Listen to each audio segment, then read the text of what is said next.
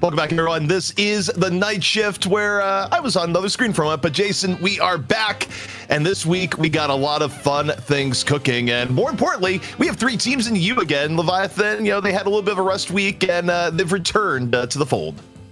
I considered my week last week a rest week as well, only having one best of three and finishing off 2-0 for Lowkey W. But I'm excited to see them back, man. We were worried about some potential roster changes coming through, but it turns out, as you told me, just needed a week off to kind of collect their thoughts and get ready for some more night shift, because not only do we have some great games coming your way today, ZP, in a little bit we have a pretty big announcement to make to the community. Oh yeah, it's one of the biggest ones we've ever had. But if you're just tuning in for the first time, we got to remind you of how things are done here on the night shift. We open up every day with our challenger match. Two of the best teams in the region face off to go against the champion of the region. And in EU, it's going to be Abrahams versus Leviathan, a matchup we've seen quite a bit recently. As Lowkey W, Jason, they have been the team to beat. They have finally, I think, for Lowkey W, put their foot back on the pedal. They put their place on the map. It's been a while since we've seen them have any sort of domination. They struggle to get their wins with Zergi, but they're finally making it through, and they've been able to defend their title week after week. But can they do it once again, of course, will be the question. But more importantly, I think, going into our challenger match, what has Leviathan been able to do in their week off? Because they looked like a shade of their former selves.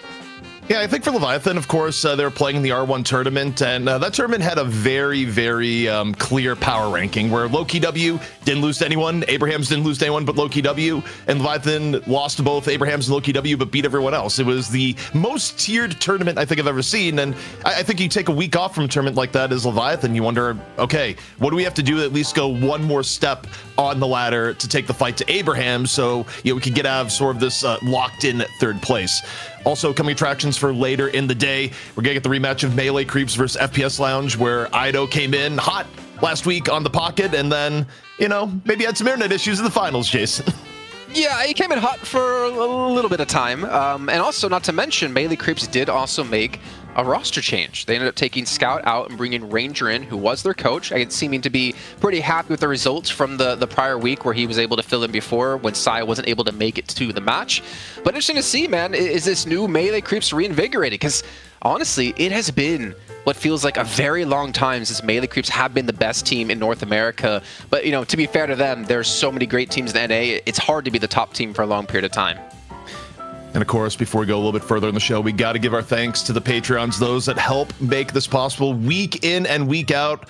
The row just continues to grow here, Jason. Got a new $250 executive or board member, I should say, last week. And of course, at any level of support, it is super, super well appreciated. Yeah, and I mean, we were over at DreamHack Atlanta over this last weekend, and we even got to meet a couple of people who do watch the night shift. It was really cool to see some of you guys in person, whether, again, you're one of our patrons or just here every single Wednesday. All the support you give us is massively appreciated. But I got to do my thing here, ZP. I'm going to pick out one name here that I'm looking at. And you know what? I'm going to take it easy. My sinus is a little bit clogged. I'm not used to air conditioning. If you're wondering, I am over in the U.S. currently right now on a laptop. But I give it to my boy P in the $5 night shift resident. What about you, ZP? I'm picking a name at random here. I'm going to go with Conquest, mostly because I just got done watching the most recent season of Invincible. That's what I'm going with. No spoilers. Also, Jason, just be aware, you're in the U.S. You can overdose on ranch dressing. I just want you to know that's a thing. I went to the market today and I got, I think it was a 3-liter of Mountain Dew Baja Blast and a 3-liter of, oh my gosh, what is it called? Root beer. I got me some root beer. I can't remember the brand name off the top of my head, but I got both those next to me. I'm ready to go. I got some Rolos as well. Shout out to Rolos if you ever want to sponsor us. I am ready to go. I am hyped up on sugar, man. It has been good to be back in the States. All right, so we do have a big announcement coming up, but before we get to it, we got to review what happened last week in both hero and item priority. And it was kind of interesting, Jason, because the meta, I think, is actually very much solidified, and it's waiting for a bounce patch. Whenever you see this many heroes either not getting played or getting played once, and so many heroes getting represented in every single game, that's how you know things have kind of settled down. Yeah, I mean, we've seen some big increases in the likes of course, Doorman over the last few weeks. You cannot forget about him in particular. Victor as well, I think, has probably been the most changed, considering I think we saw a couple of weeks at 0 picks the entire show. But that wall breaker Victor we keep talking about, has definitely made a rise towards the top. I believe Listic used it in their wins up against Abraham's last week. But I think the most surprising one for me here is ZP, which is surprising and also at the same time not surprising. It's actually Viper coming in as 4 picks, or technically 2 picks and 2 bans. A hero I didn't really expect to see much when it came to pro play, but Zergy looked fairly good on it, and it's nice to see that Viper is, getting some love besides Lash. Yeah, Zergy's also been getting love in NA, or rather Viper has been getting love in NA, where, usually you see melee creeps play. Oftentimes you'll get hit with a Viper ban because you don't want to see fish cake on Viper. And yeah, I mean, also big aberrations to me when I look at here. You have to go back pretty far to find weeks where neither Geist nor Ven were picked, or Yamato for that matter. I mean, and people may wonder, it's like, oh, if you were picked 0 times, does that mean the hero is bad? Well, for some heroes, yes. For other heroes, it's just if you have a hero that is slightly better, that is doing the role that you need to be done, just 5% better, then that's enough to knock a hero out of play entirely. And things have settled, but we'll see if that remains the case today. Also, Jason, when it comes to the items, arguably a little bit more of a healthy state overall. Extra regen, my beloved. But I also feel like, Jason, this is an item where no one's actually mad when it's picked the most. Yeah, I mean, it's, I think, the most stable item that you would ever get. It's good pretty much at any point of the game as well. Extremely good when it comes to the laning phase because it's going to help you get towards your, your vitality, increases your investments, but more importantly, it gives you that sustain that you're going to need with how aggro these lanes have started to play out here. And I think maybe the surprising one, looking at this though, ZP, looking past extra regen, Resto Locket. I kind of expected to see it fall off after the recent changes, needing the max amount of stacks before you get the stamina back, but I guess you can't really underrate the heal that it gives you. I think getting any amount of stamina back is absolutely absurd. Like, for the heroes it's good on, it is really, really good on, and it feels like it fell into a more balanced state overall. It's not being picked on every single hero, but is getting picked a little bit more often. Maybe it's still a little bit too often, but, all in all, I do like when it is part of the meta. But Jason, we got it's time, ZP. I'm ready, man. I'm so ready.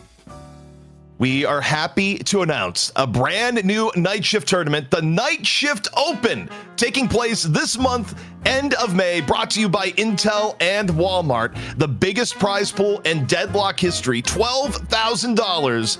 4 invited teams, 4 teams coming out of the open qualifiers. And the 4 invited teams, it is an NA-centric tournament, so it's going to be Floormen, it's going to be melee creeps, it's going to be FPS Lounge, and coming in from EU, it's going to be LKW. Sign-up will be open to both NA and EU, and the sign-ups are opening Friday, noon Eastern. There will be 64 total spots, so if you want to get in, you definitely need to sign up early. You got to be fast, man. And, thinking back to the last time we had one of these events, I think it was the Trolley Open, and that was when melee creeps actually took that title. So maybe we're going to see the rise of melee creeps once again, reclaiming their throne over here in North America. But I'm so excited for this one. We're going to have a weekend event with qualifiers as well. I think we might even be doing a little bit of a watch party in some of these open qualifier matches, but I'm really excited to see how things are going to shake up. And I guess excited to see how, maybe some of these EU teams will, let's be honest, ZP, they're most definitely going to be signing up. I expect to see Leviathan, expect to see Abraham's playing in the qualifiers, but to see the best going head-to-head here for the biggest prize pool to date, it's going to be amazing, and you're not going to want to miss this.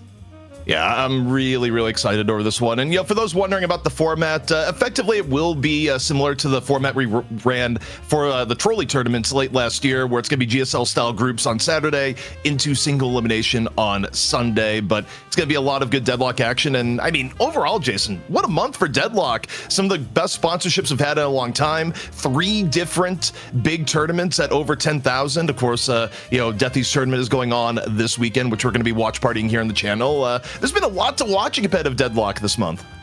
Yeah, and you know what? I'm excited to see back-to-back weekends, man, of what's going to be happening. Actually, that's a good point. Having R1, Deathy's event coming up this weekend, and now the Night Shift Open, man, we are just jam-packed. And I think, honestly, so lucky as well that we're seeing so many sponsors come into the scene, whether it's us, whether it's Deathy, whether it's R1, just to have more events in general, man. We want to see more events. It doesn't have to always be through us, and we want to see everyone have a chance to make some moolah and kind of at their place in the scene, I would say, going forward. Yeah, and honestly, I'm excited for it. It's been a while since we've done something of this scale, and last time around was a ton of fun. My only hope is that the teams stay together after this next one. The one downside, anytime you have these big tournaments, the teams, sort of, if you have any soul searching to do, let me tell you, tensions will come out in a bigger tournament. That's the only downside of these tournaments is the roster mania that happens afterwards. But it's been a big month, and hopefully we'll be spared. I'm hoping we see another stream team. If you remember before, what was it, like Lona, we had Zera, I cannot remember. I think Wander was in there and a couple other players as well. I cannot remember off the top of my head. It feels so bad. But we got to see some really cool matches, and hopefully we have the same thing happen going into this one, having 8 teams playing Saturday and Sunday to determine our winner. And of course, the prize pool breakdown we're going to have as well. We're trying to spread out the money as best we can here into our top 4. All right, but Jason, we got a match to play. We got to get into our EU or Challenger match, and kicking things off, we're going to be looking at the roster for Abraham's, a team that, overall in EU, probably still the most winning EU team of all time, but a team that has struggled a bit recently, as have all the other EU teams against LKW that's really put things together. Yeah, and it's kind of weird for Abraham's because I think they've been experimenting a bit, CP. Would you agree with that? I feel like they have been experimenting a bit with some of the roles they've been doing. Yeah, I think for Abraham's, they're trying to figure out their identity again in terms of what works and what doesn't, which, honestly is a little bit understandable. I feel like they almost escaped the rebuilding period when they lost Hoot and Dimov, and originally bring up Arzo and Bobby and instantly started winning again. But now I feel like, maybe some of the cracks that have started the show, and, it's trying to figure out what does, Abraham's look like with this roster. And, also maybe to some extent, it's just a bad meta for them. Metas change all the time in Deadlock, and, this one maybe hasn't been as kind. And I think that's very possible. And I think teams who don't have these bigger hero pools and the flexibility will get punished the most when we do have these meta switches. I think Lowkey W actually kind of hit a little bit of a snag, though they did have initially some big pools across the board of figuring out the meta and, more importantly, figuring out how they play in the meta. But look at Abraham's. Saint, he's flexed around a couple different heroes in kind of different positions. Seen him play Abrams in particular a few weeks back. Stanya Sniper seems to no longer be the M1 carry for the team. That's more towards Empty Dreams, who's coming to the roster from Lowkey W. So maybe for them, it's just, a little bit of rebuilding time in terms of figuring out their roles, more importantly, and kind of feeling each other out of how they're going to go about these games. At least they could all speak the same language to each other, which was a big step up for them, considering having Dimov and Hood. I don't know how I kind of blended their names together. You're on that Dudemov, like they had Dudemov. They had Dudemov, man. And yeah. that was an interesting combo. But yeah, being able to speak your own language is obviously a major factor into the success of a team. And I hope to see them, come back into one of the top ranks and potentially being the top team back in EU. Of course, the opposition, it's going to be Leviathan, where we thought there may have been some roster mania, but nah, as it turns out, they needed to take a break. One of these days, we'll probably change the signature heroes, but this is one, Jason, I look at it, I almost don't want to change. The fact that we've somehow ended up with, 3 Mo and Krills is, it's fun. That would be a scary team to play against, though, if we had, no hero limits in the game, and you could play 3, 4, 5... if you played, 6 Mo and Krills, I don't even know what to say, and you build them all slightly different.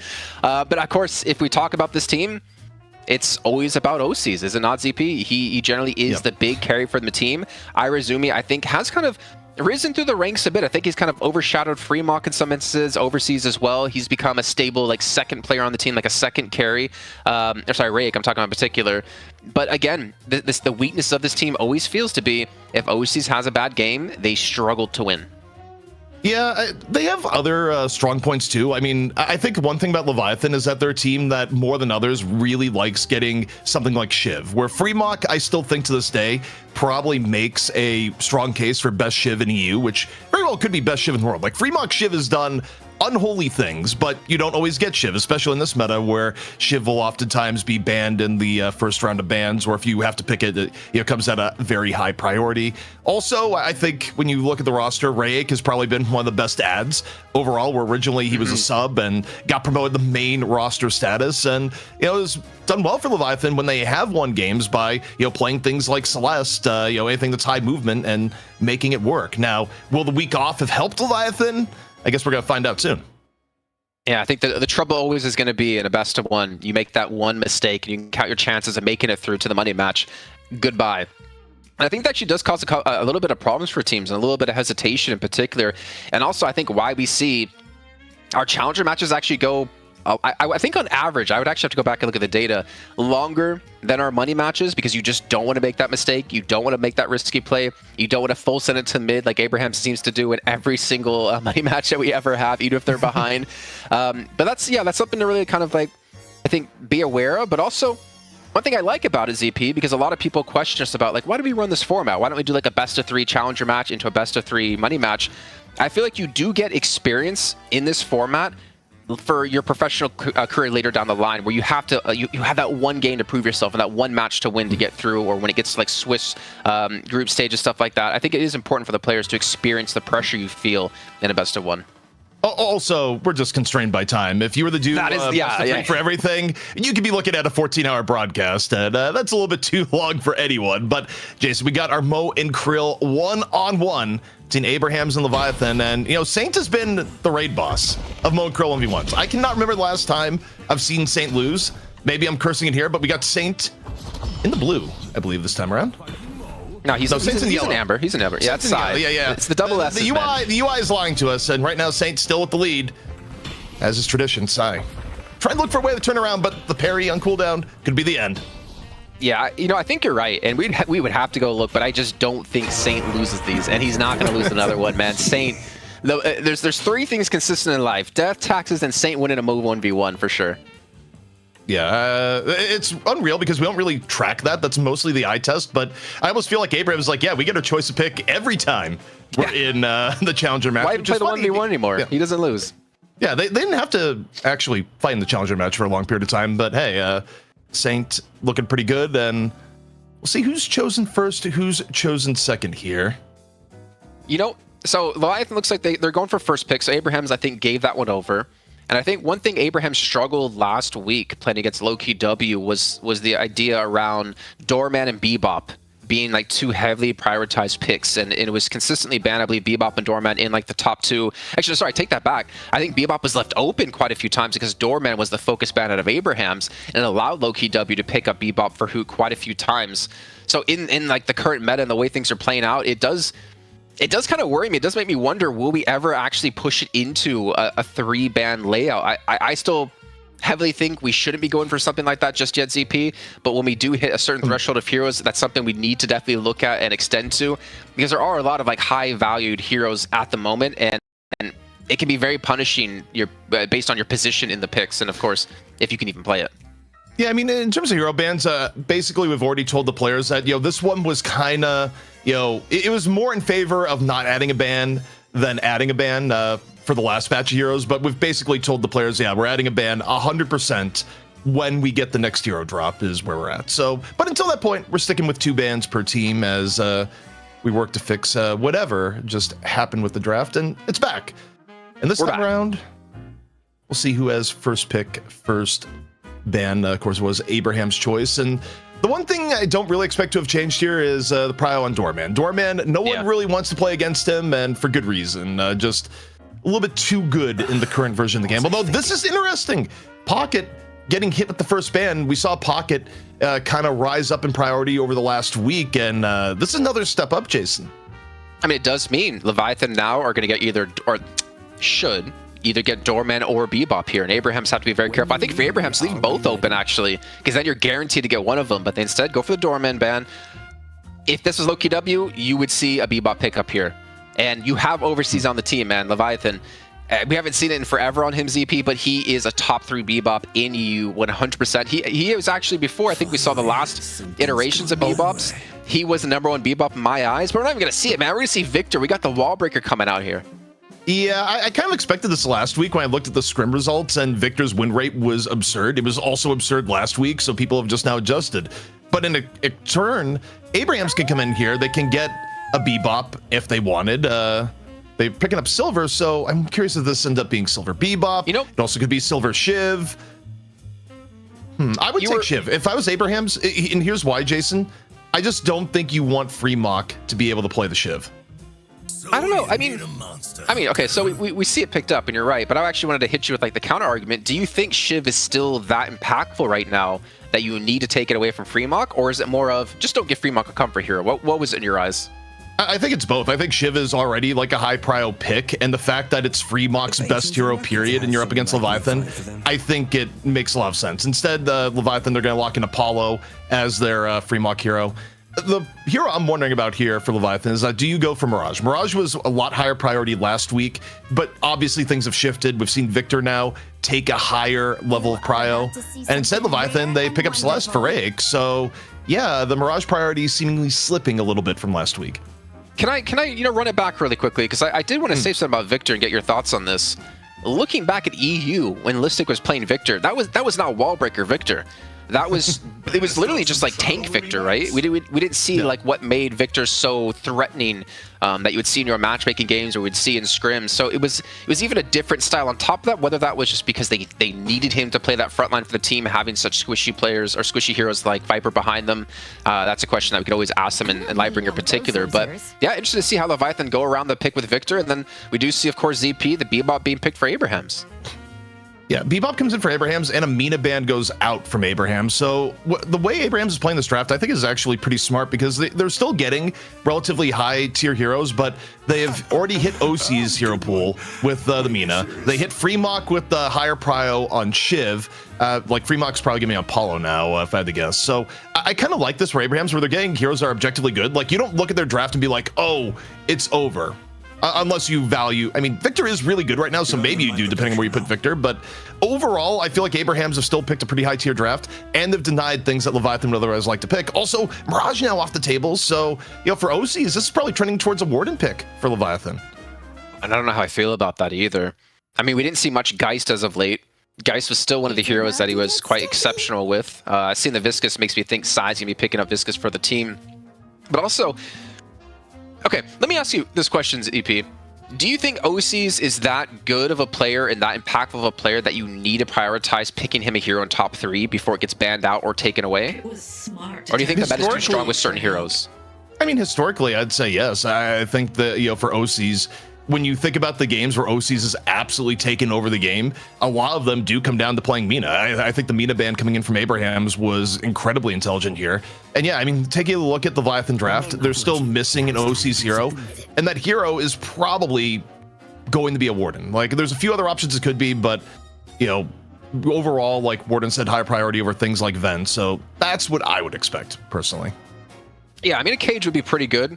Like, Warden would be pretty good, maxing it to silence Shiv, Mirage, even Silver to kind of eat away at their mobility is what I'm trying to say. Viper, not necessarily one of the best heroes to throw it at, considering she can just slide away. But now we know what Saints could be playing for Abrahams, and honestly, seeing a pocket ban so early, it made me think Leviathan was actually going to be going for a Kelvin to kind of just take it away from Saint, but more importantly, you don't have to worry about a pocket on the other side. And OC's on Wraith. Now, she wasn't picked or banned at all. I think she's the new guy. She has like one of the worst win rates in Night Shift as of late when we started to see her get picked up again. But I mean, it's similar to the mobility out of Mina, though I would say not really as good, obviously, having Singwan Retreat, being able to have 3 different charges. But I mean, OCs can pump, but I just don't know if we're gonna get to that point in the game where OCs will be able to pump in this game. Well, apparently there's some tech right now where people are saying for whatever reason, if you have healing booster and healing tempo on Wraith, like, her cards actually get way bigger benefit. Like, rather it being like 20 and 25%, it's somewhere like 30 and like 37.5% from her cards. So like, Wraith apparently has this RNG factor that if you go early healing booster, you could think you have an assured kill on Wraith, and Wraith will simply not die because she's holding multiple lifesteal cards. But is that worth enough to pick Wraith when overall her success rate has been really, really poor as of late? I'm not entirely convinced, Jason. Yeah, and I think, you know, if you're Bebop for Abrahams, you're probably going to be taking Slowing Hex, and Wraith won't be able to teleport if you're Slowing Hex, which means you have to go for Dispel Magic relatively early. But then again, when you're against a Viper, you're going to have to go for Dispel Magic anyways. I mean, but we'll see. You know, honestly, I'm kind of heavily in favor of Abraham's draft here, but I deeply do want Leviathan to prove me wrong. I want to see them bounce back this week here, ZP, because it's been a little bit lonely without them. Yeah, I mean, honestly, the best part about EU over the last few months has been the parity, where things have been changing week over week. But LKW is starting to build their own streak, a little bit of their own dynasty. You know, it does feel like the return of Buff and Jors in many ways. But Jason, we are in game. We got our first look at the lanes here, and we actually got the Apollo mid. with Paradox. Oftentimes we see Apollo in side lane, but this is just power versus power in middle, really, if it's Mirage and Bebop on the other side. I mean, hook into Dirt Devil is just decimating, man. It really pulls you out of position, and you can do so much damage on top of that. But yeah, Apollo and Paradox together is definitely quite nice to see. But I was secretly hoping Fremont was going to be on like Victor. Like I know Apollo does fit more towards his style. Like if you look at Shiv, like Apollo is relatively similar when it comes to, you know, some mobility and harass. But for some reason, I feel like Victor could be definitely a hero that he plays exceptionally well. One thing I do worry about looking on this left-hand side, though, is, you know, Viper, the kill potential is not going to be super there when you have to worry about the cube, but if they can force the cube with Silver on top of that by Sonya Sniper, it's going to be really tough to sustain in this lane and survive this lane, or it can be, I should say. Yeah, I do think, as you rightly point out, cube does take away a lot of the burst potential that you'd otherwise have with Viper, but it's still a very bursty lane, and for whatever reason, cube does go out, you know, for some other instance of damage. The vulnerability is pretty severe. Looking over to the right is also kind of interesting. You got the old classic. Shiv Kelvin has made its return. Saint on Kelvin, together on Shiv. I mean, when Abrahams was winning all the games in the world, Jason, this was a combo that they were able to get away with way too much, actually. Like, teams let them get away with murder.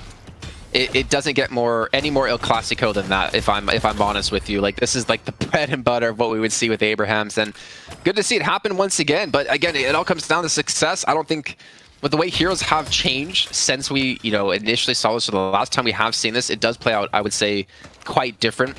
I feel like Shiv is going to have some, you know, relatively good pressure when it comes to lane. Of course, the harass Saint can do, and, you know, I don't think I'd be too crazy saying that Saint is probably I'd say like a top 3 Kelvin player in NA and in EU combined. Also, wait a second, Jason, this is wild, and who's playing what?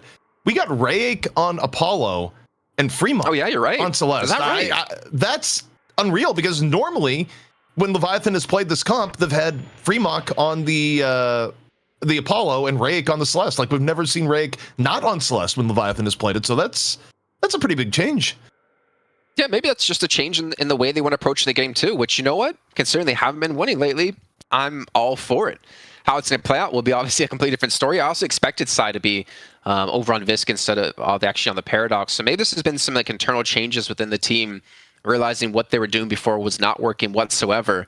But on the side of Abrahams, yeah, I think this is what we expected. Like Sonya over on the Silver, Arzo on the Viper. Of course, Tass when it comes to Bebop and Empty Dreams over on the Mirage, playing that late game carry. I think this will be interesting to see how EU plays Viper compared to, or at least Abrahams compared to maybe Zergy in particular, because Zergy was somewhat of a carry in the game, but Arzo I don't think necessarily plays someone of the carry. I still think it will be leaning quite over towards Empty Dreams to be the late game. Yeah, I mean, Empty Dreams is going to be more position 1 in this game for sure, but the chase down in middle, what comes out towards the end, a little bit of an escape into the Veil. It was looking deadly, not quite the case.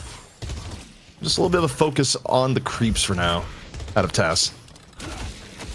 By the way, extra regen on Bebop. Just watch the health of the Stone Golem. It goes up so fast, and any harass you do, I mean, we did see a Celeste actually rotate from the right hand side to go towards middle, so they swapped Fremont and Rayek. I just don't think you're pushing Bebop out of this lane, if I'm honest, man. Oh, what a great hook coming in as well. Taking him under the tower, and Fremont is going to fall from the bomb. Oh no, he survives actually with this too. Most certainly should not be escaping this 40 HP. And he's created the distance. I was certain that was going to be a kill, ZP.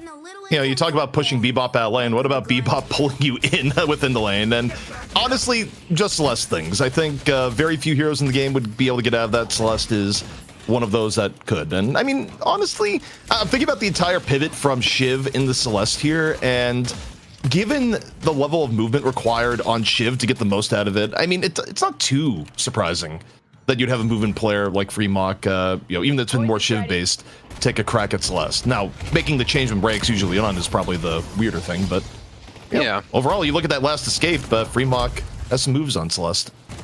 I mean, if it wasn't working and they weren't winning, they weren't even winning challenger matches, you have to make some changes. So you got to respect them for it. And I hope we see some success out of them for it as well. As again, we're having opening rounds being picked up quite heavily in this game, kind of expected. And I did remember seeing, over in Discord, Yoshi did post that there will be a bounce patch coming this week. I do really wonder what they're going to be hitting. And I kind of feel like Dorman and Bebop is 2 of the heroes they're going to have their eyes set on. Also, I think Victor players are scared. Victor players know that they go from like being good to being irrelevant on cube, but pick off there. Abraham's able to add +1. And so far, I mean, this game, it hasn't been a massive difference, but, you know, Abraham's getting a slight edge within the lanes here so far. And I mean, you think about the early game between the two teams, I'd kind of expect that in the lanes. Like, yes, Leviathan, they have the pollen. Ooh, another hook comes on in, and Freemock this time around. I don't think there's going to be a great escape. Oh, there is! The Dazzler trick came up. It just barely came up, but it doesn't matter. Dazzler gets the kill. Yeah, I didn't think the 2 would have enough shielding there, but it's just barely enough. Hyper Beam coming out there after and sets up for the kill. Yeah, I mean, okay, so the lead wasn't, it still isn't that big, but I'll tell you what, ZP, it definitely feels like it's quite big. I think it's a good response out of Leviathan here to actually go for a heavy push on this right-hand side, realizing there's just going to be Saint left alone, but Saint's got Frozen Shelter, so the kill potential, it's really not going to be here. You're not really going to have a good chance. Oh my god, what a stun around the corner, and Saint gets the parry! What? Saint kind of channeled his parry sense that you see from him in the one-on-ones off on the Kelvin. As far as close combat warriors, Jason, not too many better than Saint, but a brutal loss for Egg. Swap, gotta come in, fall by the Dust Devil into what should be potentially a very, very dead Paradox here. Sai, 1 HP, chased down, and Abraham's just adding on across the map. You know what? Someone got in my head over on Twitter saying, you know, will Abraham's finally take down Lowkey W? Will so-and-so do something? And will Jason say riposte correctly? And it got my own head, so I didn't even know how to say the ability name, but that was honestly so nutty. But Abraham's are just continuing this momentum, man. 5K lead, 6 minutes in. It is looking very grim so far here for Leviathan. Even double buffs being picked up for Abraham's and a Guardian in the mid lane. It is all turning out Abraham's right now. It's pretty wild. This level of lead at 6.5 minutes of the game. For the level of progress that Abraham's has, you'd think that, oh, okay, surely you're about to start getting buffs up. But no, there's still more time to go. And I mean, look at how deep Empty Dreams just went now. See if Empty Dreams gets punched. Instead, just lays in the damage on the Freemock. Freemock goes down. That is unreal. Freemock unable to stand against a nearly 7K Mirage of Empty Dreams. Bro, that was a 1v2. And he had Hillbane procs, who was able to heal up quite a bit from the back of that, but a massive play. And R's going to go for another kill as well while this is happening. You saw so low on HP as Overseas did fall from this fight with the cube even being used before out of Irazumi. But man, Abraham's is just... I don't want to call it the game ZP, but when you have a 10K lead 7 minutes in, it's hard to say the other. I mean, you're nearly there. Freemock back alive after getting the business from Empty Dreams. Now into the left lane. A ton of tower damage. The tower actually already got parried, and Bebop on the cutoff. Freemock ends up falling, and okay, this is a near collapse for Leviathan here, Jason. Things have just radically escalated in the last minute. Yeah. Another kill coming through Abraham's. I mean, again, like I don't want to be too harsh on Leviathan because it is obvious they are changing things up and trying some new things, and it's just not really working out. And obviously, we can't forget Abraham's is one of the best teams in EU, so when they get a slight lead against you, they definitely know how to run away with it here. So it's definitely a struggle for Leviathan to kind of work on the new way they're playing and then, you know, fall behind early on. But Abraham's, I think this is a nice warm-up for them for Lowkey W, man. They're coming in this week wanting revenge and wanting that title back for themselves once again.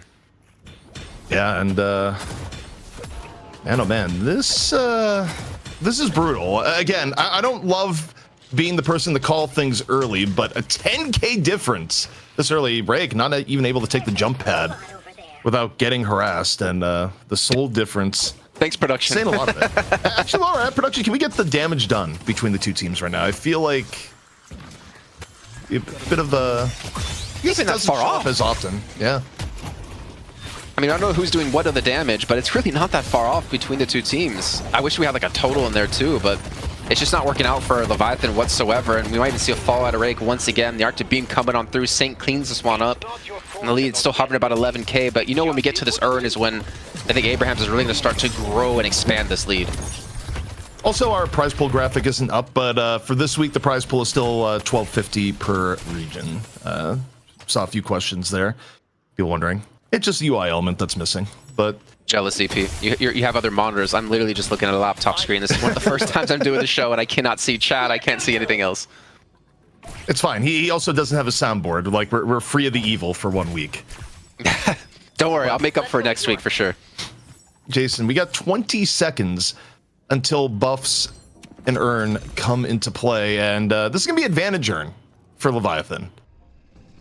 Yeah, don't pull Lowkey W.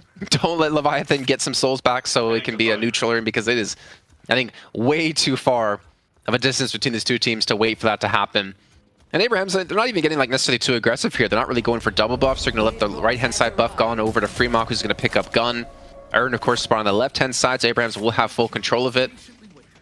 Are you just going to pick it up and run it away, or are you actually going to use it to force a fight here? Because going to the other side of the map like this, you're going to lose out a lot of souls. You're halfway across the map as well. You're going to lose your guard on the left-hand side if you're going to be, chauffeuring this Urn to the turret in.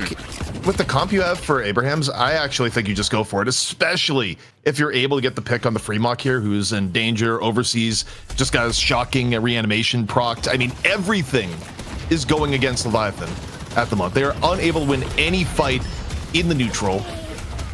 And yeah, you take a look at how Abrahams is positioning here, Jason. They're likely just going to go straight for the dunk. I think Rake's going to, petrify and bullet. I mean, they get the Guardian at least, but the Urn is still in the hands of Saint at the moment, being chauffeured in towards the turn-in. It looks like there's going to be no one there to stop him, so they lose one Guardian, but they get themselves 2 kills and the Urn. I think that's going to be a trade they're very happy with, and also the ability to transition this into the first walker of the game on this right-hand side. There's a wave coming on in, and there's no one there to defend against it.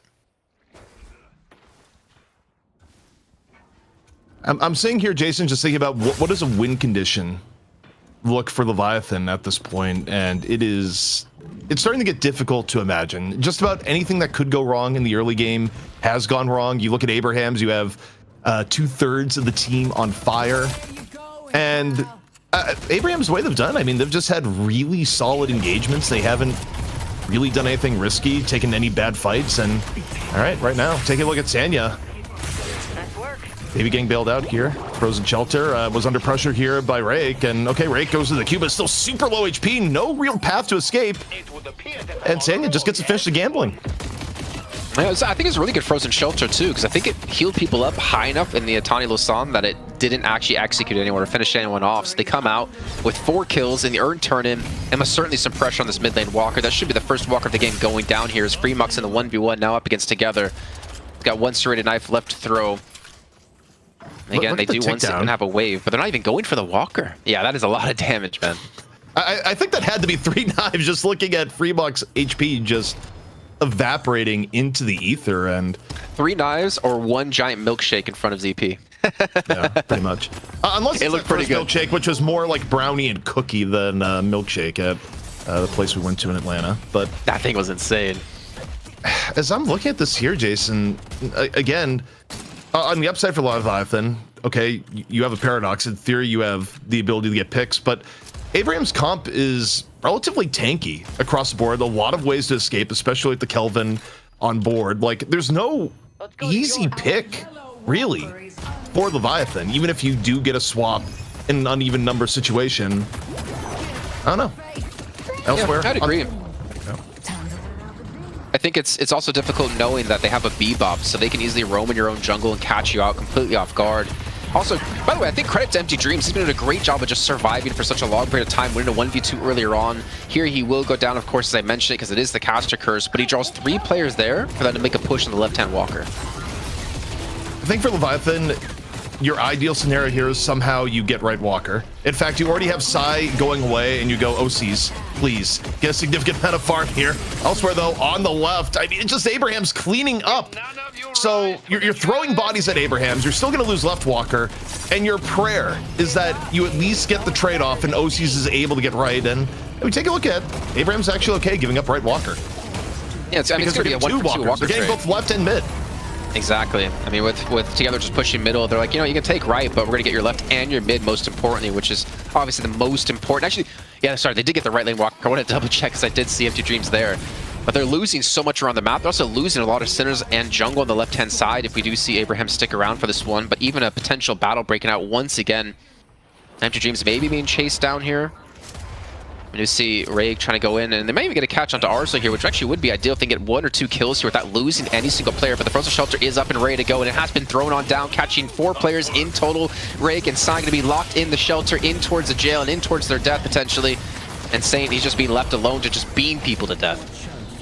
Rank was able to get Tass as a parting gift here. Freemock super low. Tries to escape, not going to happen. Elsewhere, Silver just tearing up Irizumi. Sanya also trying to get on fire like most of the rest of Abraham's. But overall, even getting a kill there, from Leviathan, they're still 20k behind. They're behind in the macro game too. The only upside you have for Leviathan is that you've done a reasonable job of getting income on the OCs. OCs getting a solo walker. Yeah. You can't ask for better as far as keeping an M1 in the game.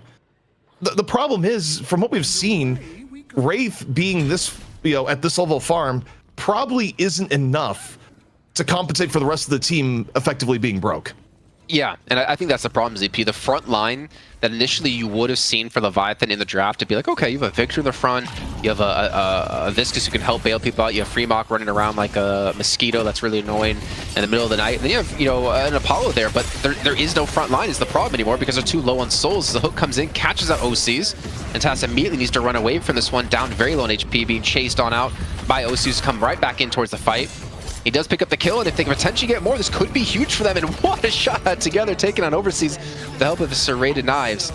And the urn is in the hand of Saint. He's going to go for the dunk while the team is creating the space. And Leviathan ZP, they're going to lose 4 players for the 1 kill. And yeah, honestly, it's just ultimately not worth it. I feel like that may have been bad play by OCs to an extent. Like, you have a Bebop that's fully leaving the fight, and you go to chase down the kill on Bebop. So you have the most farm person, the one who can actually do damage for Leviathan, off on a wild goose chase versus Taz. And yeah, you eventually kill Taz, but you look at the overall dynamic, it's we trade you a Bebop, and in return, we get the rest of your team. It actually doesn't feel that worthwhile for Leviathan. And yeah, I mean, you're down, you're hoping to get anything you can. Now, we'll see if this jump on it together bears some fruit, and it does. Okay, not bad. Getting 1 kill.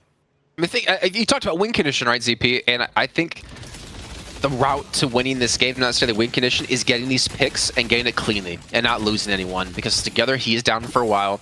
It does open up some farm in your own jungle and the ability to buy time for OCs to continue to farm away and kind of be safe for the most part. I think these small little kills, these little morsels of income that Leviathan are getting can definitely get him back in the game, but seeing 3 people, man, on fire right now on a kill streak in this game is still very daunting. Not to mention Empty Dreams at 23k and Arzo at 22. Production, can we get a quick cycle of first kills and then deaths to, look at the divide between the 2 teams while I have a moment here? I feel like this has to be, yeah. Dang. He deaths together with Apollo too. That is rare. I mean, that is an Apollo that has been thoroughly punished in the way that, Apollos usually aren't, given his multiple ways of escape. But Abraham's, I mean, no pick, no problem here, Jason. They just say, we're just going to force mid. What are you going to do about it? I mean, Shelter, Petrifying Bola, like, what can you do about this one on the other side? I mean, maybe you can somehow die for Overseas in the pit, but they're going to be too slow to get here in time. I think they're just going to get all 3 rejues without any contest here. Okay, Overseas came on in, but he's dead. And, yeah, it went as expected, as anyone would see, trying to go in 1v6. Man, Overseas could have like 5 charges of shocking reanimation. He once again have that pit. That is absolutely brutal. I mean, I guess at that point, if you could get 1 rejuve, it's big, but Abraham's just wisely picking the right time to go for mid-boss. No picks, not a problem whatsoever. Continuing to increase upon their lead. Every time I see a Viper with sup stam, the amount of, and even a maxed out Slither, the amount of bars you have for stam makes anyone jealous. It is insane. Oh, do you see a fight breaking out in the jungle on the Leviathan side here? Sonya tagged on with him, trying to go for the 1v1 up against his Paradox, and he will fall, so the first Reju Crystal will be procced and used, but the thing is, Leviathan, their HP is looking extremely grim here. Irizumi is very low on HP. He's been forced in towards the subway, trying to escape this one, and Sonya's not able to chase that one on down, and now Rake's been left to his own devices against, well, Sonya and Saint, and it's going to go as expected. Jason, I'm just thinking back, this game turned pretty early, like into the early mid game. I'm just thinking what Leviathan could have done to avoid where this went here. I think when I look at this, I do think Abraham's had a better draft to a pretty reasonable degree. Like I would actually say off draft alone, it was probably like 65-35 in favor of Abraham's. But, you know, then for Leviathan, it just felt like there was a multiple series of execution errors in lane. You know, in particular, you probably had too many deaths on the Apollo. You know, even Celeste getting caught out a little bit much. And, you know, you're playing a team comp where the comeback potential isn't that great, and the snowball potential, conversely for Abraham's, was really high. Yeah, extremely high. And well, Assault's gonna land on a Sonya sniper.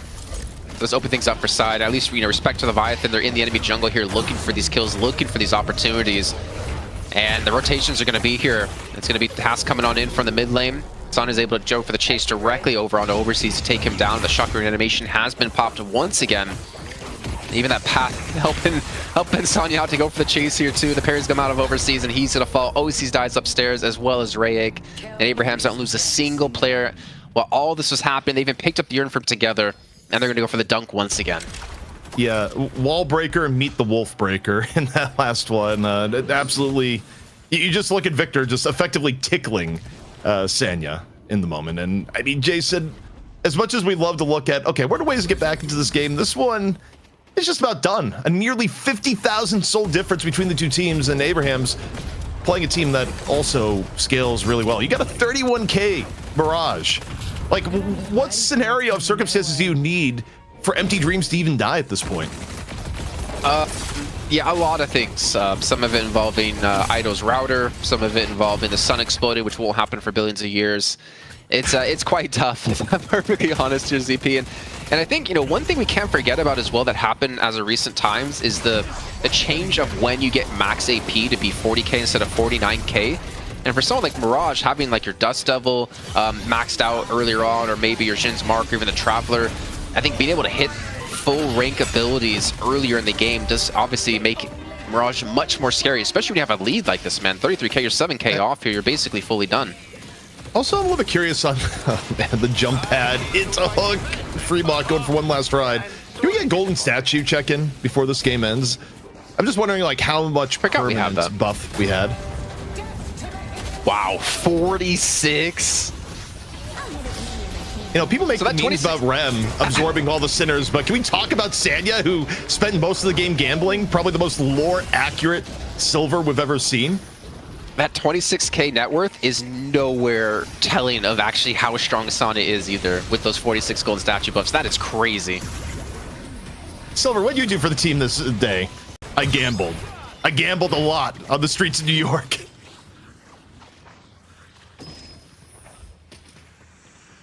Good game. Over a 60k difference now, Jason. And wait, Leviathan, they just called GG. Yep. We technically don't have any rules on, you know, early forfeiting, but, you know, the game's this far ahead and the patron is available. Yeah. This is, if there's ever a time to forfeit and just say finish it, this is a time. So Abraham's will be moving on to get their shot at LKW, the current kings of EU. Yeah, no rule against the ZP, but you know what? I'm also all fine for having a little bit quicker of a broadcast day as well, considering how long some of these can go. And of course, if we're gonna have a 20-minute pause in the NA, who knows how long this broadcast can go once again. But there you go. Leviathan unfortunately do fall, but again, I don't want to be too harsh on them. They are switching things up, as we can see here, on who is playing who internally, and maybe some of the roles as well. So I'm gonna give them a few weeks before we see them, you know, fully bounce back into full force. But Abraham's full force is exactly what we saw in this game, giving no quarter to Leviathan. And I mean, the real challenge is ahead against them. They are 0-5 in the last week, or a week and a half, up against Lowkey W, and it's up to them to change that.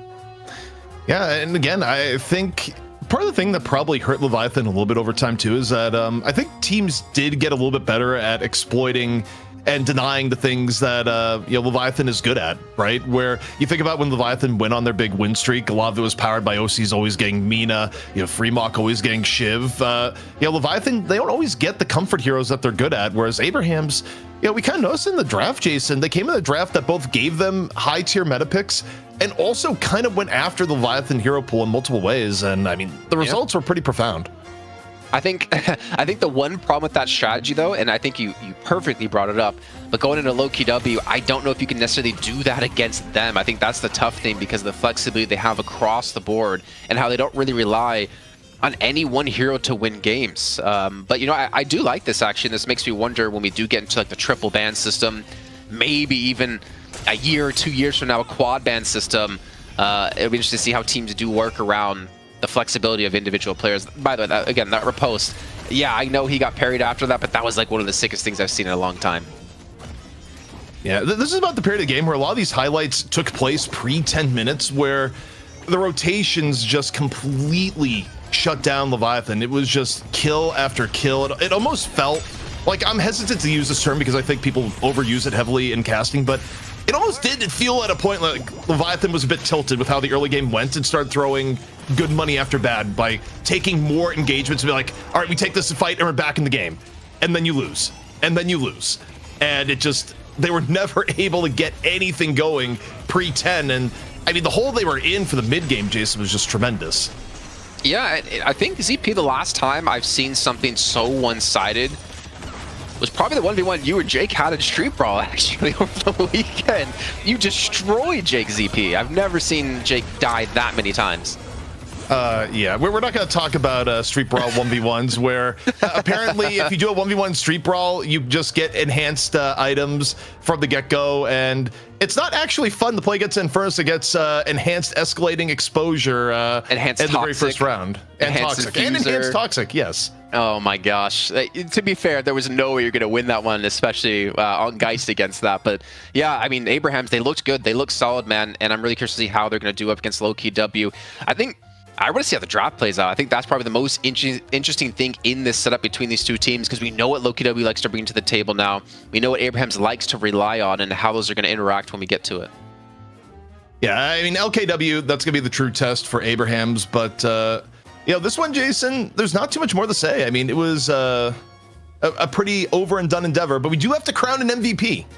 That's going to be coming up here. Do you agree with who I chose as it? Because I don't want to, like, lock it in.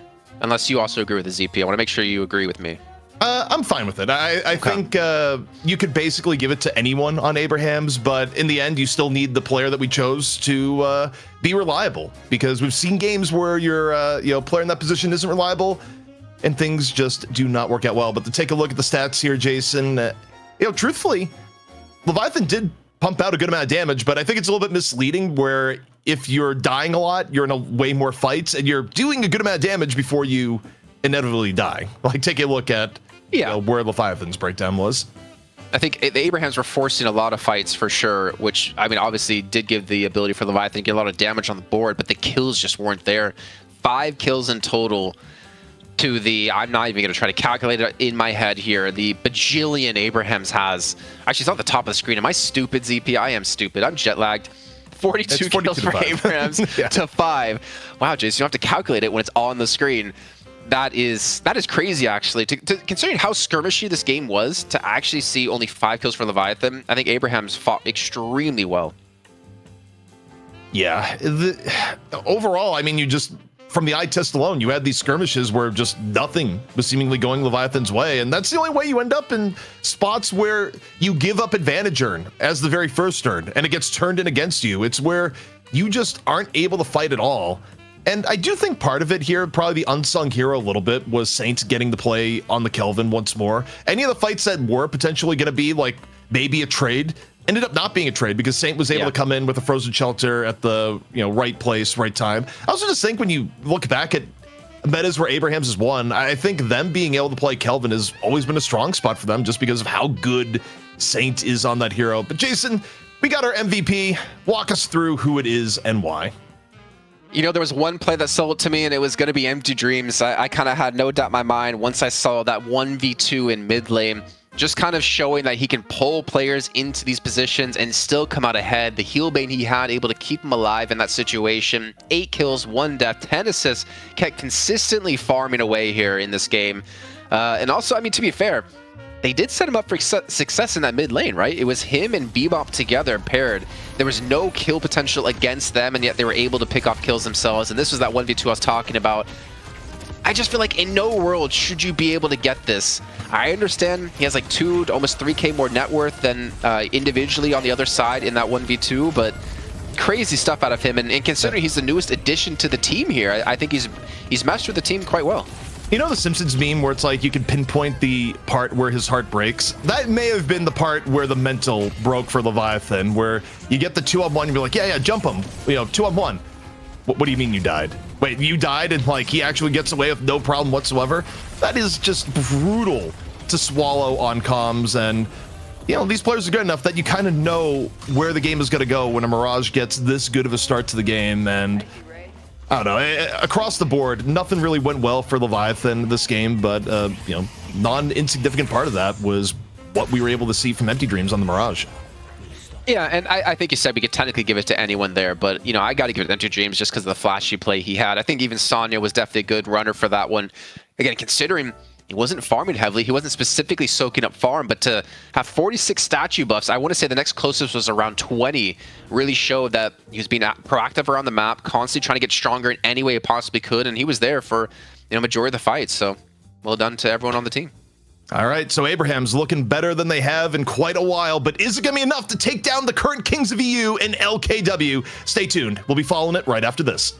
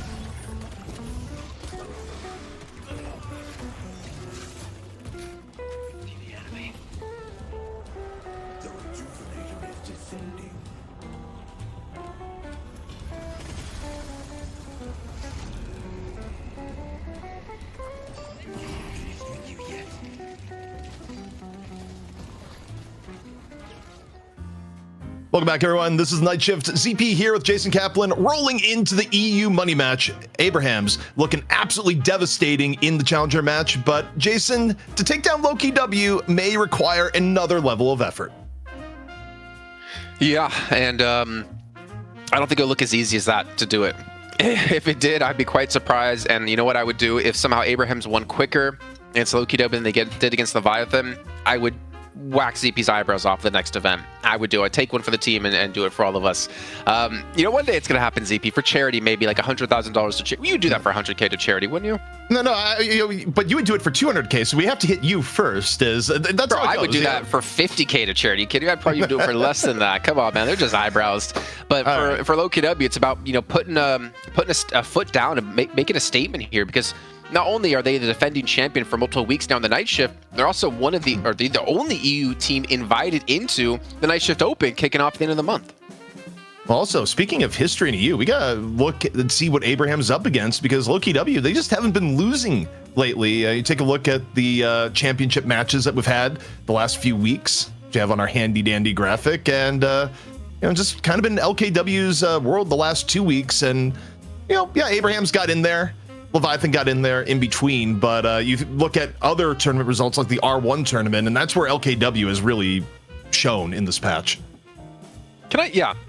I mean, they won 3-0 in a best of 5. I think people forgot they win every one win bombshell, man. Though it wasn't technically called that, it was basically the same thing. But I have a question for production, and I don't know if our producer has the ability to talk on air or even wants to. But what happens after Night Shift 40 and we get to 41? What happens with this graphic? Does everything get smaller and we make more room, or do we start cutting off number 1 to, you know, make room for number 41?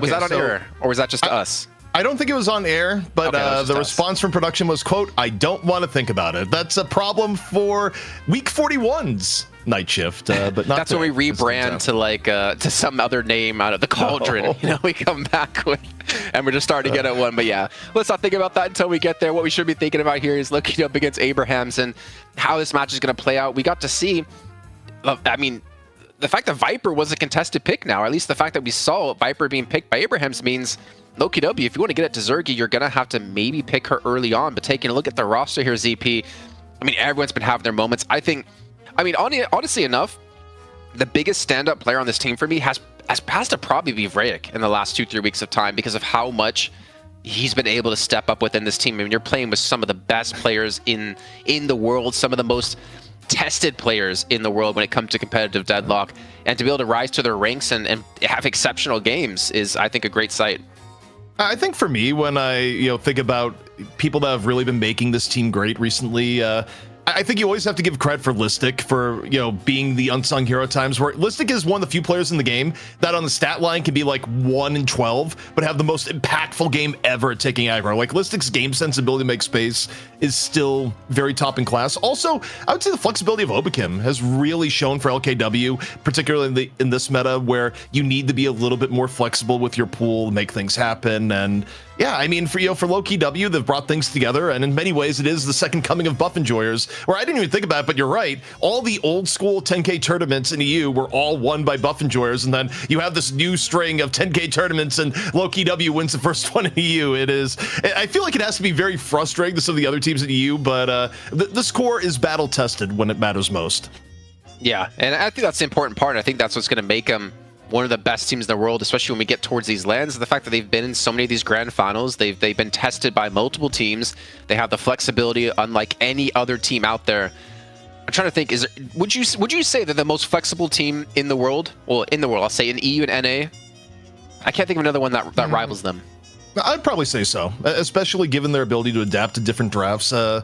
I wouldn't put any team above Lowkey W for it. Also, this is a complete segue, but it's funny enough that we got to tell it on this portion of the show. We got an update from Ido for later in the day. Ido got the full internet overhaul, had the technicians out, new router, new everything, and even installed Deadlock at a family member's PC like 15 minutes away from his house. So he has double layered contingencies for internet outages today, which is going to make it all the more funnier when the internet somehow goes out, Jason. Yeah, it's not good enough. No, it's not good enough. You need more contingencies than that. I think we need a direct line from you through the dark fiber straight into the internet. Maybe go set up at a data center or something, man.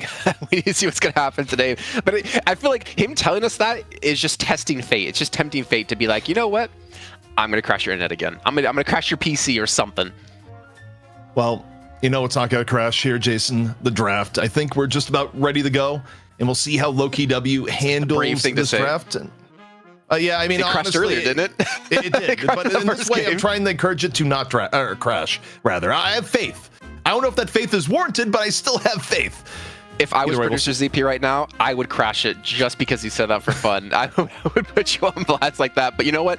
That's the reason I'm not a producer. We have Solomon and Lowkey to help us out with this one because they don't want to make any of us look bad. Abraham's picking second once more here, Jason. They did it in the Challenger match when they won the Mo Krill 1v1. And here, of course, the Challenger always gets first pick and ban in map 1. They decide to defer, go second. And that probably means a Doorman ban is coming through, and it is. Yeah, normally this would be a bebop, I would say, out of them for the last few weeks that we've seen, or at least last week when it came to their gameplay. So I wouldn't be too surprised to see it being picked. I kind of want to hope it's actually going to be picked up first, but again, Victor is still another like highly prioritized pick, as we did see with that last game, and Victor will indeed be locked in for Lowkey W. So I did mention this before, you know, we keep hearing and seeing this, well, this wall breaker Victor, but that's not what Listic played before, whether that was because of the situation he was in or what the team needed him to play. He did play more of just a tank front line for his team to soak as much damage as possible and, more importantly, create space for the likes of Zergy. Pocket. High prio, that's the key difference in this draft relative to the draft we had back in game 1. Pocket got banned rather than Silver, and with Silver gone but Pocket available, Pocket is the pick of choice for Abrahams. Now, what I'm curious on is if they highly prio the Shiv, and they're not going to do that this time, and that makes sense. That means that the Shiv pick was more of a deny on the free mock in the last game than the absolute power pick, and, you know, grabbing Bebop here I think makes a lot of sense for Abrahams, especially when you look at how Lowkey W has been winning recently. This also makes me wonder, will we see Great Talent again for Cosmetical? He had insane stacks and had some of the most insane hours I've ever seen in pro play last week on the night shift. And Pocket with negative spirit resist starting off with, it's like a perfect hero to throw at him. Also, you're so far out of the fight anyways as Great Talent, you don't have to worry about the Affliction coming on through.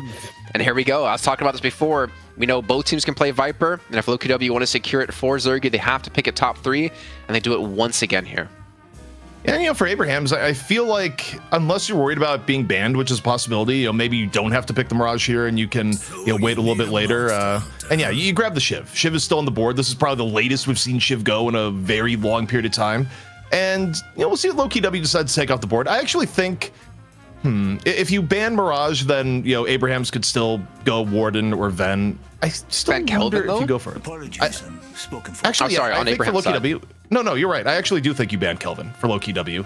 Just given how good Saint is at it and the fact that you know they're probably going to run back a Shiv Kelvin lane, you either ban it or you pick it first, because you could still pick Kelvin for Lowkey W too. Yeah, and I think with the Pocket in play too, I said they actually go for Celeste. Does that mean Lowkey W wants to take away a Kelvin? Although I don't want to imagine that Obi Kim's going to be playing a Kelvin in particular. I think Apollo will be picked up by Vrake, though we know, I mean, Hayes is also one of those heroes we potentially could see at a Lowkey W. I think one of the few teams actually been playing Hayes in the last weeks over in EU. Well, here I am. All right, Lash coming in. Actually, one of the notable heroes missing in the last draft, now that I think about it, because Lash was basically present in everything last week. Yeah. Oh, yeah, he was. Yeah. I mean, he's definitely... No, I was just saying he's really good. It is more gun-centric build as, okay, GT comes in. So Lowkey W sticking with, you know, honestly, some of the things that have favored recently, where, you know, I would expect, you know, usually it's Hoot on it at times, like you could put Cosmetical on it too, but yeah, we'll see. I mean, Cosmetical played it last week, but did they have a Bebop in that matchup? I don't remember, because like obviously we saw Hoot play Bebop. I think it was in 2 of the games last week. It's just hard to remember, honestly. But seeing Hayes picked up, Obi came on Hayes, man. I'm happy to see it, and you know, what's weird to me is that Obi Kim and Saint play a similar role in the team as in like the traditional like support player, but they play their other heroes in such different capacities. Like you don't see Saint ever play Hayes, right? But you also don't really see Obi Kim ever play like Abrams, or you don't see him play much Kelvin anymore these days. So they kind of like spread off into different hero pools, funny enough. And a Wraith again. I mean, I guess with Viper picked, what are you going to go for, Wraith or Warden? Yeah, it's kind of nice to see Wraith take the higher prio over Warden, where Warden had taken the higher prio over Ven. Lowkey W, see what they decide to round things out with here. And Infernus, that is a little surprising. Infernus really hasn't been given as much love recently. I obviously, got hit with some nerfs over time. Dash Furnace, not the auto pick it once was. I'm a little bit split on this draft here, Jason, honestly. Like, I don't love the Wraith, but I like most of Abraham's draft before the Wraith, like as good as Victor and Viper have, been recently. I would say this, before last week, I would look at Lowkey W and be like, I don't have much faith in this composition because they're so squishy. Like, Haze, Great Talon, Viper, relatively squishy here. There's no real front line or any sort of like CC to keep Abrahams away. But after seeing them play more of this like high tempo, damage oriented kind of compositions, I still want to lean towards Lowkey W, if I'm honest. I think Pocket is going to have a tough time getting off really good afflictions with how well Lowkey W position themselves, with how Great Talon's not going to be near the fight. I think you can riposte the affliction too, as well, if you're Apollo. So it already makes things like quite difficult to hit quite a few different players. They'll be building counterspell anyways for Lash. The Wombo combo is there out of Abraham's for sure, but I feel like the Wombo combo's been dead in Deadlock in the last like big balance patch that we had happen. I don't know. As I'm looking at here, I'm really, really mixed. I think aside from like recent history where Lowkey W's just looked better as a team as far as like execution goes, I kind of feel like Abraham's has more win conditions here. As much as I don't like the Wraith at the very end, I think the rest of the game, especially like early in the mid game, there's so many options for Abraham's here. And also, I mean, their team fighting is still going to be really good with, Shelter, Affliction. I'm looking at this here, Jason, and I think Abrahams takes this one off the draft. Obviously, execution can be very different. I see what you mean. I feel like they have win conditions throughout the entire game in different forms. Like Bebop is always one of those win conditions, because if you just hit a really good hook, there is a chance to get a kill and turn it into a 6-on-5. You have Lash, who can be threatening completely in the mid to late game with those ultimates. You have Pocket when the Affliction gets maxed out and you get the greater expansion too. Devastating if you get hit with an Affliction. If you can survive long enough for Abrahams, and they do have the ability to survive long in these fights when an Affliction lands, because of a Kelvin who is just a threat throughout the entire game as well when those Frozen Shelters come online. It's mostly just the Wraith that just kind of feels out of place, if I'm not mistaken, here, ZP, where you have to hit like the ultra late game. Maybe that's the win condition. If they hit the ultra late game, that's where Wraith will be their win condition go into this one. But I do kind of worry, if you're Saint here and you Frozen Shelter and there's an Infernus inside that shelter, it's more of like hurting your team than helping your team when Infernus can just dash through the entire thing. Also, I'm just thinking about like times I've seen Empty Dreams do well. We've seen Empty Dreams take over games like a lot on Warden, a lot on Ven, even though Ven isn't really loved in this particular iteration of the meta. I don't think I've seen a ton of games where Empty Dreams has gone wild on Wraith. I mean, to be fair, we haven't seen many people go wild on Wraith. Like the closest thing we saw was, a somewhat recent game, in the last month where OCs did a lot on Wraith that we were watch partying, but they still lost the game. Like Wraith didn't even win when she looks good. So you have the Wraith curse kind of hanging over the head of Abrahams here. But other than that, I don't know. I actually do think I could see way more possibility for victory on the Abrahams comp. This is going to be really interesting as a result. I think the only thing I'm worried about, ZP, though, is I feel like there is a somewhat lack of damage on Abraham's side. I think maybe it doesn't matter as much when you're so squishy on Lowkey W's side, if you can get like a hook or something, a Great Talon or Viper or Haze. But I feel like they lack a little bit of damage, that you're going to have this like dichotomy of Lowkey W with like ultra high damage, low survivability, and if Abraham's with medium to low damage with like a lot of initiates and a lot of control in these fights and a lot of like win conditions. Well, I mean, we'll see how it plays out. And again, the best comp in the world doesn't really matter if you're down 10,000 souls less than 10 minutes in. Like, you're still going to struggle throughout that entire game when you hit this caliber of teams and how good they are. Yeah, I also wonder here, when you look at the last few weeks away, Victor's had an incredibly high win rate, but that was a Victor win rate where Victor was getting snatched at the latter part of the first half of the draft. So, like, you would get Victor on, like, the 5th or 6th overall pick. very different from having to expend your first pick on Victor. So while you're getting Victor on your team, you're getting a little bit lesser priority than you were getting him before. Because before you were able to play Victor and have either a Bebop with him or have a Shiv with the Victor, and you're able to stack the deck with other good characters. Now, if you want to play Victor, you actually have to expend your higher draft priority on him, and you're getting a weaker team as a result. So I do wonder if this changes the Victor win rate equation a little bit from where it was over the last week. Yeah, thing is, I feel like the meta, it still subtly changes like week in and week out. I'm trying to think back to a time where we had like very set picks every single time. Nothing really got mixed up. But I know with Lowkey W and Abraham's constantly scrimming against each other. I think was it just yesterday or the day before, Lightbringer was watching some of the scrims they were having between the two teams. Like anything could really happen, and they could show up with anything really in these in this weeks of games. But looks like ZP, we're about to load in. Looks like the teams are finally ready here, man. And this is the money match now between the two teams, and I cannot wait to see how this one's going to play out here. You know what the cause of the delay was, by the way? We don't know the exact player, no, but it probably was. You're probably right. Yeah, like, okay, I'm going to give chat, like, what happened. You can guess who it was because we don't even know. Or rather, the casters don't know. We were delayed because a single player had a name that wasn't the name they usually play on. Like, they were not named their usual name, and we had to wait for them to close down the game, change their Steam name, and come back in. There's one player I can think of that probably had to change their name, and I feel like everyone in chat knows, but we don't know for sure. Either way, they're all on their right names now, Jason. We're getting into it. Money match, Lowkey W versus Abrahams. See who has it. I honestly have no doubt in my mind that you're right on this one. I think, well, the thing is, Arzo was named SC in the last game, so we technically could be wrong. But I'll be honest with you with what you said, you know, privately. You got to be right here. But it looks like Cosmetical will indeed be on the Grey Town. And again, last week, man, he had plus 50. I want to say within the first 10 minutes, and he was just hitting some big damage. Even had an insane owl across the map into a kill, and then he had a silver diving him under his guardian on this left-hand side, and he picks up that kill as well. I mean, Cosmetical for me was definitely one of the big players. And well, you're saying, oh, and I think I know exactly what you're excited about. It's Break and Hoot, right? No, other way around. I thought it was going to be Empty Dreams on Wraith, which didn't really make a ton of sense. But no, instead it's going to be Arzo on the Wraith. Empty Dreams going back to his Pocket days where, you know, Empty Dreams is playing more of the flex heroes in the, you know, vein of heroes like Pocket, Lash of a that was such a strong power shot, Jason. It warped reality. No, please. Leave it to Yamato. Yamato's the only one that is going to warp space and time. But I will see.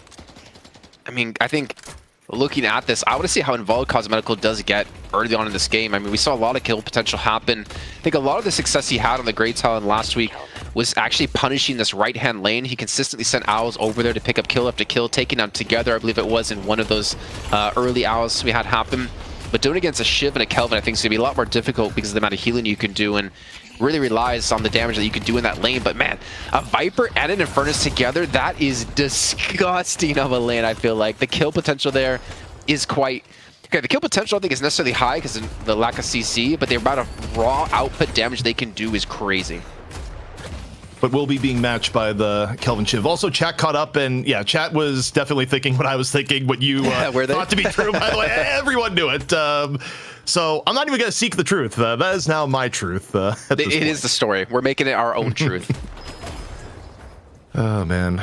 But now off the mid lane, a big rotation from Lowkey W. Again, all sorts of aggro in the middle. Bring 3 people to the party. And Task right now is the recipient of the damage going down in mid. Was able to break away, get back off to the Guardian. But, you know, Lowkey W, they like getting aggro, but okay, Obakim knocked off the jump pad. Moment of vulnerability here. The chase down happening as Empty Dreams gets up close and personal. One more light melee, and the shotgun finishes it off. Yeah, that was just a movement falter there out of Obakim for sure, I'd say. I mean, the knockdown on the launch pad, not that big of a deal, but then Fluffs, I think that was like 2 stamina to get away from this one. Mishits his walls. And again, like, kind of the importance of having really good movement. And I think that's a mistake he makes maybe 1 out of, you know, 20 times. So I think not that big of a deal. I don't think it's going to get too much in his head, but obviously going to help Empty Dreams out quite a bit because he is extremely well known for Pocket back in the day. I think he was undefeated on Pocket for quite a long time. Quick sleep on the Arzo. Empty Dreams there with the backup. And just a quick invasion onto the tier 1 camp. It's kind of one of the barometers of how a lane is going. If the other side is able to just go in and steal your tier 1, you know, generally says you don't really have a bunch of priority in the lane at that point.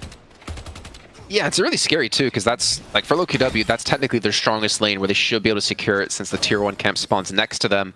And the strong lane of Abraham's is going to be the right-hand side because that's where the tier 1 camp. So you definitely don't want to be losing that because you are going to be giving, you know, some decent snowball potential for the enemy team if you're not only losing that lane because you're losing that control, but also the other side, you're not necessarily able to do the same thing to them. So not necessarily a great start for Lowkey W, but that's kind of what happened with Obicam getting caught early on in the jungle. I'm just giving my mind on the rotations that we've been seeing here so far, where Lowkey W, well, for now, Listic in a bit of danger, gets hooked in, courtesy of Taz. His fall through going to be there. Low HP, Victor or not, and just barely able to get some clearance, but in the process, I mean, Hoot also gets chunked too.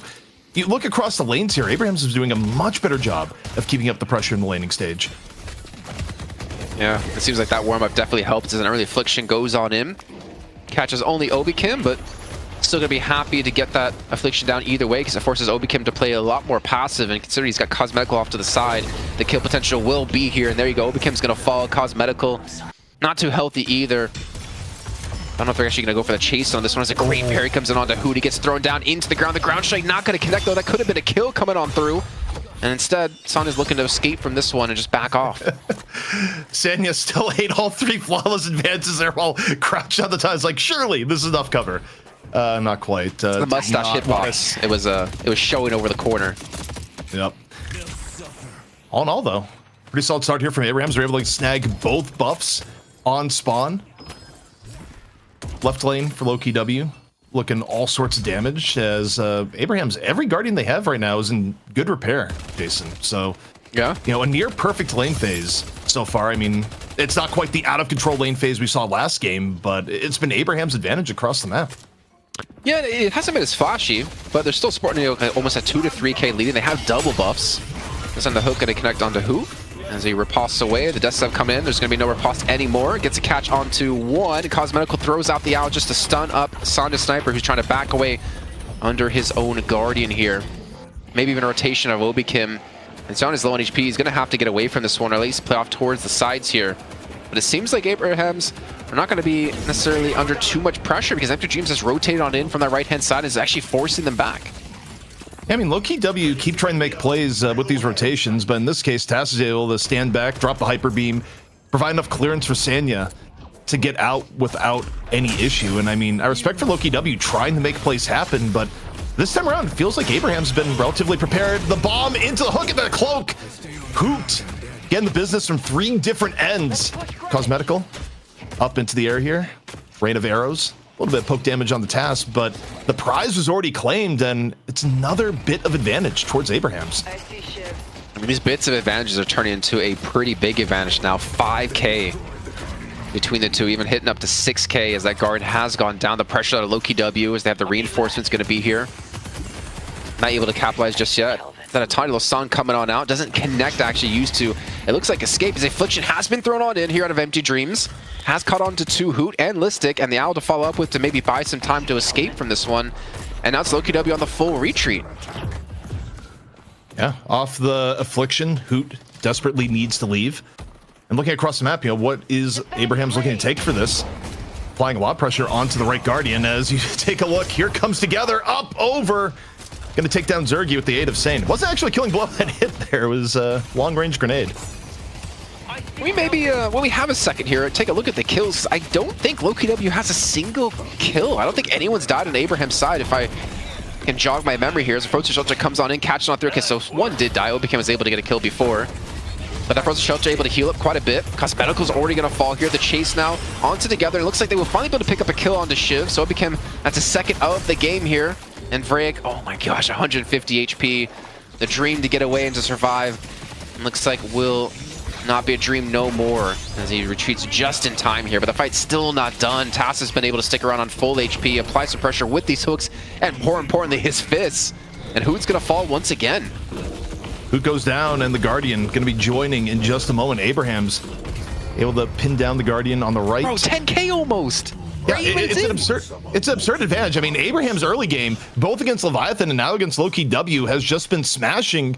And I just wonder here, Jason, is maybe part of this the fact that Victor's getting picked a little bit too early in the draft. Like, this is the difference from last week, is that if you first pick Victor, you get a weaker team in the earlier part of the game. And Abraham's, they punished Leviathan in the last game, and now they're taking it to Lowkey W.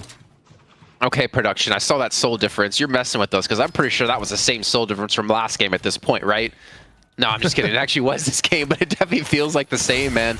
I mean, the saving grace right now is Zergy at 7.3k, but I think the scariest thing about this, though, ZP, is Wraith. Arzo at 10,000 souls at this point in the game, so far ahead of everyone on the opponent's side that like little bit of weakness that Wraith has until she comes online is going to be mitigated quite a bit by this. And the pressure's really not stopping. Obikim gets hooked on him. Multitan's coming on forward, and Dreams is there to confirm the kill. Obikim's going to fall, and the lead continues to grow for Abrahams.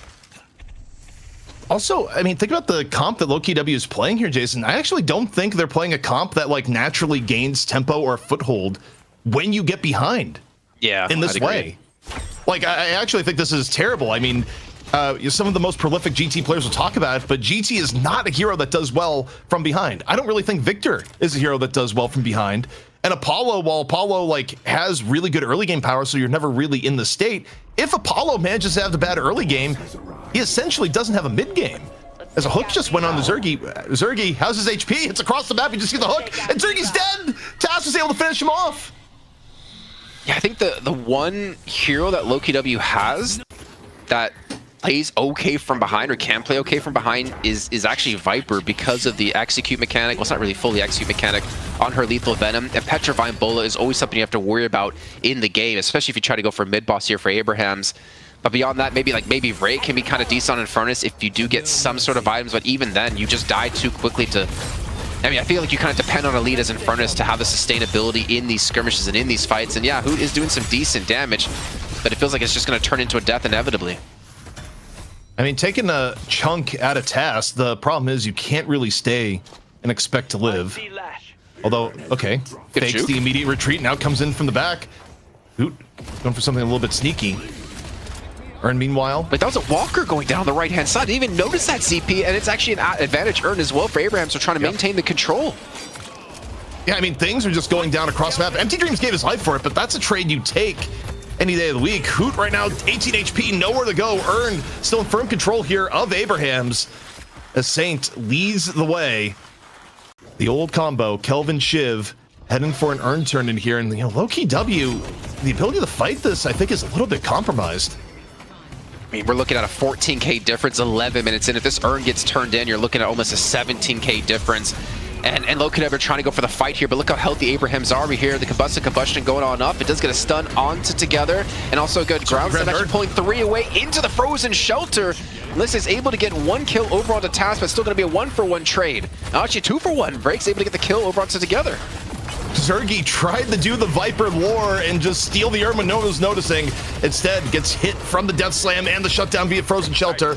Abraham's losing a few players in the melee towards the end here, but it's a cost you take here for sure, Jason, because giving up the comeback Earn would have been far worse. Yeah, I mean, the lead has fallen just a little bit, but Empty Dreams is just on walker duty, isn't he, man? He took down the right walker from full health to 0, gets a second walker on the left-hand side down to half HP. Empty Dreams is playing his own game, it feels like. Empty Dreams is practically position 1 pocket at the moment, a little bit behind Arzo, but Empty Dreams is like, I learned a few things from playing M1 heroes. I like being rich. Yeah, I think everyone does, man. I would love to be at some point in my life. And that fight was without him, actually, too. I do wonder how would it have played out if they had an Affliction and his just raw damage coming on through. And he's going to be under some pressure himself, gets slipped up on the left-hand side, but no confirmation of the kill. You know what I did learn, though, the other day, ZP? I think it was actually yesterday I learned with Pocket. Did you know that they can kill Sinners quicker than any other hero in the game? Because the Barrage amplification works on Sinners. That's actually interesting. No, I've not played enough Pocket to be involved in that tech, but hey, I'm actually for it because there's so few things that actually interact with Sinners in a meaningful way. It's like the one almost vanilla mechanic of the game, so I'm down for it. Also, I mean, other heroes do get some benefits where if you have a self shield, you can avoid some of the damage and that sort of it. So seems fair to me. Yeah, I think it was like you do it in 2 or 3 hits instead of 5. I can't remember which one it was exactly. Anyways, I mean, you have to obviously get the barrage off, right, and then go to the sinners, so it's not necessarily a reliable way to go about doing your sinners. But we're about to hit the 14-minute mark, and it's a 12K lead for Abrahams. Are you ready for the first Deadlock land someday where Lightbringer just has to bring a belt because people have just taken the Lightbringer belt memes to a whole new level? Like, I just took a brief look to see, what's the reception to the match so far? And it's Lightbringer's getting the belt. No, Lightbringer's getting the super belt. If he doesn't show up with a Lightbringer branded belt to the first land, I'm going to be very disappointed. I'm just saying that now. Oh, boy. Well, definitely need some motivation for Lowkey W here because, again, I'm not seeing a ton of paths out of the situation they find themselves in. Because the upside for the Abrahams composition here, Jason, is that it scales pretty effectively. And they have the ability to just kind of run at Lowkey W, set the terms of their engagement. And for Lowkey W, even for Victor at this point, you're not going to be breaking a whole lot of walls. In this case, though, looking to break a little bit. Kelvin, follow up with the concussive combustion, and okay, Frozen Shelter used a little bit too late. Affliction only hits onto Zergy. That's going to be a 1v1 fight. That hook coming through when the dome falls down. The Frozen Shelter gone. It does some damage, but not enough to get the kill here. So Lowkey W, small little engagements, small little victories could potentially get them back in the game here. And I think the linchpin right now has kind of been Vreg. He's on a kill streak at 13K. They're heavily rely on his damage as we progress through this game, if I get my words out. Taking a look at Arzo, knocked to the ground. All sorts of damage onto Wraith. Able to project mind. A little bit out of the fray. Elsewhere on the map, Hook on the Cosmetical. Not the most farm GT, but gets the parry! That might be what he needs to actually escape. Or is otherwise certain death. Urn being contested. Death Slam, though. Out at the same time from Sanya. In on the Listic. Listic, no more reanimation. About to be no more life here. Goes on down to Tylosan on the 2. Saint together, though, still pretty okay post-ult. Oh, the bird came on through. Together did fall eventually from it, so I think Cosmetical getting some stacks here. Zobikim's looking for the 1v1 against Arzo's on 20K, but it's not going to matter. They do secure the urn once again. But Zergy has been left to his own devices. He's going to get a Guardian here. He's going to have to fully tank this one up because Empty Dreams is cutting the wave behind him. I think Zergy should be relatively fine to escape this one if he did see a backtrack out of Empty Dreams. And he's going to have to because, well, actually, the funny thing is, I don't think Zergy can take this Walker because he's going to be face tanking it. And Empty Dreams is keeping the wave cut, so there's no chance for Zergy to go for the Walker. And this allows now Together to go for the chase if he wants it. But there's still another fight brewing here on the right-hand side, ZP. You know what's scary is that Empty Dreams hasn't been in most of the team fights. Empty Dreams has been off on solo Walker duty, like just getting the next Walker. 2 Walkers down now for Lowkey W, and in this case, Listic just gets run down. And this may be a team fight that Empty Dreams goes to. Affliction, ready to go. The Frogs getting ready to come out of the case in just a moment. And I mean, how are these team fights going to go down when Empty Dreams is actually participating in them, Jason? Rough. That's what I want to say, man. Honestly, rough. If you're looking at like a 2, I think even just a minimum of like a 2-man Affliction, potentially even 1, I think could be enough to win you the game here. The urn is being chauffeured across the map by TAS once again. And I think you're seeing some space looking to be created. But the thing is, you see Arzo's not there, Empty Dreams isn't there. There's no objective to taking the lift in the right-hand lane. So maybe they're actually not looking to go for the turn here. Maybe they're looking for a fight, and the fight might be coming towards them. I mean, the key thing here is not giving up the comeback urn. If you get the turn in, it's a little bit gravy. I think Abrahams is showing a little bit more respect than we saw before. Affliction comes out. It's only on 1. 1-man Affliction on the Vrake, who's very quickly going to be taking the Flame Dash out. Listic, though, getting pummeled in the light exchange as Urn going to be picked up here by Saint. Bird in motion. Just going to cause Saint to drop the Urn. Oh, wow. Comes there. What a grenade. That nearly killed Obikim from afar. Massive. Good throw. But they're going to actually look to push the Urn in once again. Obikim's low. I don't think if you're together, you can just go for the cap on this one. As Petrifying Bullet comes on through, force the Urn to drop once again. But that's a big ultimate now down. Obikim's still out of the fight. Has to go back to base to heal up here. And the shock reanimation has been used out of Listic. Frozen Shelter catches out onto 5 here. 3 players of Abraham's healing up inside the dome. And Listic's going to fall once again. Hood is still trapped inside. And he needs to get away. But Vrake is going to be in there with the combustion to maybe buy some time. But the Urn has still been dunked either way while all this is happening here. And that lead is approaching 20k ZP. Also Together, wisely just taking the damage, going for the denies. But the fight still continues on. Zergy gonna get caught in the cleanup. Is Late Bird from Cosmetical. TAS actually kind of low. Maybe he's gonna get caught out here. But no, Hoot goes down. Hoot can smell it. wasn't quite able to finish it. Elsewhere, Death Slam onto Infernus and gone. Lowkey W lose the urn, lose the greater overall fight. And now, a little bit of frogs here on the list. There's no reanimation, and his HP is just melting. What HP, man? He's just sitting on one. Any stray bullet would take him down. It looks like no one's going to go for the chase on towards him. But, man, Listic's been having a tough game here on this Victor. 12,000 souls for him. If you're a 12k Victor fighting into a 25k Pocket and a 23k Wraith, are you really even Victor at this point? Or are you just a smudge on the ground of blood? I mean, all I know for Listic is that I'm not sure Listic could even break drywall at this point. For where the farm is at the game. Could break a piece of paper. No, not at all. It's...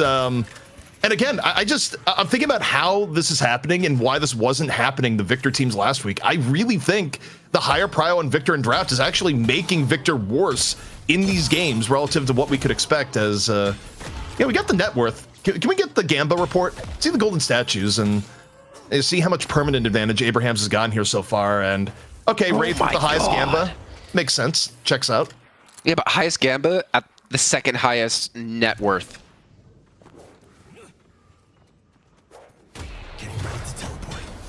It's not easy to deal with as the game goes on. I was waiting for a reaction from you because, like, to me, that blows my mind. And for the second highest net worth, and you have this many golden statue buffs, and Empty Dreams has 5, that 25k is very misleading. And I would say the weakness of Wraith is kind of gone by the wayside right now. I think with the lead he has, with the golden statue buffs he has, Arzo, he's in the zone, and he's gonna put out. Actually, you know what? Can we see player damage too? Let's just throw production through everything, every single graphic we could possibly see. 20k. For Empty Dreams, 9.6 for Arzo, but you actually, what's interesting is Empty Dreams probably also has the highest objective damage in the game too, taking down 2 walkers by himself. Yeah, I mean, Empty Dreams being this time player damage while not being in half the team fights this game is a little bit wild. I feel like that number is going to completely inflate in a moment, but okay, Bolt Dance in from Obakim, looking for some opportunity. Abraham Zone not really low as a result. Big slice and dice in from Together. Frozen Shelter out, Saint gives his life. There's a full team fight, 2-man Affliction, an Owl coming in from the side for Cosmetical to try and slow things down. The Owl, a tiny Losan combo, takes down Empty Dreams. And Lowkey W, the best team fight they've had in quite a while here so far. Can they get another? With a decent Affliction and then being locked in the Frozen Shelter, I'm honestly so surprised that Abrahams has lost anyone here from this one. But if somehow Lowkey W could come ahead, get the urn on top of this, and then transition into a turn, this could be the turnaround point that they needed here. But that's going to be Listic going down. Arzo here ready to play on a 5-kill streak. As the urn's going to be dropped once again here. Task follows, and Arzo's got to be careful. Him and Together need to keep this fight going. Saint as well needs to help out once he comes back in from base as he's back on the zip line here. And Lowkey W, are they giving this one up? Are they going to continue to fight? And actually, Arzo, he's the one continuing to fight here at a 6-kill streak, 27,000 souls. Not letting Lowkey W get themselves back in this game, able to equalize things when it comes to kills. Obakim's going to look for the interrupt here. Here comes the dunk attempt. Is Together. Urn knocked loose. Obakim eating damage. Goes for the Bolt Dance to create a little bit of space. Urn still in contest. Frake able to take down Saint. But here from the back comes Sanya. Death Slam over and in. Obakim is down. Urn still available for both teams. The damage too much from Together, even with the survival buff. Zergy getting a lot of kills in these skirmishes, and now space is being created. Arzo has to retreat, and the Urn potentially about to go the way of Lowkey W, and what is a really nice engage so far. Empty Dreams is back in the mix though.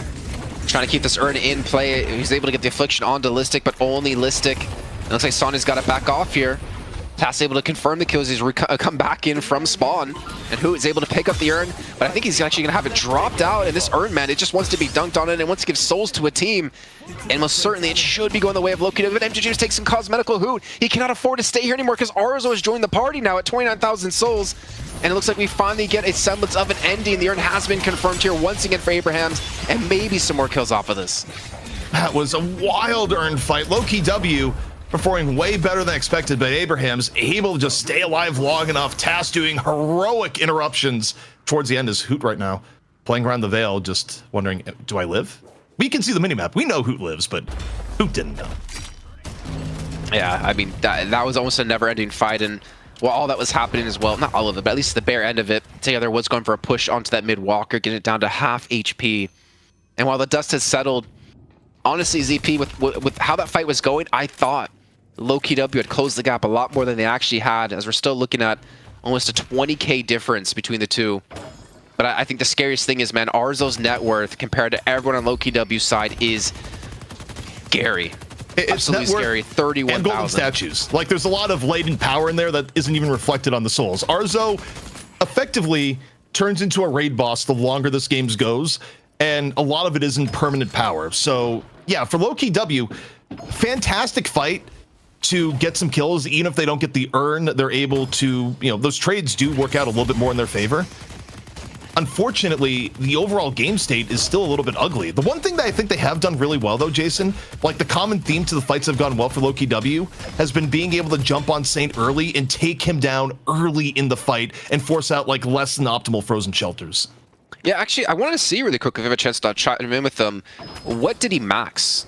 I want to assume he maxed Frozen Shelter because that's probably still one of the best things to go about here. The amount of raw healing you can do inside this dome, and he's had some really good domes catching 3, sometimes 4 players on his own team.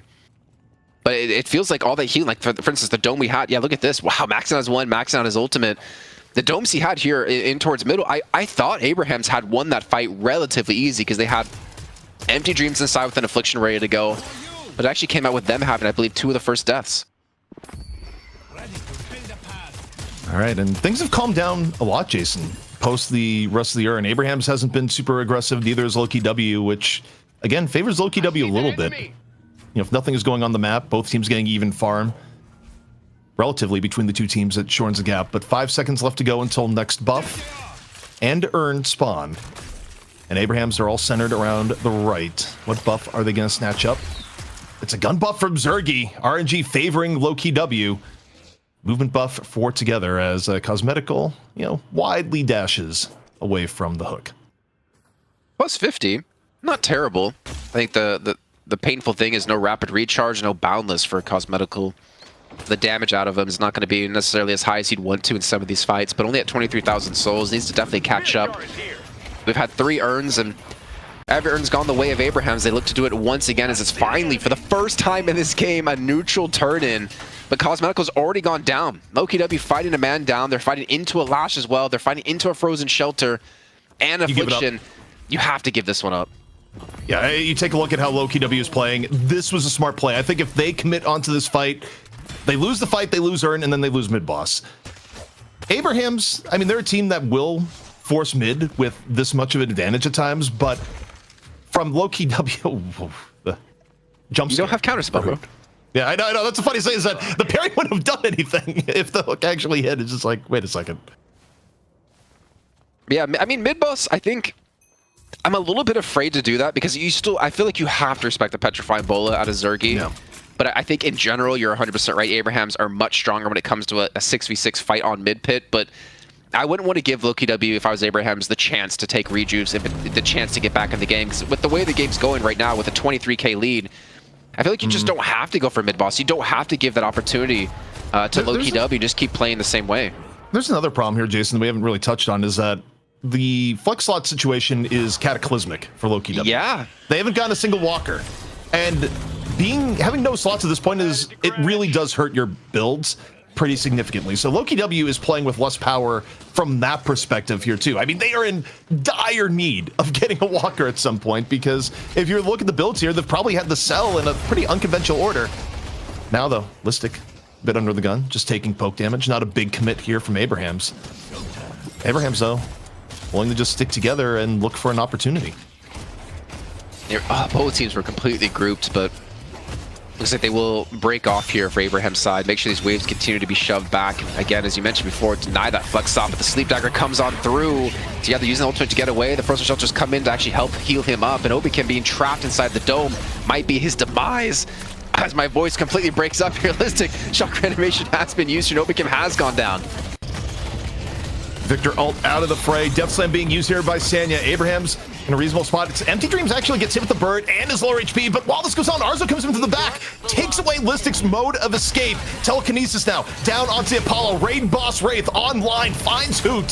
3 down from Lowkey W. Gosh. Abrahams, flawless here so far. And Jason, that has to be the signal to go down the mid. Yeah, if you don't mid here, I think you're throwing. I mean, you have 4 kills, man. You have a 39,000, soon to be a 40k Wraith with Spiritual Overflow and Ricochet and Mercurial Magnum and weighted shots, and I'm not going to go on from there. There is way too much power in Arzo at this point in the game, and no chance for Lowkey W to contest. There's only a Walker left, and Together's already shoved the lane into this one. That Walker's gonna fall, and this lead is ballooning, man. We're gonna be hitting the 40k mark here, I feel like, in the next few moments, especially with the jungle being eaten away by Abrahams. Honestly, my lead in channel points is also going to be growing. I looked at the draft, drew my channel points in on Abrahams, and dude, it was 60-40 on the channel points there. So I'm getting paid out if Abrahams wins this game. That's all you got to know. I'm jealous. I keep forgetting to do any of those predictions. To be fair, the last time I did, Jake told me to bet on this team, and I think they lost, and I lost all my money, and he was taking his generational wealth with him. Okay, you back don't to his listen to family. Jake on channel points advice. He has gone bankrupt in channel points like 80 times. He just continues. But he to, keeps bouncing back, though, man. Somehow. No. That daytime trading he's been doing on the night shift channel. You know, we traded Jake for Mitch today, where Jake is off in Japan for an event today, but we somehow tracked down Uber. He's getting in here today, like, which is weird because usually it's Uber is the one that's traveling, and he probably just got off a plane like 24 hours ago. But you know, and the one day, yes, 48 hours. There we go. But the one day every 3 months he gets off, we get to use him here on the night shift. But gonna be happy to have him on the NA portion of the show with DDK later on. And that later on might not be too far away, though, ZP. I mean, it is a best of 3 here, but I mean, looking at this, I don't see how Abrahams lose this game with a 41k pocket, with a 44k Wraith, with Cosmetical at 24k. You're almost doubling the net worth with Great Talent over onto Wraith.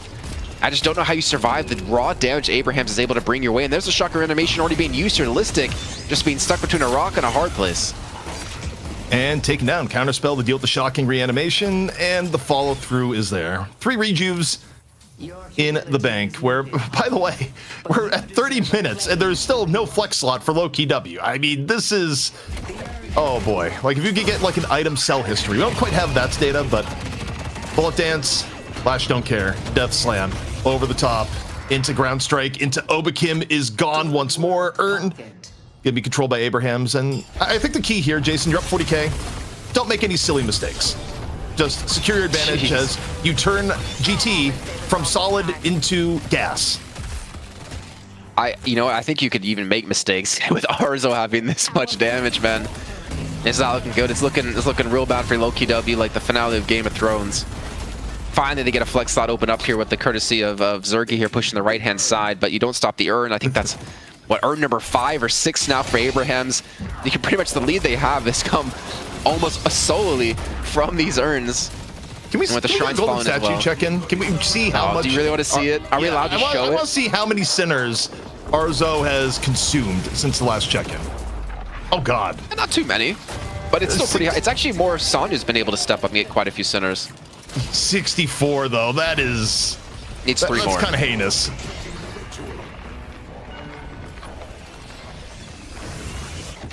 If you're Abrahams, do you even leave? You have 3 rejuves. You have Obakim still dead. You can hook for a hook. You can still apply pressure from these different angles.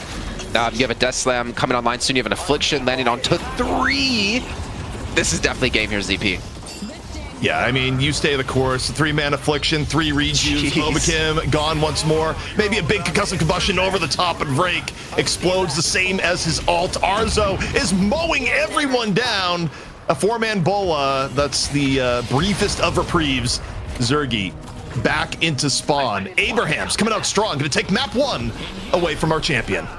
Oh, come on. Come on, Saint. What you doing here? With a BM coming on through, trying to take down the Hidden King, but man, honestly, I feel like this wasn't even close. There was maybe like a subtle glimpse for Lowkey W to get back in this one, but this is just a copy-paste from game 1 against Leviathan. We had over a 10k lead before 10-minute mark for Abrahams. But man, the power they showed up in this game, I mean, maybe what you're saying, ZP, might be true. Maybe this first pick victor is a little bit of a bait and causing teams to really struggle in towards the later picks. But I will say this, though, as like maybe a counterpoint, at least for that, is Lowkey W, I still feel like got a really decent top 3 picks. Like, I feel like they didn't really lose too much when it came to like what they went with 2 and 3. I mean, they ended up getting a Viper in top 3, though Zergy wasn't able to have the same level of impact. I think if there was a big mistake that Lowkey W had overall, I think the #1 mistake in their draft was not banning Kelvin when they had the chance. They could have taken down Kelvin in the mid-stage bans, and I think Kelvin has been really vital for Abrahams being able to apply so much pressure in their team fights in the mid game and beyond in both of the games we've seen from them today. If Kelvin gets banned, okay, we just put that highlight in because of the bug. I see how it is. Yeah, you gotta show him off. You know, make sure Yoshi saw him, because we know the developers watch the show here. I respect it. I like it. Look at that. That was classy. I like it.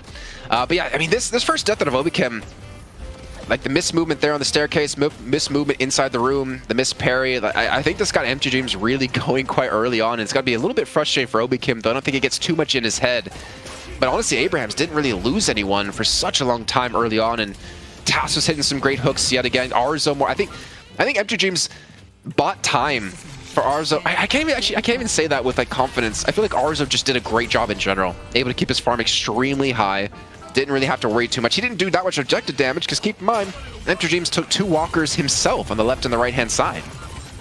Yeah, the other thing for this draft too is that I really do think that Infernus has been underpicked for a reason as of late. I don't think Rake on the Infernus was a huge influence on the game. I also think Lowkey W is playing a comp that they needed stronger early game to make it work. Like, you can't have an early game where Hoot falls behind on the Apollo, where your GT isn't ahead of the game. Like, they picked a bunch of heroes that, if they fall behind, are not good, up against a team with a bunch of heroes where if they get ahead, it's really hard to deal with. So, I mean, once Abrahams ended up like 15k ahead, Lowkey W had so little paths back into this game.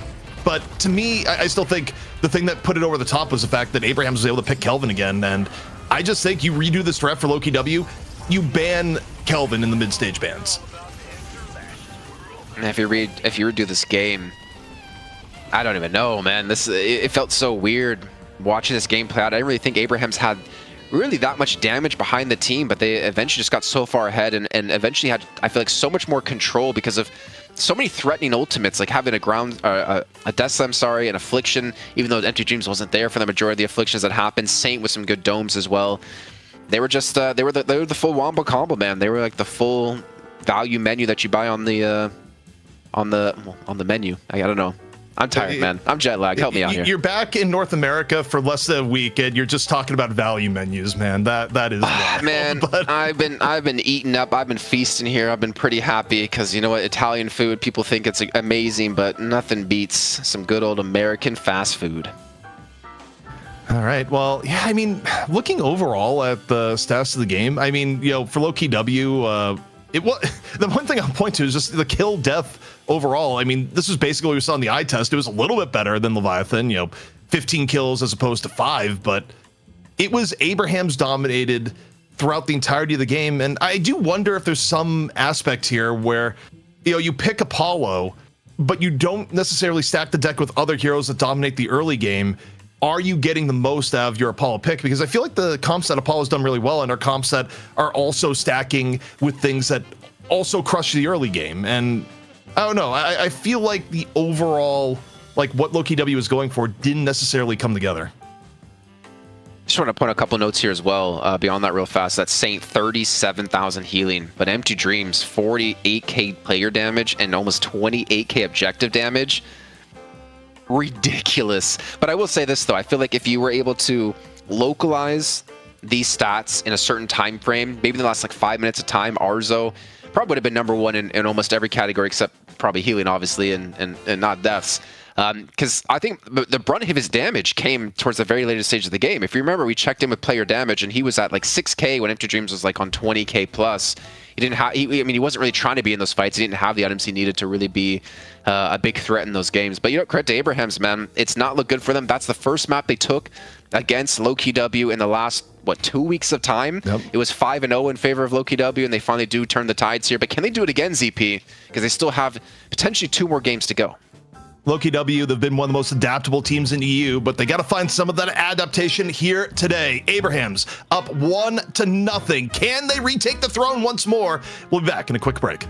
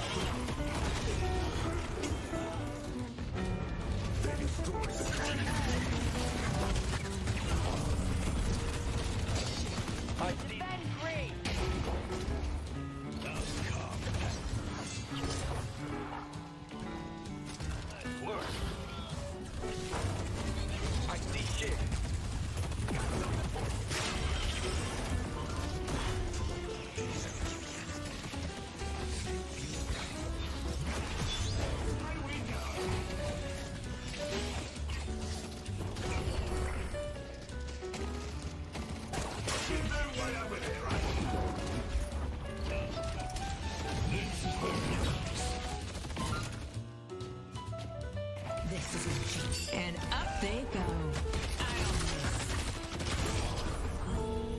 They're down. He's under attack. Just want to make sure. I feel like Someone is The urn has been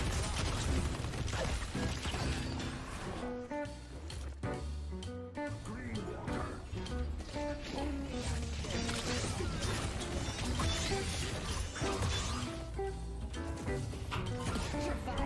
Lost the enemy.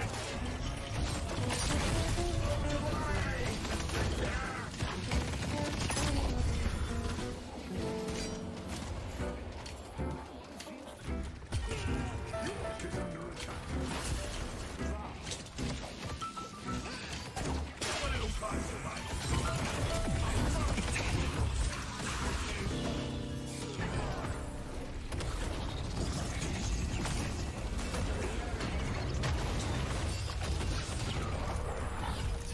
don't you get it? And won me a lot of purses. Meet my mates.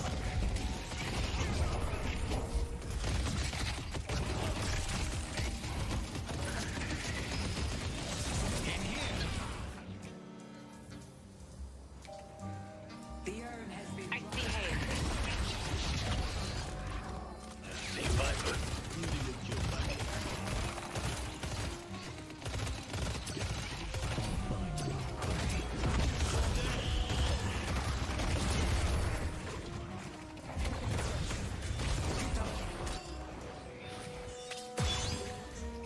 Wait until I get going.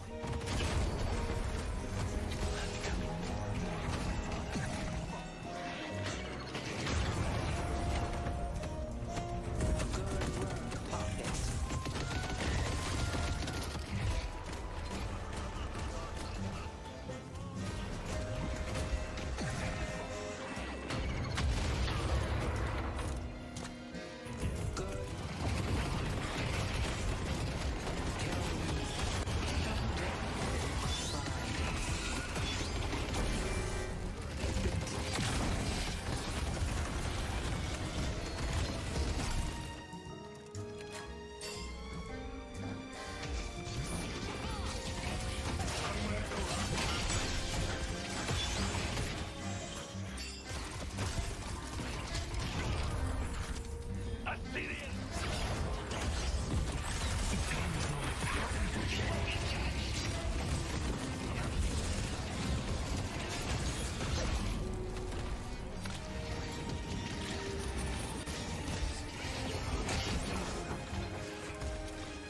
New York belongs to me.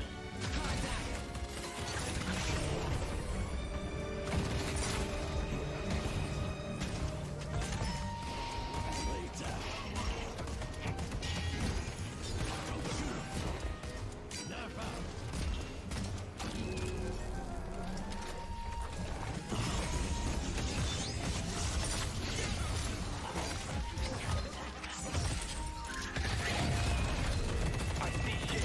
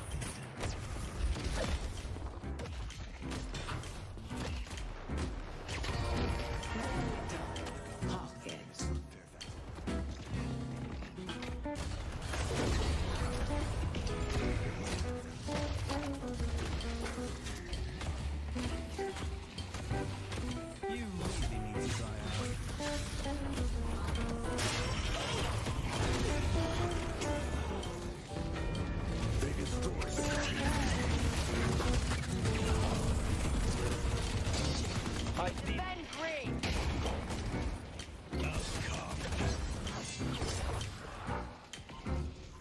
This works. I see shit.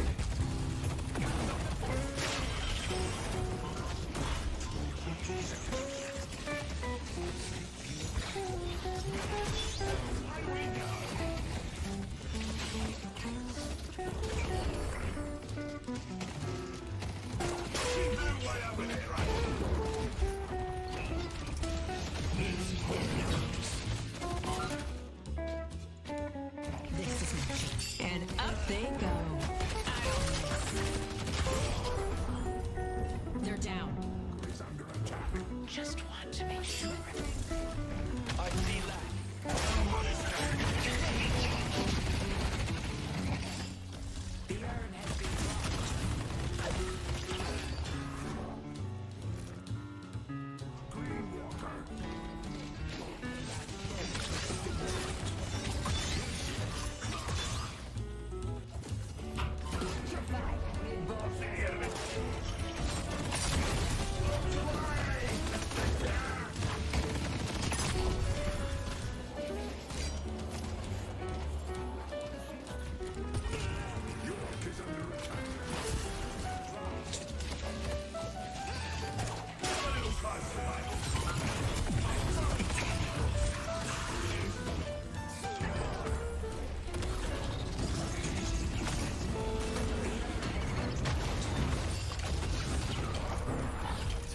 Don't you get it?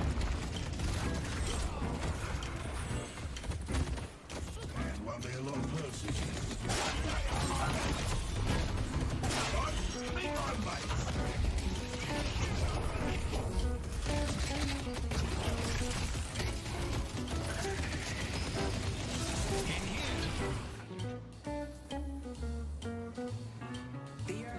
I see hair.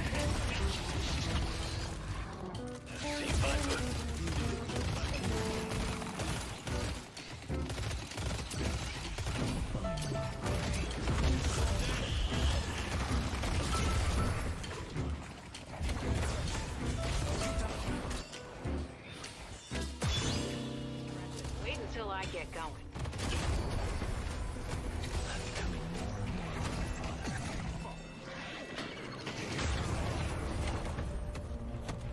Good work, Pockets.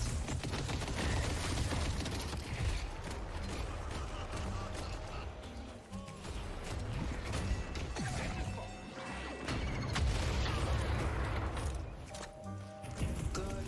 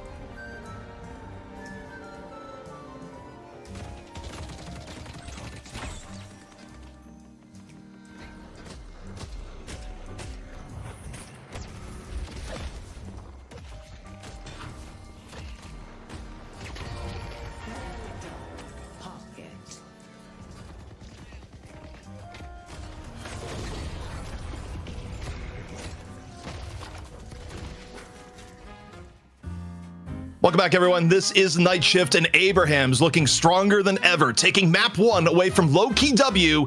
Jason, Lowkey W, do they have what it takes to bounce back? Like a trampoline, they will indeed. We're going the full distance here, ZP. We're going to 3. That's what I hope, actually. I want to see them bounce back. I want to see Abraham's taking a 2-0, though I think them taking 2 it actually would be a cool thing as well in a different way, showing that they have lost the last 2 weeks. They lost against them in the R1 tourney.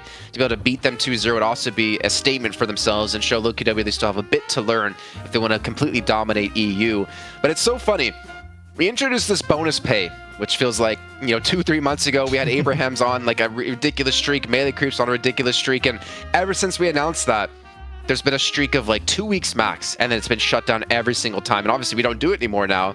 But do you think, actually, in your opinion, ZP, we're ever going to have a team now in the Night Shift take, like 5+ weeks in a row again? I think it'll happen. I think eventually you'll have a team hit that level of excellence, but I think it's a good thing that the regions have just been so competitive that it is really, really difficult to do. And, people sometimes wonder is like, oh, gee, we see the same 3 teams. Within these 3 teams, they are incredibly competitive, and they just crush the rest of the scene. As we've seen a little bit recently with the open tournaments where, I think back even to the trolley tournament where we did open qualifiers for a good chunk of the teams, but seeded it, and our seeding held out. Like, it actually went entirely the script, with the exception of like 1 team. So, I mean, the skill differentiation at Deadlock, even at the top, is like so precise at the moment. Well, speaking of these open events, ZP, did you hear the news? What's up? Did you hear the news at home? We have the Night Shift Open kicking off at the end of May. If you guys didn't see this announcement, $12,000 on the line for this North American event, though it is open to teams from all regions, with open qualifiers on the 29th of May, and then the main event kicking off on the weekend of Saturday and Sunday, man. You can head over to dlns.gg/sign up if you want to participate, but not until Friday at noon EST, and we are closing after 64 teams have signed up. So if you're interested in participating, you got to get there early. Hope the site doesn't crash, and make sure you sign your team up. But this is going to be awesome, man, ZP. It's been such a long time since we had one of these Night Shift Opens, and I can't wait to see like what teams we get from this one, and ultimately who's going to win. It's been a great month here in Deadlock as far as competitive events go. Of course, over the weekend, we'll have Death Slam Invitational that we're going to be watch partying here on the Night Shift channel every single day on Saturday and Sunday. And then next weekend, of course, is going to be the Night Shift Open. Great way to end out May here in the Deadlock space. It's super exciting, Jason. And, for these teams here, and you look at LKW and Abraham's, they themselves, they want a piece of the pie. And, for Abraham's, you have to feel pretty good that you're doing well at this moment, although you wonder if it's a bit of a monkey paw element here, Jason. Like, what if Abraham's wins, but then we get a major balance patch before these tournaments go down and everything changes and not necessarily in their favor? I mean, we know a balance is coming this week. Like Yoshi already posted over on Discord. We just don't know what it's going to be or how big it's going to be. But that is definitely an interesting thing, ZP. If Valve released like a major overhaul on some heroes and items right before the 29th, it's going to be anyone's game, anyone's day in for the chance to win that one. Jason, I love how you says, like, we don't know how big it's going to be. Let's be real. We have all woken up to days where Yoshi says minor patch today, and you look at it and you go, okay, like 8 different game mechanics have changed, and the entire hero balance has been upended. True. Like, I don't think we've ever had a, quote, minor balance patch in Deadlock. The devs are first class at continuing to revamp the game and, give people things to figure out. I'm hoping for like Yoshi to just troll us and be like, okay, here's the minor patch, and it's nerfing gun damage per boon for Victor. That's it. Balance patch done. Something like that would be so funny, but obviously it should be way more than that. Okay, let's be real. Victor mains would probably feel they got off easy. Usually, anytime Victor has higher prio, both on ladder and in comp, like Victor gets hit with the Nerf Ultra Hammer. Like he is knocked into space. Like he walked into Smash Brothers into the home run competition. Like Victor gets knocked down for months at a time after having like 2 weeks of being good. That's his overall trajectory. But Jason, we're ready to get in the draft. I'm gonna give one last note though, real quick. I actually don't really care necessarily about balancing on the high end. I want to see some balances towards heroes. We're seeing 0 picks consistently here in the Night Shift. Like, I want to see my boy 7 come back in. Maybe get some positive balances for him to make him stronger so he can come back into the mix. And then we get to see the true death from above out of Zergy playing 7 once again. As we head into the draft EP, a Victor being banned right away from Lowkey W. I feel like they realize, okay, it didn't work out too well for us, and we don't want you to try it. Though, with the track record today, maybe you want to let Abraham's pick it.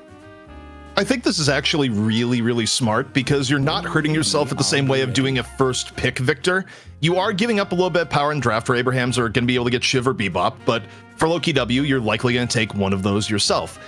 I probably would like to see them get the Bebop, but you can defend either the Bebop or the Shiv, respectively, if you want to go for as one of your first 2 picks. And instead they go Pocket. Okay. I do wonder. I mean, it worked out a bit for Abrahams. I don't know. I mean, First a pick bit. Pocket is Empty difficult. Dreams. He took 2 walkers by himself with the use of the Enchanted Satchel and the Cloak. Like, that was crazy to see that he was able to hop in. He basically was like a pseudo doorman, backdooring walkers there. But the thing is, like, I said it before during that game, Empty Dreams, he's basically like undefeated on this when it comes to this hero. What I'm curious on here, you've locked in the silver. Do you come in with the Shiv here? Better start some trouble No, with you go mates. Bebop. So, okay. You leave Shiv open for Lowkey W. Decide we're not going to give up the Bebop in this instance. So, for Lowkey W, 100%, you have to feel the plan here is going to be Shiv +1. Well, if you say so, you say Shiv, but I'm thinking of Cosmetical is their Shiv and Pocket player. No, like I know who can play Pocket, but it's generally Cosmetical who's going to be playing the Pocket. If I remember correctly, or have we seen Generally, Rayek played? I can't remember. Well, they lock in the Apollo, where Apollo's just been perma kind of in this state because of his early laning. I still think you go... Okay, go Billy. This is When was really last time? interesting. Because if you're Abrahams can probably just lock in Shiv. At a bare minimum, I think for adaptation for Lowkey W, maybe you ban the Kelvin. But this is taking some weirder turns here, Jason, for me. Yeah, I mean, Billy, I didn't quite catch it when we saw the little carousel of what can be picked. There we go, actually. So it was picked once last week, and it was banned twice the week before and picked once. But you're talking about banning the Kelvin on the turn. Maybe now they ban the Shiv on the turn. I think 100% Lowkey W was going to ban Kelvin if they had the opportunity. I think Abrahams feels that out, decides, nope, not going to be a thing. Now, Abrahams also, Jason, gets first pick out of the mid-stage bans here. So if you're Lowkey W, if you don't ban Shiv, you're going to go against a Shiv Kelvin lane in all likelihood here. So you would think the Shiv comes in, but I've had the wrong reads on Lowkey W this entire draft. So not this time, though. Don't worry, not going to be wrong there. Yeah, the Shiv coming on through as a ban. I mean, Abraham's here. You have the opportunity to steal away Viper from Zergy. You can obviously go Wraith again as well, but I don't think you necessarily need to pick Wraith this early. Trying to think what I don't remember exactly what they went for in like a 4th, 5th pick before, but they actually do go for the Viper. Okay, so Abraham's really trying to hit Lowkey W where it hurts, taking away the Bebop, taking away the Viper, and banning the Doorman. Yeah, I mean, now you wonder what Zergy's going to play. Are they going to, default back to a Mirage? Wraith Are or they going to Warden? put him on something like a Warden? In Mirage is a good theory, point. I would like the Mirage a little bit better, but, we'll see. Zergy could end up on Wraith. I mean, the weird thing is, though, is that when Lowkey W was putting Zergy on Wraith, that was when they were losing games as far as Night Shift goes. So if you're Abrahams and this draft has now put Zergy onto Wraith, you're probably feeling quite good about everything. We're about to see something rare. The last, and okay. wonderful. All right. I mean, yeah, last pick is for sure has to be for Zergy, but I just hope we don't see Wraith. I don't know. I'm still not like a big fan of Wraith in general. We were talking with Uber before in the break. Still not necessarily a huge fan of her. Maybe like a Warden could be a decent pickup because if I'm thinking about like mobility, the Max Cage could be pretty strong against this team as well if they did go for a Warden. Well, I mean, Abrahams, they grabbed the Mirage, so Mirage isn't even on the table for Lowkey W. I think it's going to have to be Zergy Wraith or Warden, like one of the two. I arguably would still rather see the Warden, but given history, maybe it's going to be the Wraith. They finish off with the Abrams, and I don't know, man. I mean, Abrahams, they have a pretty good front line here. You still have the Bebop. They're able to get the Kelvin before mid-stage bans, and now they put Zergy onto a lower-tier choice, in all likelihood.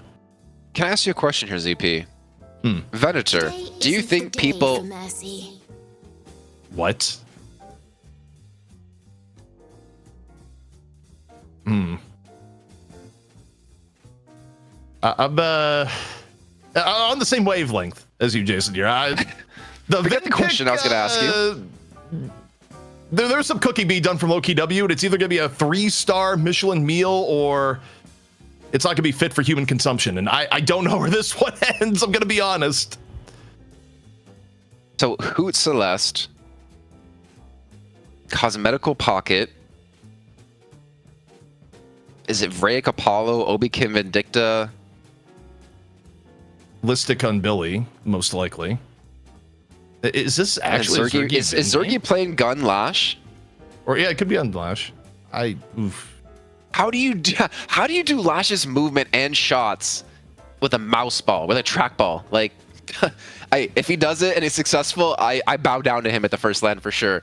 What I was going to ask you though was, do you think there's an overcorrection by the pros when it comes to Venator and the nerfs it's been hit by? Because we see that happen all the time when it comes to like Shiv, for instance. I still feel like Venator has value for sure, but to see like the massive drop off we've had with him, it feels odd to me. Yeah. Also, we got an update. Production is saying that Hoot is selecting Vindicta at the moment, so it's not Hoot on Celeste. So this is weird. Like, here's what I'm gonna say here, Jason. No matter how you break this down, Abrahams did their homework because Lowkey W has been pushed really, really far off the comps that we've seen them play as of late. Well, like, whether this works or doesn't work, like Abrahams did their research on how to like do the draft. to be fair though, ZP, is it because they're being pushed to the brink of their hero pools, or is it them like, okay, we got to show something we haven't shown before because we don't want to see the belt from Lightbringer, and they actually have been like low-key practicing this the whole time? I mean, we'll see. I just know, like, in general, you put these two drafts in front of me, I'm taking the Abrahams draft every time between the two. Who's on Vindictas? I mean, Obikim's on Apollo and Vrake's on Celeste? And I still come back to Zergy on Gunlash this every time. Interesting. Oh, yeah, we just got... Yeah, so Zergy on Gunlash, Vrake on Apollo, Cosmetical Pocket, Obikim on... Wait, when was the last time we saw Obikim on Celeste? Like, maybe it happened... ever played Celeste. I don't think it's happened on Night Shift. Like, it might have happened in, like, the depths of one of the R1 matches. It was a difficult tournament to follow from a viewer because of how they handled, like, VODs and match IDs and whatnot, but... Yeah, Well, we'll see. You know what, ZP? I'm in for surprise. I'm in for a potential upset here with Lowkey W taking this with Gunlash coming out as the new meta. I mean, we've seen it play quite gun heavy before. Let's see how it plays out, man. Like, I'm kind of hyped here, ZP, and I know the audience is as well. I'm skeptical. I'm skeptical hyped. Like, there's still a little bit of hype, but... You're hyptical. Yeah. Say it however you will. I mean, I think our reaction to the Vin pick was about the same as everyone in chat, like, hold up. No, I'm sure there's someone in chat who's like, oh my god, they've been screaming this. How don't you guys know that? I guarantee there's at least one person in chat, because there's always someone I don't who says actually that. for the Vin pick, I don't think so. Zergy has been putting in time on Lash, so there's that. But, man, this is a super, super interesting draft the way it went down. Just, I think it all kind of started with, like, what Lowkey W is prioritizing at the very beginning. The Pocket early pick, you know, arguably giving up the Bebop is a bit of a mistake, but that was reasonable. I think the part where it went to unexpected territory was the early Billy pick. And even our production is struggling here with the picks because we don't even have our overlay up just yet because of that, of like what was expected and what actually played out. But yeah, man, this is going to be interesting times here. A gun lash, and man, if like Zergy can play a proper gun lash here on a trackball, I like would be so impressed if it wasn't already. You know, there's people from the aim training community that just want to like study Zergy like a lab experiment, as you know, things that shouldn't exist. I'm not even kidding. Yeah. The thing is, he's not even like the first pro who's played on trackball. I remember I said before in League of Legends back when I was casting LCS in 2013, we had a guy named Kurt who played top lane with a trackball, and they were pretty damn good in that second season that they played. Well, for Lowkey W, I think step number one here, Jason, when you look at it, is have a better early game. They certainly have heroes that are better in the early game across the board than what we had last time around. Like, their ability to apply pressure in the early mid-game, you know, now you have Celeste on board, you have Vindicta, whose power spike is earlier in the game, and you have a Lash, even Billy. Like, you have multiple ways to make plays pre-15 minutes, so from that perspective, this is a better draft for Lowkey W. Pressure that's being applied with this Mirage and this Bebop mid lane. They're able to shove the lane, get in towards that guard, and get some chip damage done to it already. In the meantime, Sonny getting parried on up here by Hoot. Just gonna snipe him on down here with a regular bullet fire. Oh, okay. Well, I mean, they should be dying here. And they're still extremely low in HP, though. You can see Hoot's very low in health. Saint wants to clean this one up, but it might cost him his life. He's got no minion to pick off, and Listic comes on in with a second kill. And Lowkey W looking much different than they did in game one. I mean, hey, look, a few parries like that can completely change the dynamic of the lane. I actually think that lane was going to be pretty difficult overall, but things work out well. Also see the lane swaps here. Vin, of course, starting in mid. And now, you know, Lowkey W, the one thing they're not afraid to do is they're not afraid to be more aggressive on rotations, change up lanes, go for, you know, picks in the 2 to 4 minute period of time. I think their philosophy on boxes is one of more boxes are the compensation for traversing the map to go for a gank rather than the end goal. Yeah, and as you saw before in the last game, something that Bowers definitely focused on the Wraith, even though he wasn't rotating around too much. Really can't underestimate these golden statue busts as these games progresses, but with Lowkey W, the initial 2 kills coming on through, put them off to a strong start. They're still being shoved quite heavily when it comes towards middle. One of the strongest lanes now for Abrahams, especially with that Dust Devil now online. They take away this tier 1 camp. So, I mean, a decent start for Abrahams in the mid lane, even though they did falter on the right-hand side. Of course, we saw just how deadly Empty Dreams can be after a good run in mid back in game 1. In this instance, Empty Dreams just off doing a bit of a box run. Bebop holding down, gets a hook in onto Obakim. Parry comes out, but all sorts of damage, and right back is Empty Dreams for the finish. And this could be a problem for Lowkey W should another 1 or 2 instances of this happen, just because, you know, Mirage, at the very least, he's supposed to have a slower ramp into the game, but if Mirage actually gets a good early game, things don't usually end well for the other team. Yeah, I mean, Empty Dreams has been playing like flawless today too. He's probably been my MVP of the entire day for you. Thinking back to game 1, up to, oh, look at who, 002. What are we looking at? The fact that he has 2 assists. Am I missing something? Nope, not at all. However, Listic threw some hands and paid the price. Pretty sure Saint rushed rebuttal there too, just for extra ability to fish for melees, and you know, in this case, hauled in a whopper. Production's having some fun today for sure. Whether it's the highlights or well, I don't even know what to call that. Like it's not a bullseye. I don't know what you would call what we just had there on screen for Hoot. It's a highlighter. We've used it on the casters too, but yeah, you look at the items There it for is again. Saint in the Billy lane. Just super quick prio on rebuttal, which I honestly think is fine, because don't forget too is that not only do you get the shorter cooldown parry, you also just take less melee damage if you are getting hit by melees. Like, it's dual benefit. Survivable has been picked up for Obikim, and Arzo's gotten casting buff. The pressure seems to be non-stop in towards middle. Empty Dreams at 4.4k as we have all ultimates online for Abrahams, and currently Lowkey W is still missing a couple. No death slam for Zergy just yet. So you might see some pressure, and one of the first times we're seeing this left-hand side here. Zergy's going to have his ultimate online here in just a few seconds once they finish off these minions, so they have to respect the death slam. Though Petrifying Bullet is up for Arzo. Definitely something that's going to make, I think, Zergy's life a lot more difficult. But the thing is also, do you expect Zergy to be going in for these big death slams, or is he going to be playing back a little bit more to look for just pure damage like you typically would on an M1 carry? I mean, I think you have to be active, and you know, speaking of active, Yeah. off the middle, the punish onto Tass, you know, kind of as expected from Apollo in the early game. All the while, though, Empty Dreams, relatively safe, going to get a chunk of solo farm on top of it. I think for Lowkey W, you know, killing Taz is fine. Ideally, you get some form of pressure on the Empty Dreams, who, you know, already, you look at the allocation, most farmed player in the game.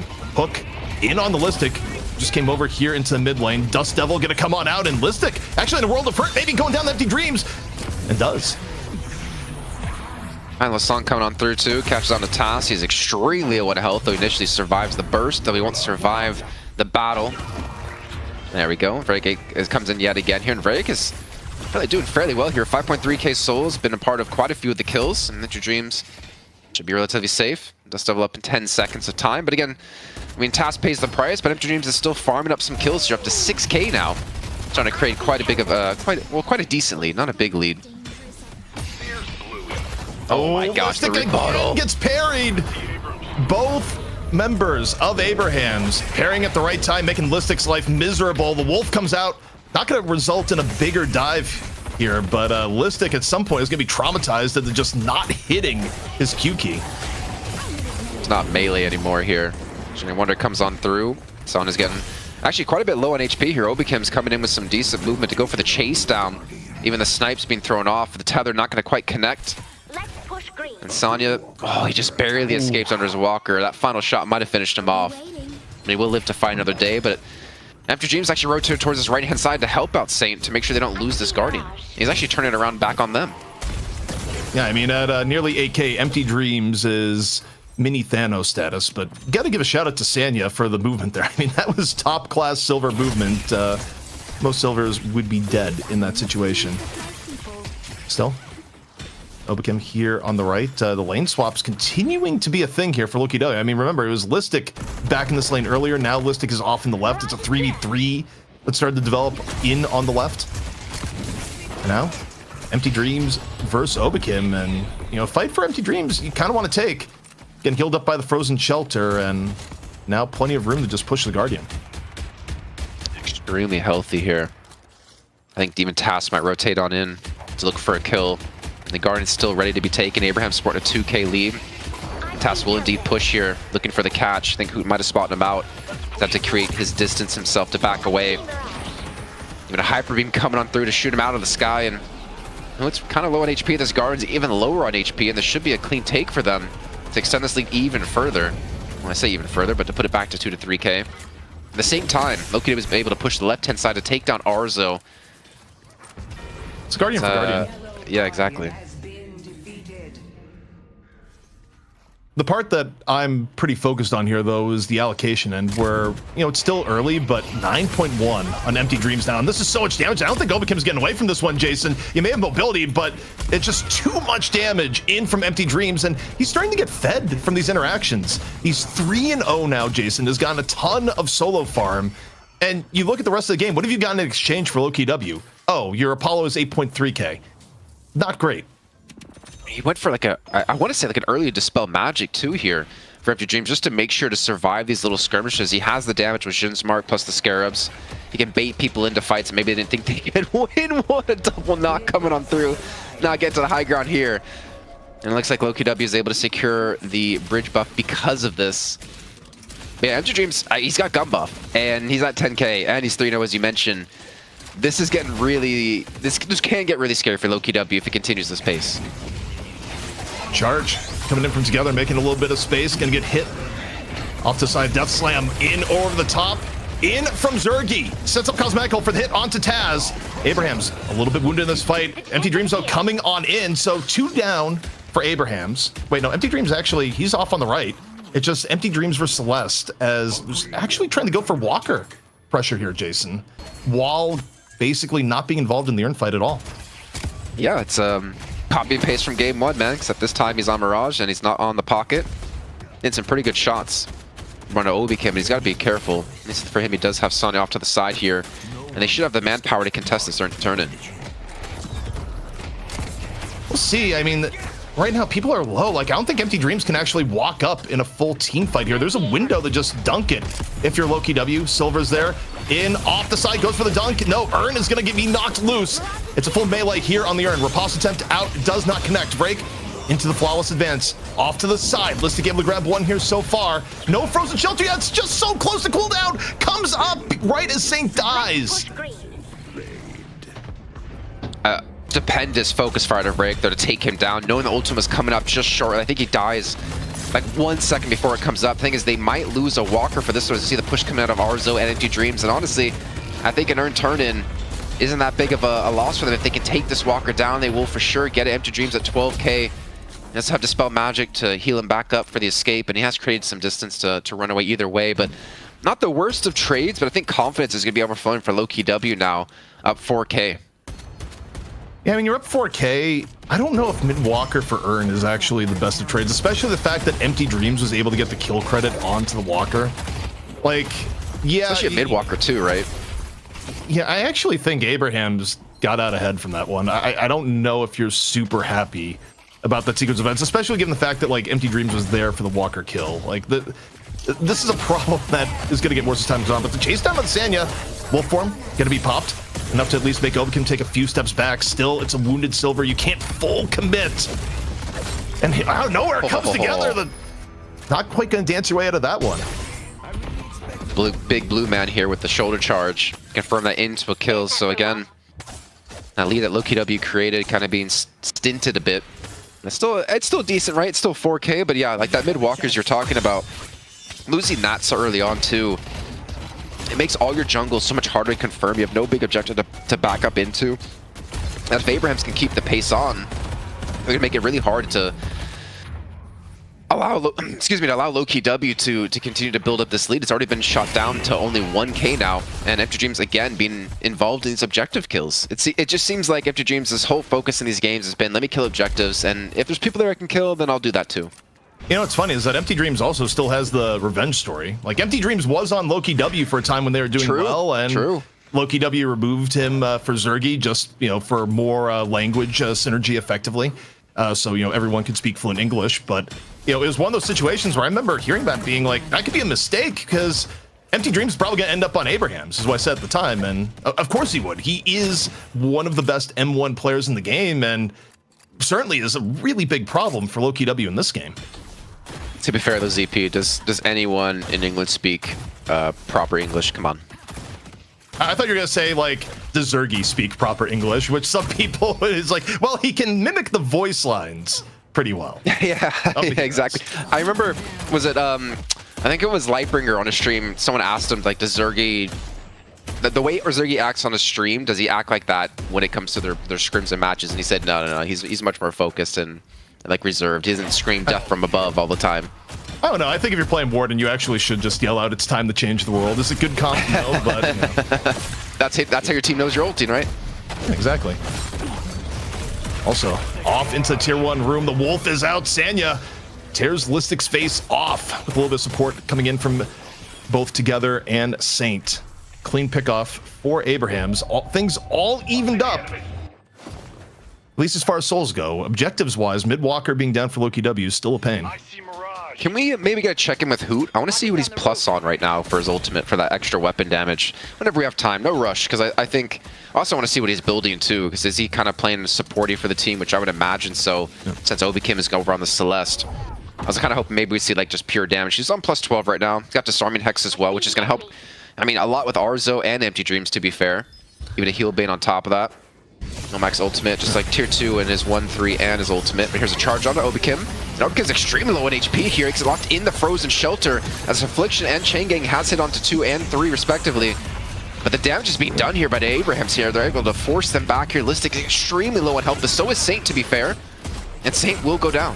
I mean, it's a 3-man Affliction, but it's still not entirely enough to turn the fight in Lowkey W's favor. Together, able to get away, same as Arzo.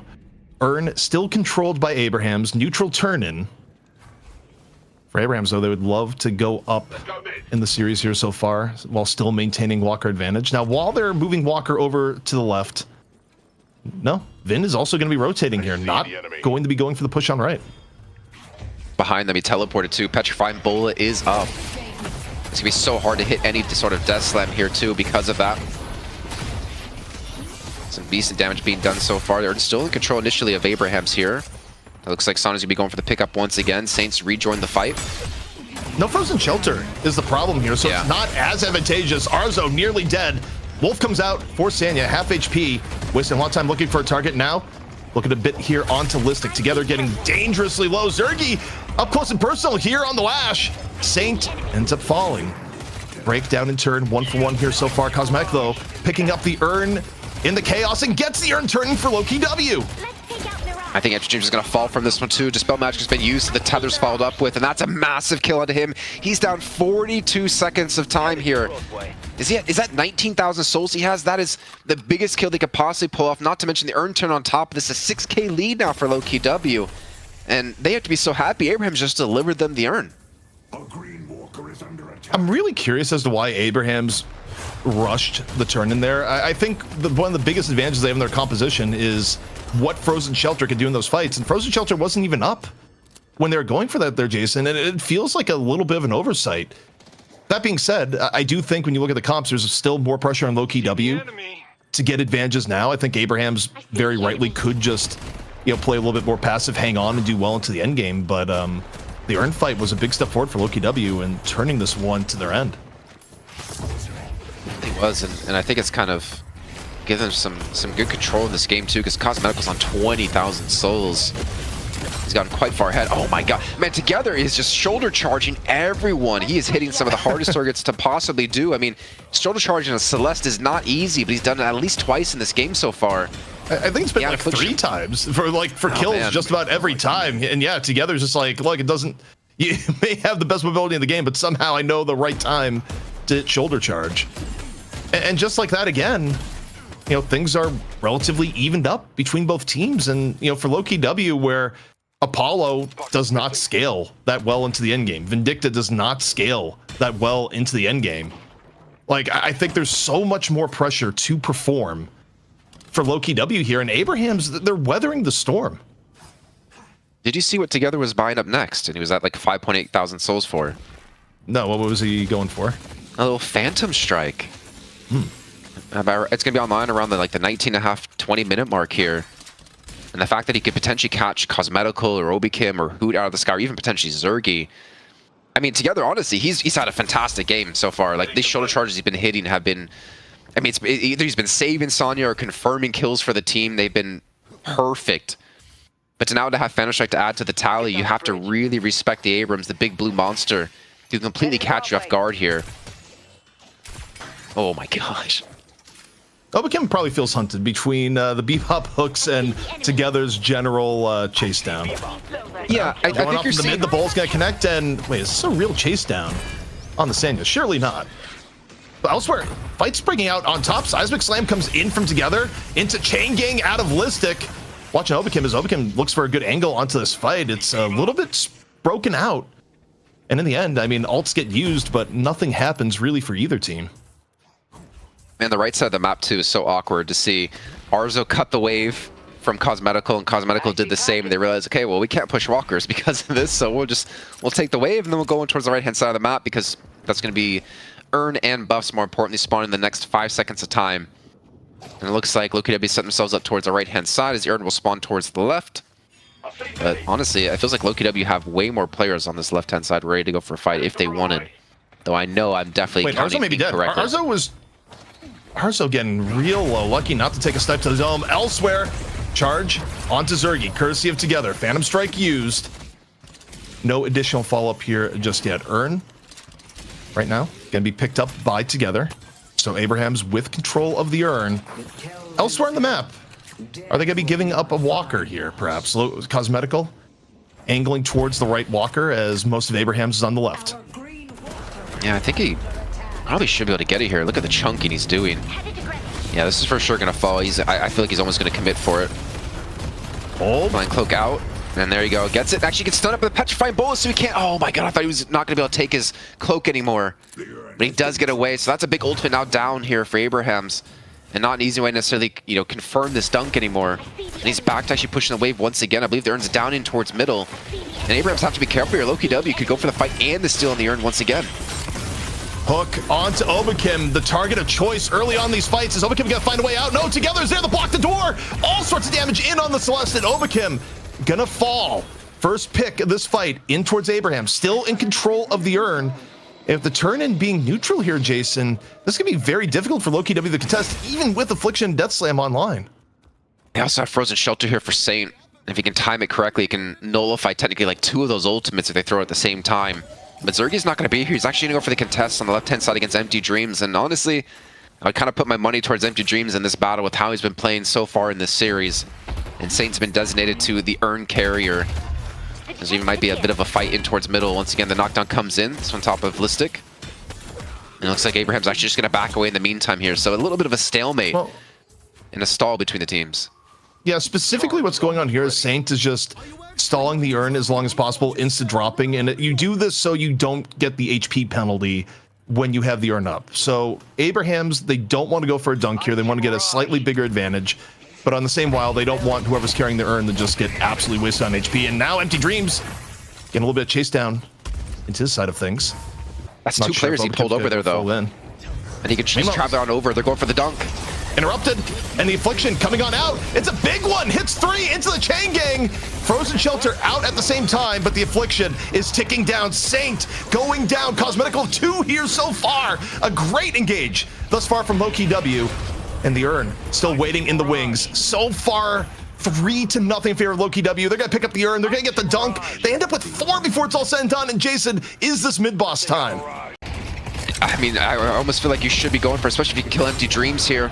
And he's going to fall once again. That's 5 kills and the urn turn-in. Was that fight not a 6-on-4 in favor of Abrahams? And they lose the fight, they lose the urn, and they're losing mid-boss. A massive play here out of Cosmetical and Listic in particular.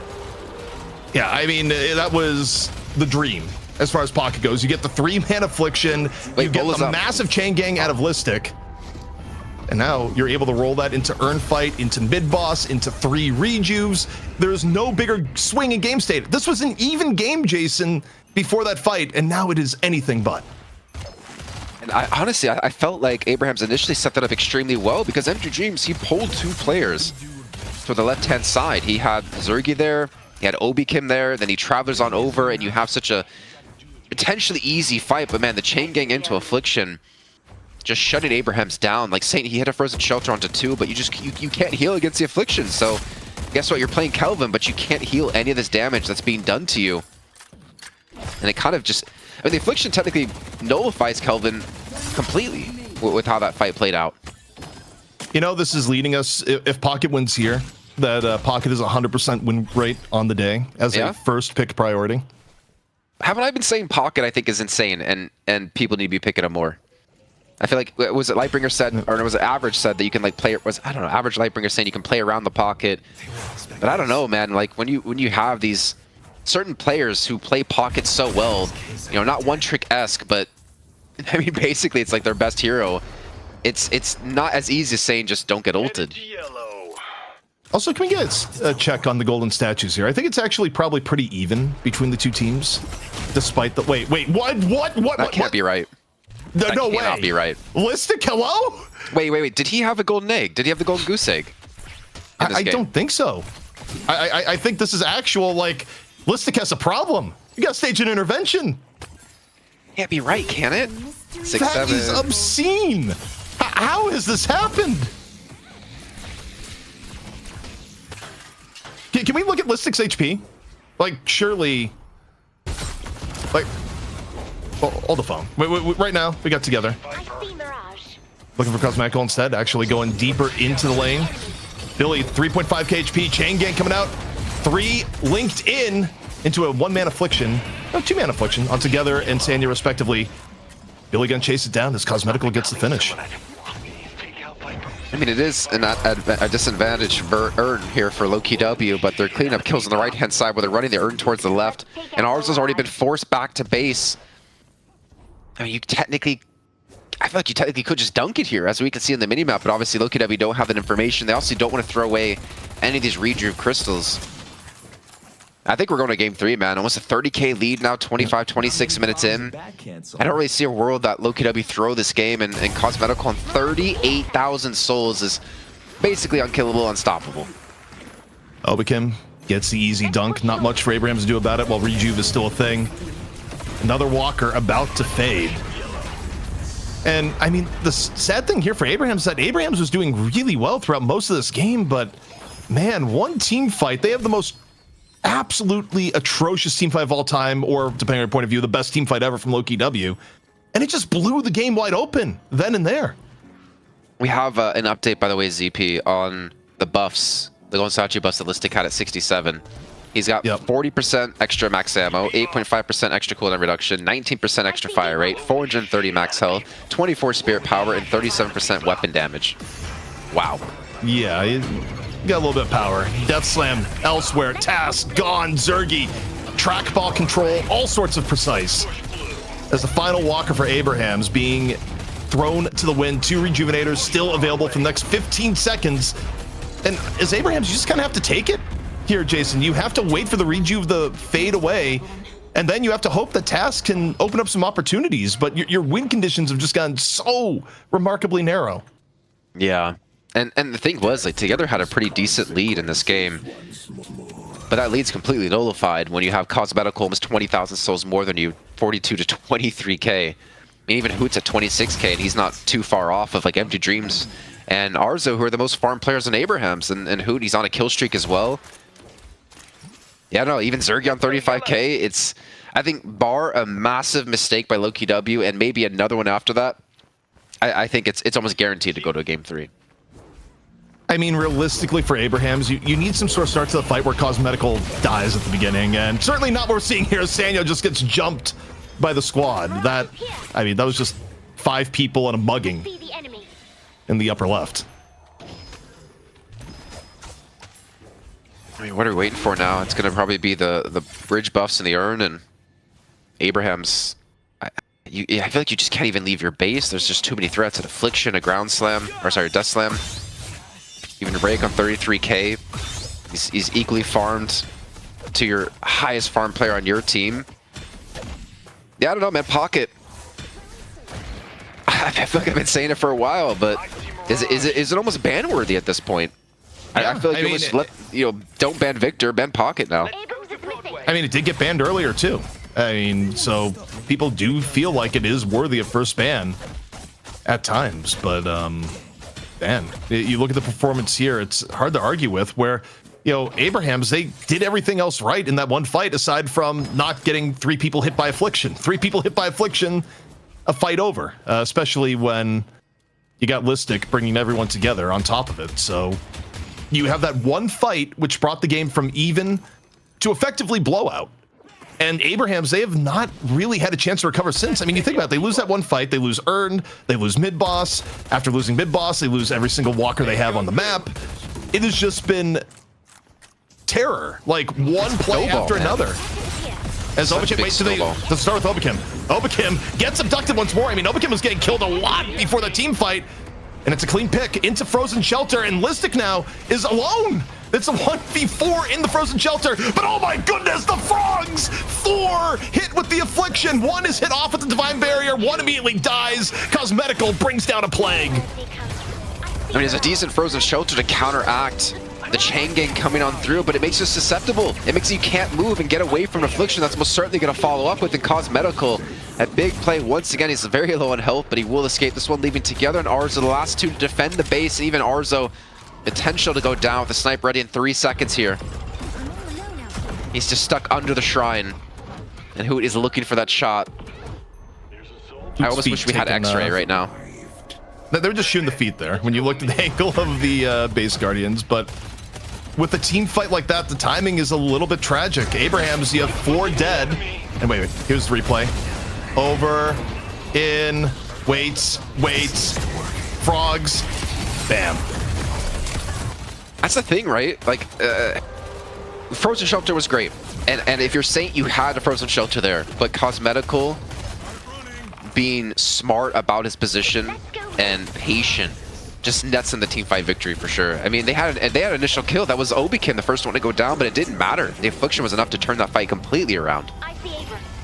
Rejuve contest still gonna be here. You got a Viper, you got an Abrams, and Together just gets parried instantly. Bola comes out, it's nowhere near enough. All 3 Rejuve crystals, the way of Lowkey W, and now the chase down squad on to Arzo and Together respectively. I see yellow. Yeah, I mean, this is just a waiting, the lobby for the next game. It's a waiting room here.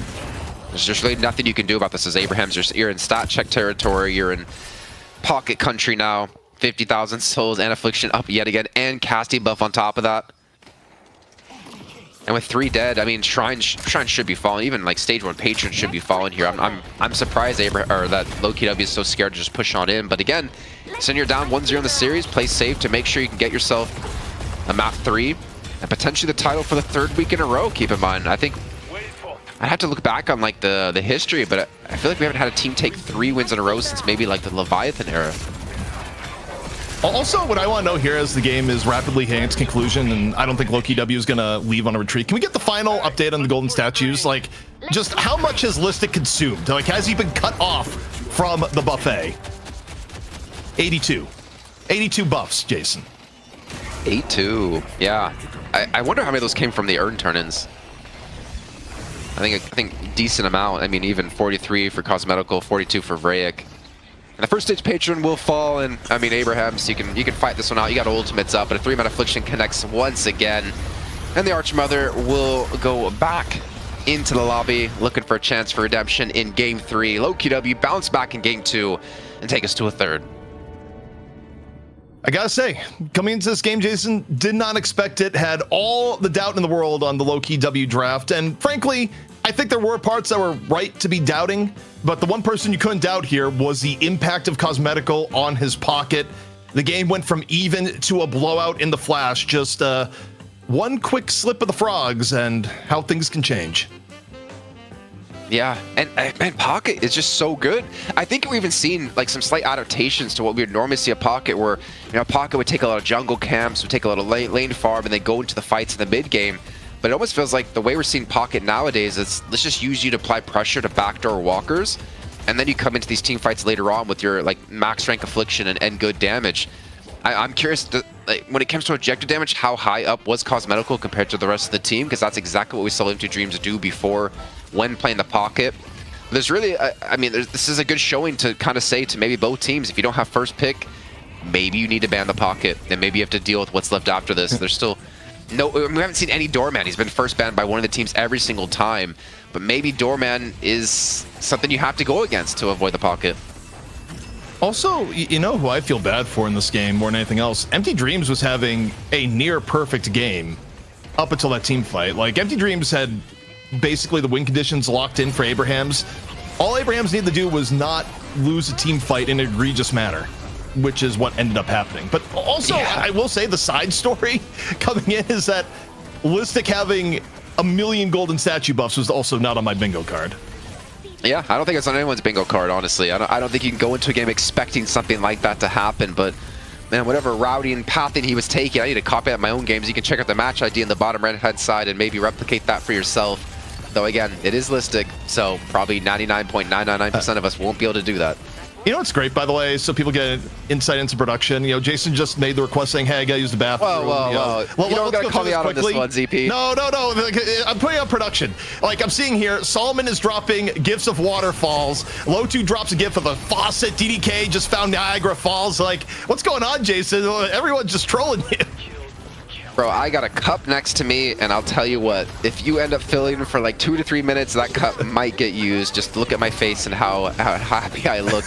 But, I mean, at least the game finished early enough that it did, because that toilet is a call-in. But still, I mean, jokes aside, to bounce back from that first game, that first game was a slaughter. That first game just did not feel close, and you can see Cosmetical, look at that, 21,000 objective damage being done. And that's kind of what we've been seeing out of all Pockets now. High objective damage, high player damage, and of course, high souls then because of that.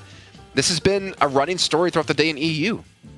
Well, I think part of it, too, is that you run Pocket in side lane like this because he's one of the harder heroes to chase down as far as it goes, where you could put him in solo lane and he can get out with his life. I think part of the reason why, for example, something like Venator is less favored nowadays is that Venator has about 0 ability to leave a lane if you're committing for it. It's way easier to take him down, whereas, people are having more value towards heroes that can actually, get away after pushing a side lane if the other team comes to punish. Yeah, and I like this. I think we talked about like the adaptations of Victor before, where it was mostly just like Spirit Victor, and you would farm to 40, 50,000 souls, then you would come out of the jungle and you would command the fights. But I honestly feel like we're even seeing Pocket being played different, just in terms of the meta, in terms of taking these walkers down and how high priority they are for you and your team, and then join into these fights. It's been kind of cool to see teams play heroes differently depending on what's needed out of them in those situations and how the meta's changed. All right, well, the series is evened up 1-1. Lowkey W making some adjustments and playing the Pocket Man. This is Deadlock Night Shift, the final map here in EU, coming at you right after this break.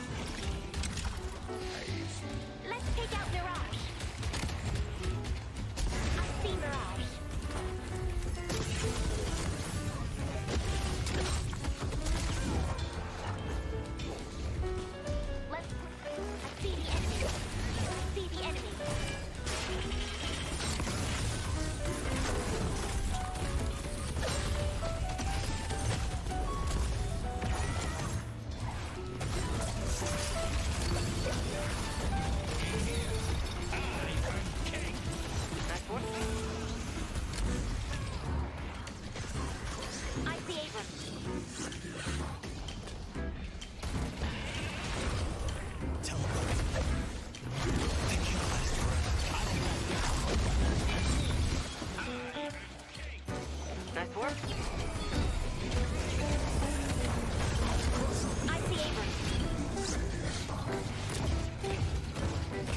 I see Mirage.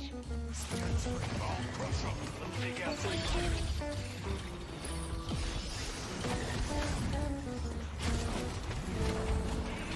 Let's push yellow.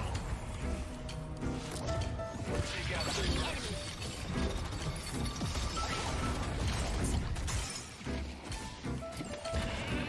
Let's push yellow. Take out Viper. I see Viper. Let's blow the shit. Blow the shit out of Viva. Let's push blue.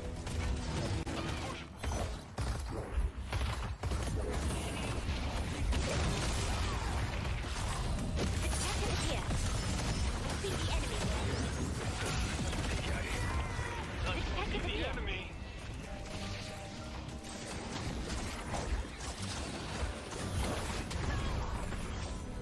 That was their best. Let's kill. Seems to work.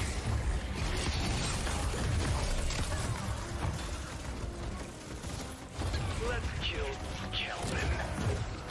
No mercy comes. I see Mirage. I see Mirage. Mirage is here. Mirage. Let's take out Abrams.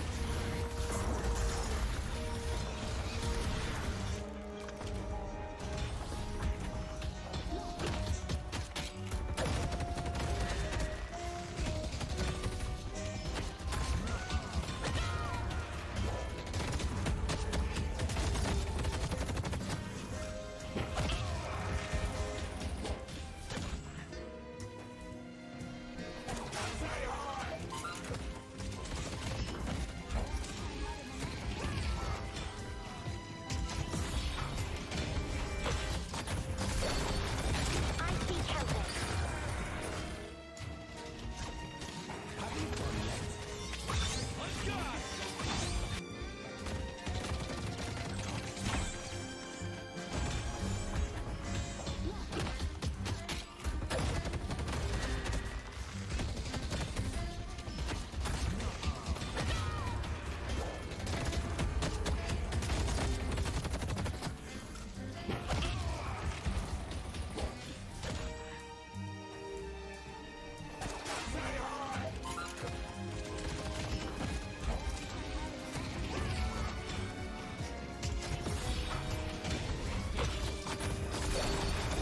I see Kelvin.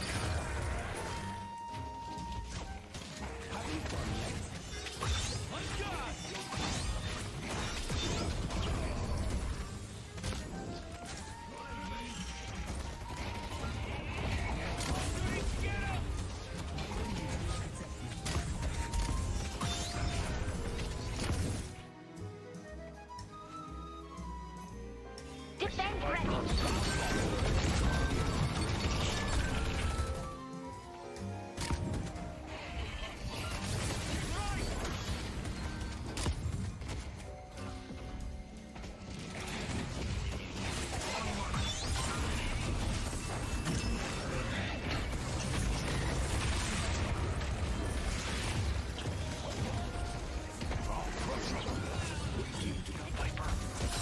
Mirage is here.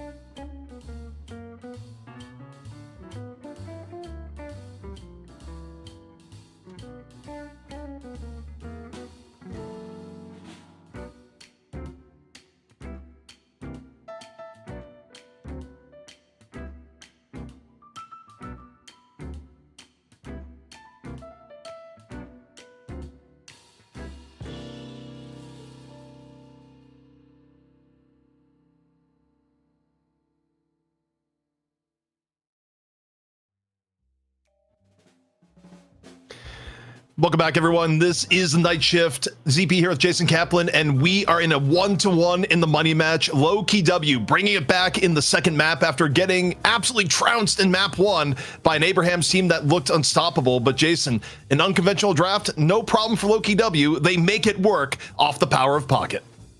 Yeah, and I mean, there's even Reddit posts popping up of like, is Pocket too strong? Honestly, I'm looking at it. I still feel like, and I was saying this during the break, that his max rank, or sorry, their max rank ultimate, the 0 healing when it's on you, I feel like that's too strong, and maybe that needs to be tweaked at some point, because it's the fact that you can't do anything is crazy, and all you really have to do to bring value necessarily is just hit an ultimate onto quite a few people. Obviously, Cosmetical and Victor James are doing much more than that, but man, Pocket is insane, and if I don't see him banned at the start of this match, we better see him first picked. So my devil's advocate here in the other direction is that Pocket was already on the board when Abraham's picked Kelvin. So you already knew you were picking a hero basically based around your healing and saying the terms of engagement with Frozen Shelter into the hero that brings down the no healing frog. So, Abraham's arguably maybe walked into that one from a draft perspective. Before you move on, let me follow up that actually with, haven't we seen a big drop off of divine barriers over the last months as being like a core item for a lot of heroes? Because we also don't see like Paige, who would naturally build into like a divine barrier. We don't see Kelvin too much, or even a Kelvin who builds into divine barrier. A little bit. I mean, I think they actually did build 1 or 2 divine barriers towards the end of the game. That last 4-man affliction, at least one of them did get purged off. But yeah, I mean, one of the other divine barrier carriers at times nowadays is Doorman, and you just don't get to play Doorman because he is banned out. He is one character that we have not seen at all today because he is getting banned no matter the situation. Everything else has been a little bit more variable, but we are waiting for the players to get a little bit deeper into the draft. Should be shortly that we'll get a view on things. I do think one way or another that it is probably likely Pocket is not played here. I think both teams are intelligent enough to kind of look at the theme of the day and be like, team against Pocket loses. I do wonder though if there's going to be a change up in where Victor is valued. For example, on the Lowkey W side, if we change up who's picking first and second, do they still ban or prioritize a first pick on Victor? maybe not, especially if Pocket is off the table. That's the part that I think is very interesting to see develop. I think if you're Abrahams, you want first pick, and then you can ban Victor, and then you either get Doorman or you get Pocket as your first pick. I think that has some real potential of something that they could do going into this game. I mean, yeah, you leave Bebop open, but being able to secure Pocket right off the bat for Empty Dreams or Doorman for your team, I think could be an easy factor, or one of the key factors, I should say, into going into winning this. And there we go. Abraham's going for first pick. So what I just said about banning Victor, I almost am certain that's what we're going to see happen. It's going to be a Victor ban followed up by a Doorman or Pocket ban, and then Abraham's getting the one that wasn't banned. See what the preference is going to be. Coming in from Abraham's, and yeah, they say we're not going to Pocket Town one more time. Cosmetical, you you're going to have to play something else. You could, but I don't think they want to pick it. I think, in their case, they don't want to neither first pick it, nor do they, want to play it against them. Now for Lowkey W, do they ban Bebop? Okay, this is smart because I don't think Abraham's was necessarily going to first pick Victor. I think they're still looking towards other things, but now I wonder if they feel pressured. Yeah, you have Doorman. Yeah, that's how I was surprised. There's a gonna snap pick Doorman. There's no question. I am honored to serve at your Okay, if I saw Victor there, I was just gonna be real confused and wonder what world did I wake up in. I mean, but the thing is, we've seen first pick Victors. Do you think we're gonna see Lowkey W go for a first pick Victor here, at least in their top two? You pay less of a penalty for it. I mean, you could go Victor Shiv in this instance, and it would be completely fine. So Victor's number one, and normally when you grab Victor like this, you give up other things in turn. No, you don't. No way do they. No, I don't. You don't pick Kelvin at this stage in the draft. No way. I really, that would, I mean, Abraham still may go for it, but I think if you grab something like a Shiv at the very least, okay, Silver. It's so interesting though, because for Abrahams, you can actually go and just Shiv Kelvin. You could, yeah. The good old 2-3 punch here, and would Shiv Kelvin play around the style that Doorman brings to the team, because it's going to be really similar to what we had with the Pockets of going for this backdooring. Okay. So if you didn't have enough quasi-global presence out of Doorman, having Mirage now on the team is gonna make that even stronger. And then of course with their third pick, maybe they're not looking to play Shiv, or maybe they're not looking to play Kelvin here. I think it's more the latter. I think probably Shiv, yeah. And Lowkey W, they probably banned Kelvin. They could play it in theory from this. Like, it actually wouldn't be a bad pick for Lowkey W if they wanted to play it. I don't see any world where they actually let it get through the mid-stage bans, however. Do we maybe see a Viper ban out of Abraham's? Because maybe they're baiting the Kelvin ban, and then they can ban Viper. I think the Viper ban is actually a pretty good shout for where Viper has been prioritized in the draft. For Lowkey W, I don't think they wanted the risk giving up an Apollo if they were the ban Kelvin. But yeah, for Abraham's... Wait. What? Okay.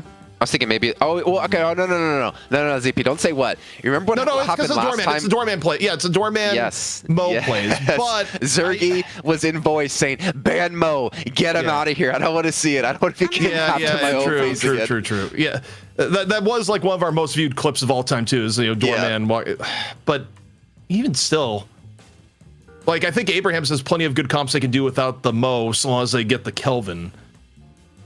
Now, Lowkey W, they have the opportunity to pick the Kelvin here before there, but they're going to go Lash instead. Well, here I am. I forgot about the Mo and Krill Doorman combo until Mo and Krill was banned, and I was like, oh yeah, how did I forget about that? Maybe I tried to erase it from my memory because poor Zergy just got abused in that game. But going into the pick here for Abrahams, I mean, Kelvin, it's still open. There's still the opportunity. I mean, you could go Viper Kelvin here. Yeah, I mean, they could save the... Well, they'll either get the Kelvin in the next pick here, or even arguably they could save it for last. I don't know. Lowkey W actually may take it if they don't grab it in their next pick. Like, I'm thinking about there, like, does Kelvin work for Lowkey W if they want to pick it? The answer is yes. But instead, Abrahams, they go with the GT. And the thing is, who played a lot of Kelvin? Yeah. I mean, who played a lot of Kelvin with Lowkey W when he rejoined the team from Abrahams? But we haven't seen it in quite a while, but I don't know if it's actually going to be a pick we see to come through. And with Mina being the second ban last game out of Abrahams, it looks like Zergy will be playing her. Yeah, and I mean the Mina is clearly for Cosmetical because Cosmetical's hero pool. True. You know, they went to Pocket, which was his first pick, GT, which he picked otherwise, and then down the Mina, where Cosmetical's still a really good Mina and has looked good on the hero. They're gonna round out with Haze for Obakin. Yeah, I forgot about Cosmetical and Mina. So it's going to be Zerg and Lash once again. All right. Actually, I'm curious about Silver and Victor. Is that going to be a Hoot Silver? No Saint hero yet. So is it Kelvin? No, it's Billy. Is it going to be Doorman by Saint? It could be. Yeah, I mean, maybe Saint's playing Doorman, and that would explain a lot hero pool wise. We haven't had a lot of Doorman data in the last few weeks because no one's been allowed to play it. It's been permabanned. Yeah. I mean, I think Abraham's is one of the reasons why we saw it being permabanned for sure after what happened in that matchup. But here we go. Okay, so Billy being taken away. So Grey Talon has a lot of freedom with a Billy in the front line, especially with Chen getting paired up with. But like overall, look at the comp. You know, honestly, I look at this composition of both teams, and in my head, you could swap the team names, and it actually would make more sense to me than what we see it currently played out. Because Abraham seems to be running a comp that I would expect Lowkey W to be running, and vice versa. I'm trying to think who I favor here. I mean, honestly, even in early game power, this is. I mean, Doorman Mirage is a monster lane. Arguably, you know, you could make the argument for like most monstrous early game lane in the game. You still have Shiv. You got Viper. I mean, everything that Abrahams has is like either really good early or above average. But same for Lowkey W. I mean, Lowkey W, Victor arguably not as much in lane, but you know, Mina, Lash, Apollo, Silver. I think it's a slight advantage for Abrahams in the lane phase, but both teams have a lot of options here, Jason. Yeah, I don't know who I favor either. I mean, Abrahams have so much damage. I think that's one thing that really stands out in my eyes, but that's also one thing I talked about with Lowkey W in game one, is that they had a ton of damage, and Abrahams is more lacking. But even Lowkey W with like Silver, Mina, Haze, I would even say Lash, like they still have some decent damage. They have still the threat of that Death Slam coming on through, though I still don't necessarily expect to see the Wall Breaker Victor come out that we've been talking about for what feels like weeks, though we haven't really seen it, at least on the EU side. Thing is, I think Lowkey W play the like heavy DPS, low survivability comps better than Abraham's. So I want to favor Lowkey W looking outside of just the heroes being picked in particular. But I honestly couldn't tell you who's going to win this game. Well, one thing that's always kind of an interesting debate is when a hero is permabanned, like over and over and over again, you actually get way less practice playing around the hero and playing the hero in games because eventually, you know, for Abrahams, they've probably only played Doorman, you know, a handful of times over the last few weeks when he's been top meta. So there is a little bit of a penalty towards, okay, have you played with this hero in recent times as far as execution goes and thereabouts. I don't think it's big enough to make a massive difference on the game, but, you know, if you're looking at being like, okay, Abraham's going to run away with it, they got Doorman, you know, there is a little bit of a wrinkle to be had. Yeah, I mean, we're also seeing, I think it's got to be a TAS Doorman if I remember right, but I don't know who Saint's playing this comp. I want to assume Grey Talon? Empty Dreams on Mirage? Thing is, I'm torn between like Shiv and Billy, because I don't know who's going to be on who necessarily, because Together plays both of them for the team. If you go far enough back in the past, like Doorman used to be the TAS pick. Like when Abrahams was trying to mix it in when Doorman wasn't being played a lot, it was always TAS on Doorman. But, and there have been times where like Saint has played frontliners, like we've seen Saint on Abrams in the past, we've seen Saint on Mo and Krill a lot.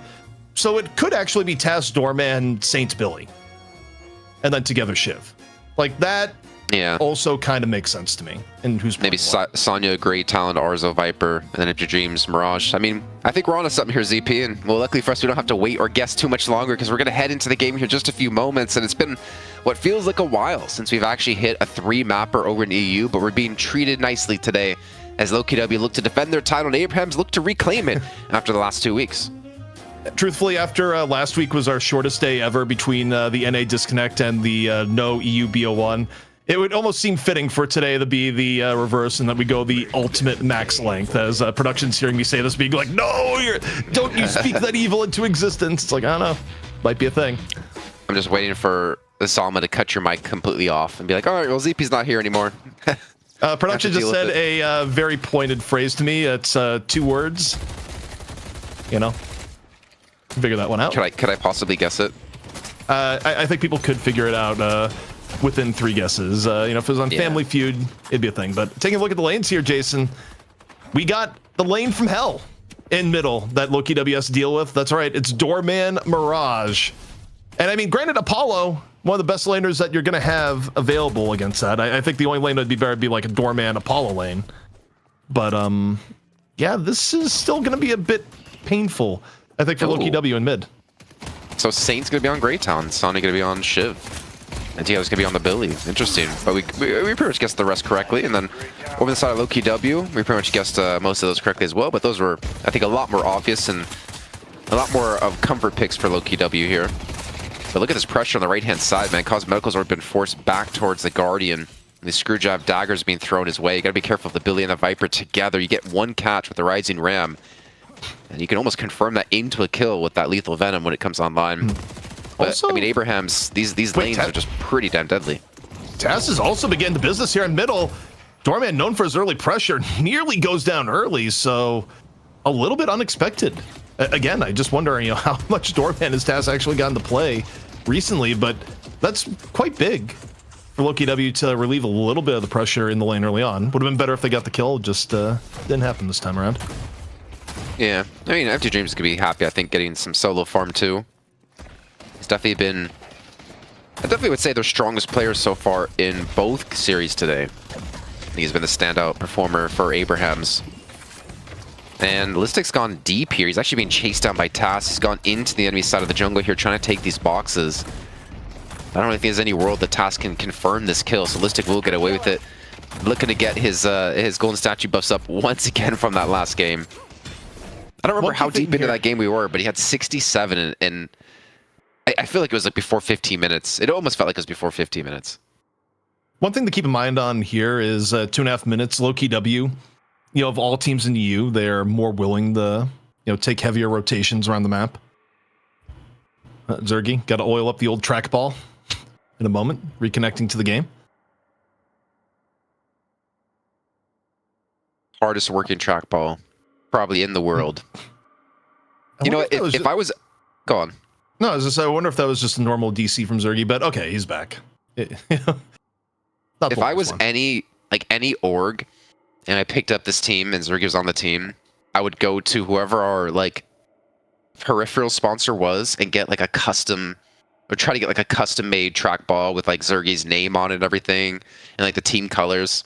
But obviously work with Zergy to make sure it's something he would use, because I think he's talked about on a stream using like gaming trackball mice before, but he doesn't like it. He likes like the office, if I remember correctly, trackballs. You know, this is pure speculation with nothing confirmed, but you know, as we look at Hoot there, wouldn't it be cool to have a silver skin someday night shift wise, you know? Something to consider, Jason. Nah. None? I think we need a Doorman skin. Actually, Doorman skin could be pretty good too, now that I think about it. Yeah, I think Silver's been one of our most consistently picked heroes across every week in the night shift since she's been out, honestly. I can't remember a time when she just wasn't picked. You know, we get a silver skin made and then she just drops out of the meta. It would be our fault. Like, realistically. I mean, it'd be kind of whoever decided to get that skin made's fault, right? Because you kind of wished it in fruition. Exactly. I fought better town Bronx. Also, the pressure being put down here on the left lane, pretty significant. Lowkey W. Meanwhile, Listic, It's also the one lane that they're actually being aggressive on and kind of have control. And I feel like middle, even though we did see Tasco back early on, it's been mostly them shoved up against their own guard, as you can tell by the HP. Same on the right-hand side, they've been really shoved back towards the Guardian. So I think for Lowkey W, doing well on your weakest lane is actually a godsend. also for Lowkey W, just hanging on in middle. You know, a lot of Doorman's power right now comes from what he's able to do into the early, into mid game, but oftentimes when he was being allowed into the game, his lane was just straight up winning. This time around, Tass being kept in check. I mean, I think it does help when you go out of your way to make Apollo the lane matchup on the other side. Look at the dive, though, coming in from Empty Dreams. Senses a little bit of weakness here out of Victor. Listic, low HP, the chase down continuing. Just a little bit more for Empty Dreams. However, Listic gets... was going to his walker. No. Does he live? It's at death's door, and Empty Dreams just barely gets it. I thought he was free, Jason. A read on the movement. Billy's also going to be here. Sotelo's going to help him escape from this one. But to expect him to go that direction, man, what a phenomenal read out of Empty Dreams, man. MVP for sure in my eyes. And I think we saw what kind of happened earlier on in the game. That Task got run down. He's going to die here by Vraic. And while he was being run down, Empty Dreams did the same thing to Listic. So they kind of like would trade 1-for-1. Not necessarily in kills, but in terms of like who they're attacking. But in the end, it's still a 1-for-1 trade here. And that was, man, Empty Dreams, that was sick. Taz hasn't been getting many tips as a doorman. You look at the sole difference between Taz and Empty Dreams now. I mean, it's good for Abrahams that Empty Dreams is fed, but that's also, you know, service industry just not getting tipped the way they used to, Jason. Oh, he actually went for that jump. That's wild. I think that's probably because he's being paid a livable wage over in EU and doesn't have to rely on tips to survive. As we just see a big burger box over towards this first buff. That's a survival buff being taken by Together, and the chase is still happening. Cosmetical coming on through to looking to shut down Empty Dreams, and the rate connects, but he can't quite get the last shot off that he needed. And Empty Dreams will survive with his life for now, but Obikim comes in, and honestly, I think this is where Hayes is getting scary, man. Obikim on 2 kills. And some of the success we've seen out of Lowkey W in the last 2 weeks is when Obikim gets that Haze, and he's able to go like 7-0 in the early to mid game to apply that pressure in the jungle. Well, you may have just cursed Obikim just a bit. Wait, the bolt dance is still going, and no, not enough. Gets a bigger chunk out of Arzo than he may have liked, but still had enough of an HP lead there at the beginning. But yeah, I mean, it'd be better for Obikim, Haze-wise, if Lowkey W was marginally close. I mean, the problem is that Haze is still, like, best into the mid-game, but if you're down, like, 15k into the mid-game, you're not going to extract much value off the Haze, and that's the game state. Yeah, and it's obviously about like the team playing around you and you trying to come up with opportunities to help your team succeed. I think punishing anyone on rotations, ganking quite often is definitely helpful. The thing is, it means he's also leaving Cosmetical alone at the Guardian. So that does give the way for Abrahams to actually take an early Guardian if they can get the catch on a Cosmetical. Obviously lacking a little bit of CC when it comes to taking him down. For now. On the left lane, Lowkey W nearly getting the Guardian. Not going to happen this time around. Off on the right, Together, still a survival buff. Dancing to and fro with both Mina and Haze.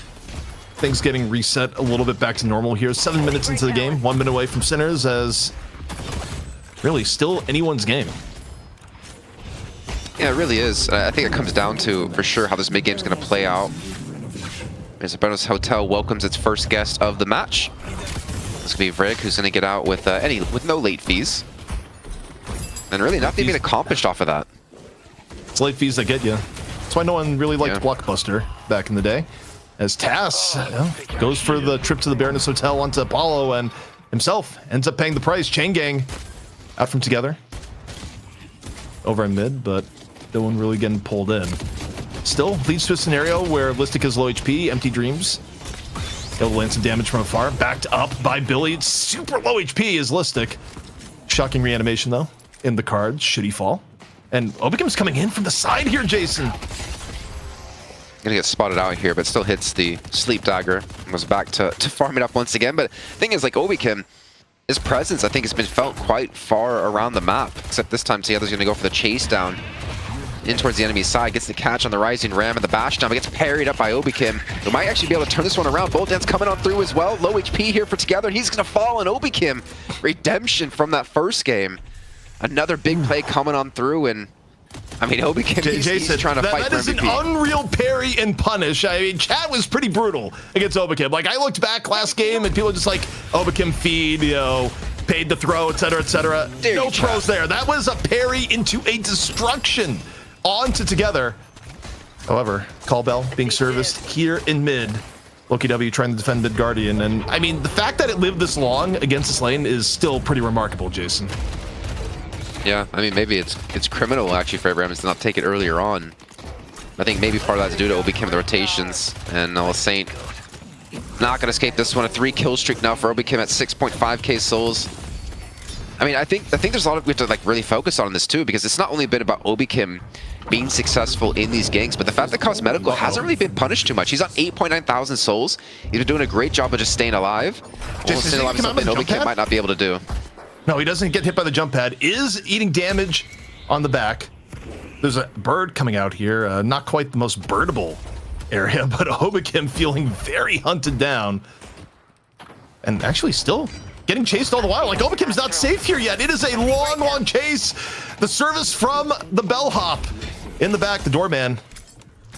Ready and waiting to go. And I think just barely Obikim's going to get away with his life, but that was scary. Close. Very close. But as I was saying before, like, Cosmetical, 9.4k souls.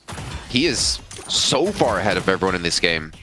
And I think the fact that he's been playing safe and hasn't been punished too heavily with Obikim not really in the lane too often, I think is a testament to Cosmetical and also the way the team is playing around him. I mean, when he gets up to 10k souls, who can really contest him? He's 2k ahead of the strongest person on Abraham's side. The lead that he has right now is the lead that Lowkey W basically has right now is pretty much off of him farming. Yeah, and I mean, look, you think about, you know, threats in the game. Amina that is ahead of the game gets very, very scary. Abraham's though, full setup over the urn. Spirit Snare providing extra cover. Together going to pick it up without too much worry. Question is, what do they give up in turn? Flawless advance here. Meanwhile, the Taz struggles a little bit. The doors can't get inside. And Vrake with the punish. Doorman not looking necessarily. First pick, first ban stats here is Obikim once again. It's the Obikim chase down cam. Here we are once more. This time around, though, doesn't look like there'll be a grand escape. The lethal venom hits its mark. Now, and while that was happening, the pressure they applied, it allowed the urn to get across the map and potentially for a turn in. Cosmetical comes in with a great melee to dislodge it. Knocks Nostra on top of this to go for the silence to maybe have this backup. As an Owl's coming in as well on top of this. It's going to connected onto 3 people. A big opener out of Saint, but this needs to be together to help turn this into a kill. He gets a tiny Losant into his death. Braid comes in with the kill, and Lowkey W are on the fight. Urn being picked up by Listic. And immediately being dispatched, Sanya there, and that was a pretty big old bag that just dropped in the interim. Urn still available. Flawless advance in here from Vrake, ignoring it, looking for damage. Multiple pierced. Low is Arzo.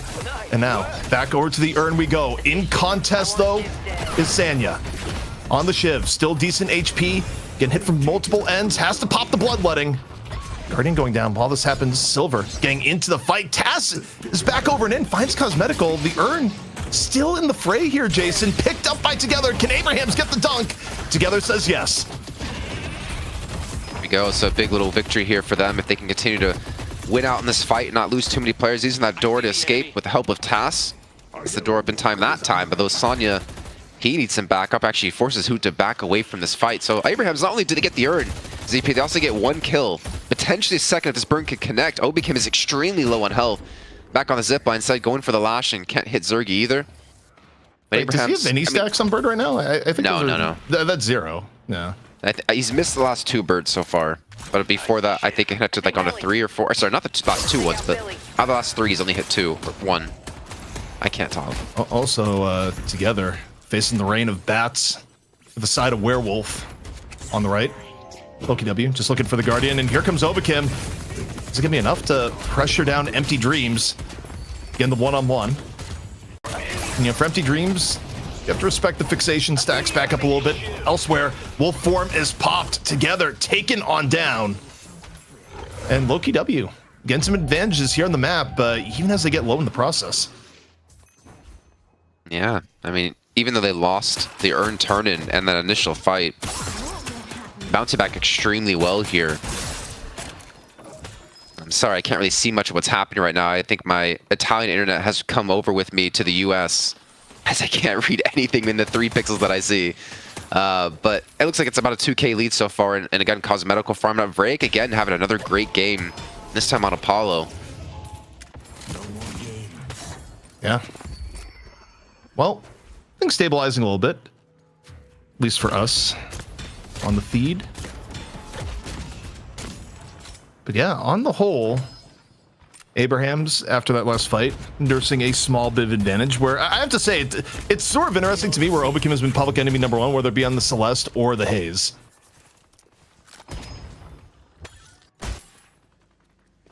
Yeah, it's been actually, I think, quite an interesting series for him, because I don't think we've seen him on Celeste ever to bring it out in the series. I mean, they did obviously lose that. Actually, they did win that game in match 2. I wouldn't say necessarily because of him. But we're about a minute away from the next buffs, and more importantly, the next urn as well. Spawn on the right-hand side. As you can see, Abraham's getting the initial control, looking for a Guardian push. And if you're Zergy, I would say you want to get out of here. You have the backup out of Obikim, but there's just so many players here. Destim's also ready to go too. There's going to be the Bolt Dance coming on through. And the response to that Lowkey W is to keep them back on the right-hand side where they push left. And I don't know if Arzo can survive this. This should be a Walker actually being given up out of Abraham's, I would imagine. Lowkey W would love to get left Walker. Left to defending it right now. It's still just Empty Dreams, where even if Empty Dreams lives, the Walker certainly will not. The 1-on-3, there's only so much you can do at that point. So first Walker of the game going over towards Lowkey W. 10 seconds left till next buff, and okay, off the jump pad, Hoot taking a dive. See if there's extra fall through there. It doesn't really look like it's still a long ways away. Are both Mirage and Doorman, has 15 minutes hit. Survival buff goes to Hoot. That's one way to restore some of the HP you just lost from the jump pad. Yeah, he's gonna be happy about that too, considering Urn will be in play now. No need to go back towards base. Cosmetical's not able to keep this Garn alive, but again, I wouldn't expect it too much when you're up against Empty Dreams on this one-on-one. He's got the sup stem already picked up. I was wondering if we might see like an early E shift out of Cosmetical like we've been seeing out of some Minas as of late. I mean, it would help quite a bit considering Arzo has like kill potential against you with that Lethal Venom if you don't have your Sanguine Retreat up. Elsewhere, Chain Gang comes in, pulls in Hoot. Pressure on the Hoot, survival buff for Note, and Arzo getting damage to turn to Tani Losan out at the same time. Hits on the Taz, Bullet Dance. Coming out from Obikim a little bit later into the fight. Shocking reanimation, procced, Listic, a second lease on life. Lycan Curse on the outskirts. Enough to take down together. Lowkey W up 1 when the dust settles. As in fact, going through the door. A little bit of extra pressure here on the Taz, with Taz actually not afraid to take the fight. Silver, lower HP, goes through the door one more time. It feels like Lowkey W have been building a slow but steady lead now. I mean, they're up 7k with the Urn. A dunk here would put them up to about 11, 12k. And Abrahams really aren't in positions, as we can see across the map, to really contest this. I think it's pretty much just Empty Dreams trying to buy time. I mean, it's going to be Sonderstrip on the right-hand side. He's going to be committing to some Farmer Zergy. He's going to teleport over to the left. I think Abrahams are going to be looking for the turn in here in just a few moments. Well, the interesting thing is that it's so scary. Off the Spirit Snare and the quick drive-by of Empty Dreams, they bought a little bit of time. Apollo, though, going for the dunk, has to get through the goalie, which is Together. Together says, no way. Billy acting as the protection. Over the top, though, the Nox Nostra in from Cosmetical, deals with the GOAT. Parry over, actually riposte. You're looking for Frake, taking the battle the other way. Cosmetical able to finish off Arzo. 2 down here for Abraham so far. Urn getting picked up in the fray by Vrake. Going over. Does he get through? He does. The Urn turned in for Lowkey W. Door, not enough. Our green walker is under attack. Did he like... Tass like jumped over Vrake. I think he thought Vrake was going to jump to try to go for the light melee, and he just ran under him like a hurdle. And they get the dunk, man. 10k lead now, 17.5 minutes in. Thing is, they're going to lose a walk on the right-hand side. Empty Dreams doing exactly what he did pretty much this entire series and the last. So he does equalize things when it comes to walkers, even though they did lose the Urn turn-in, and keeps that lead. I mean, still around 7k, so really not much of a gain here. Lowkey W. I mean, the one upside, of course, is when you talk about trades, there's a theory that, you know, you'd rather be on the Urn side of it because the Walker, you can get those tools later on, whereas the Urn, it's gone forever. And I will say, the fact that Empty Dreams is able to get it is also pretty beneficial. Like, anytime you get a Solar Walker kill on your M1, you know, it carries higher value than getting it under other circumstances where, you know, while we're talking about this, Sanya getting incredibly low on the map, but all in all, I mean, still a winnable game for Abrahams, though down 8k. Oh my lord! Did Obikim just Warpstone over the Petrifying Bola? Give me a replay of that, please, production, when you can. Oh my god, that was insane. And a slow-mo on top of that. That was a thing of beauty if that's exactly how it played out. He predicted that and guarantees the kill because of it. Yeah, I mean, that's the type of thing as a Viper where you're not happy. Like, you respect, but you're not happy over the general situation of how that transpired. But free pick for Lowkey W. 1 minute till next set of urns and buffs. And, you know, for Lowkey W, protect the 10k lead and You know, really, you're one fight away from breaking this open. This was around the timing, Jason, where last map, Lowkey W got a major fight that Abrahams could not recover from. But, you know, circumstances a little bit different. No pocket this game. Yeah. I mean, you're right, though. That's where the snowball really kicked in for Lowkey W in the last game. And Abrahams, they do have Doorman. They do have the ability to kind of play with Lowkey W around these urns. But man, like I'm a little bit scared. Vrake at 20k, Cosmetical at 22. Oh, the ambush. He's just waiting for someone to gamble. And that's someone, maybe Arzo, where while we're looking at the setup here, can we look at the golden statue buffs? And the potential execution of Arzo. Wait, Arzo decides, nope, I don't want to gamble. The world is unsafe. Take out the doorman. Oh, too sad to hear that. Wait, Vrake taking a quick stroll into the Baroness. The welcoming committee is coming out. Okay, Taz just falls on the outside. And here we go. Chain Gang coming on out, pulls in 2. Abrahams, though, down 1 at the start of the fight. This is the fight they really want to be in together. Stunned on the ground. I think they've got parried or hyperline. Either way, the punish is there. 2 free kills here from Lowkey W, who lets the beast out. A little bit lacking in targets here, but now off these pickoffs as Lowkey W look for something more, Jason. Yeah, the stun you saw there was an owl out of Saint. And Saint's actually been hitting some pretty big owls. I wanted to bring that up in particular because he hit before this one over towards the urn. He hit like a 4-man ultimate, but the way he's playing... Oh, here we go. Here's the replay. Oh my gosh, man. That is so sick. Can I get that in slow-mo as well if we have the time? Throwing ball. Oh my gosh. Little individual plays like that, man, really what separates you from like good to being the best. And Obicam has definitely proven to be one of the best on Haze. Also, thank you, production. A bit brutal is what that was, but Urn in control from Lowkey W. Or again on the sub. I'm curious if Listic has just feasted the same way he did last game. Yeah, like it makes let's sense. take a look when we got time. That'll be funny to see if he's back up to 67 golden statue buffs yet again. But this Urn, man, I think this will be the determining factor of how this game plays out. 12k lead for Lowkey W with the Urn in hand. The Owl's going to come in and I thought actually be used to dislodge the Urn, but instead it's going to be a fight breaking out right in front of Listic's eyes. And he says, you know what, I'm going to go for the turn-in instead. There's no one there to contest this one. This is going to be a free dunk now for Lowkey W, but it's all about the fight that breaks out after. Obicam also took down together, ends up getting punished after, but it's a 1-for-1 where you get Urn, you take those trades all day long. Now Abrahams, can they get something out of the chaos after?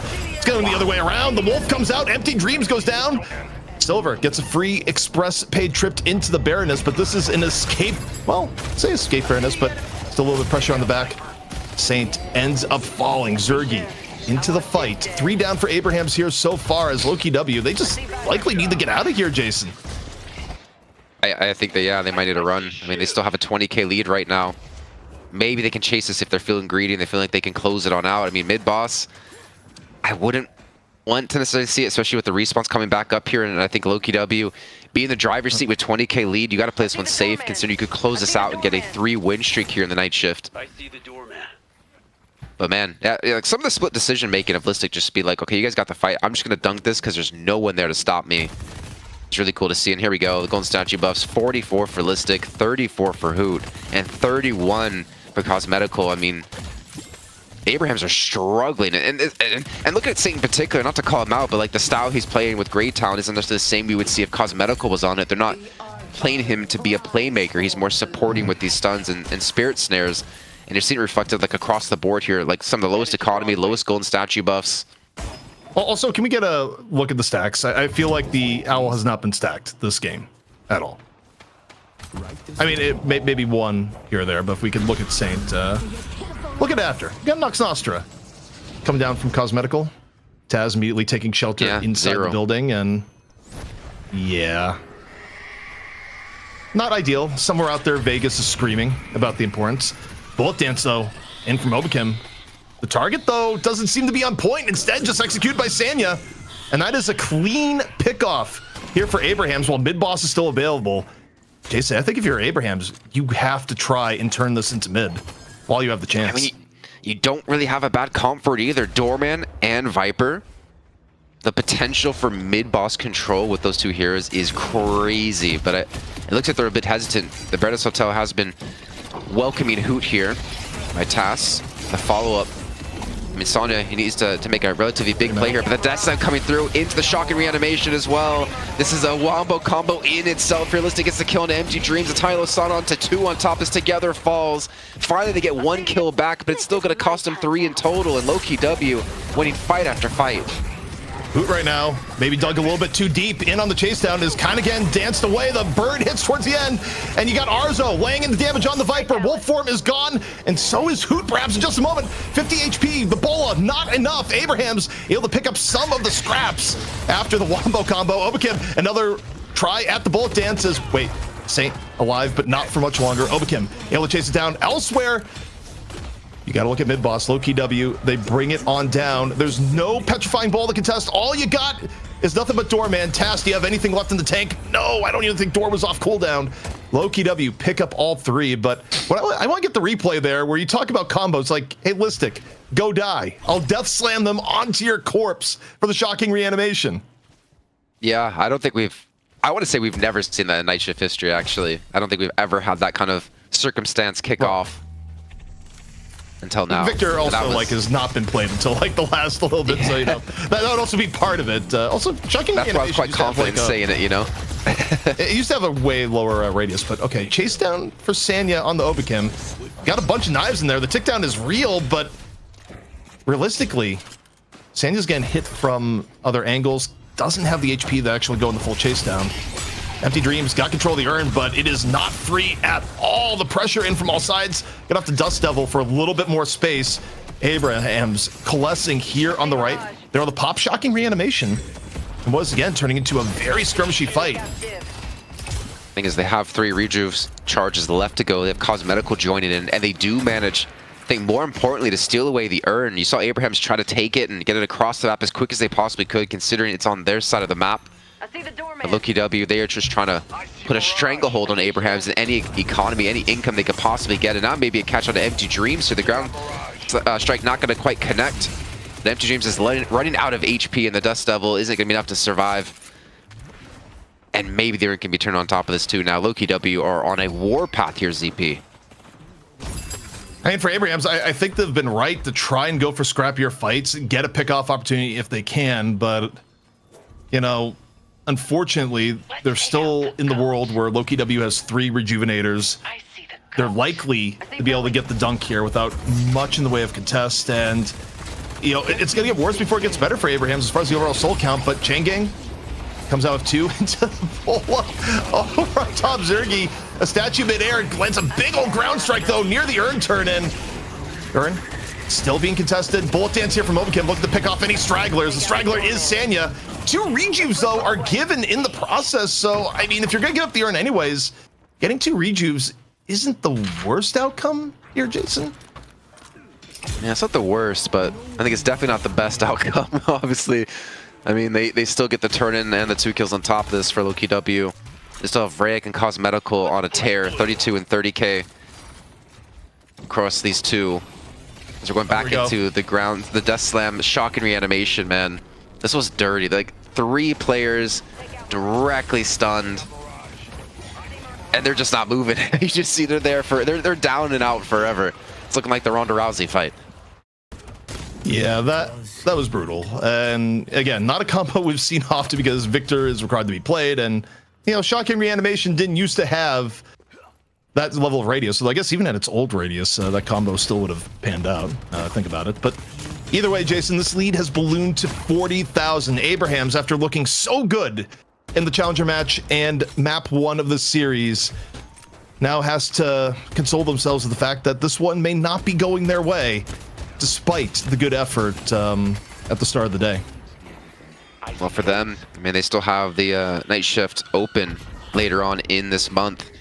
What was that? He just has a little bit of a warm-up when it comes to the qualifiers on the 29th, because they have a chance to qualify into the main event. Yeah, that looked a little bit weird. Great Talent's having some funky things today. Why does my owl have X-ray vision on top of it? The truly ethereal spirit owl. But yeah, I mean, for Abraham, ghost owl. You know, losing here is tough, but you know, they certainly are going to be trying their luck at NA, both this weekend in DSI and the next in the Night Shift Open. That's right. They got a lot of action these next 2 weeks for them. It's the most Deadlock I think we've ever had in a single month, now that I think about it, for like official tournaments and play. I don't think we've ever had like 3 large tournaments on top of the weeklies altogether. But Cosmetical over the doubles, drops Nox Nostra, as we see Sanya just getting whittled away. Empty Dreams Arzo dead on the outskirts. The welcoming party, yeah, you dropped the metal skin, but Listic, he's getting right back up. Shocking reanimation, nearly clips on the Sanya, who actually may have found the escape. Can't say the rest for the rest of the team, however. Wait, what? He's stuck. He just unstuck himself Yeah, under the staircase that was a somehow. tiny low staircase. I didn't know it was a Tiny Lasan had X-ray vision and ethereal as well, able to go through staircases. But with 4 kills coming through, Lowkey W are finally able to push the base here out of Abraham's and also push a Walker at the same time. Actually, not much you can do about this. You're down 47, almost 50k souls. Let's push green. It just it feels like a matter of time here, and Lowkey W going to be retaining their title once again here. The night shift bar, any massive mistake.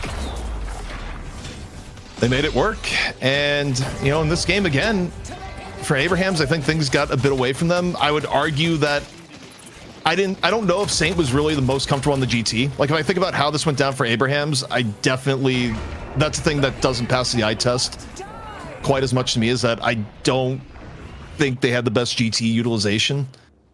But for Lowkey W too, they were able to get a lot of comfort picks, like you had mentioned, Jason, but it's absolutely true. You still get Cosmetical on Mina, you get Listic on the Victor.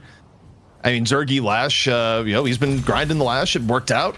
Hoot on Silver, Obakim Hayes. I mean, these are all heroes that these people have played for a very long period of time. I mean, it was a comfortable composition for Lowkey W. You know, whereas for Abraham's, I don't know if that was necessarily the case for some of their players. Yeah, I think, I mean, no offense to Saint, but he definitely doesn't look as comfortable on Grayton than he does like Kelvin or any of these. I mean, even Abrams, for instance, or even like Vindicta. It seems to be like a decision they made without necessarily planning ahead of it. I'm not saying he can't play it, but to the level they need him to, like you would see. And I don't know, I'm not really expecting to see a supporty Grayton, because that's really all Saint plays, is these kind of supporty-esque heroes.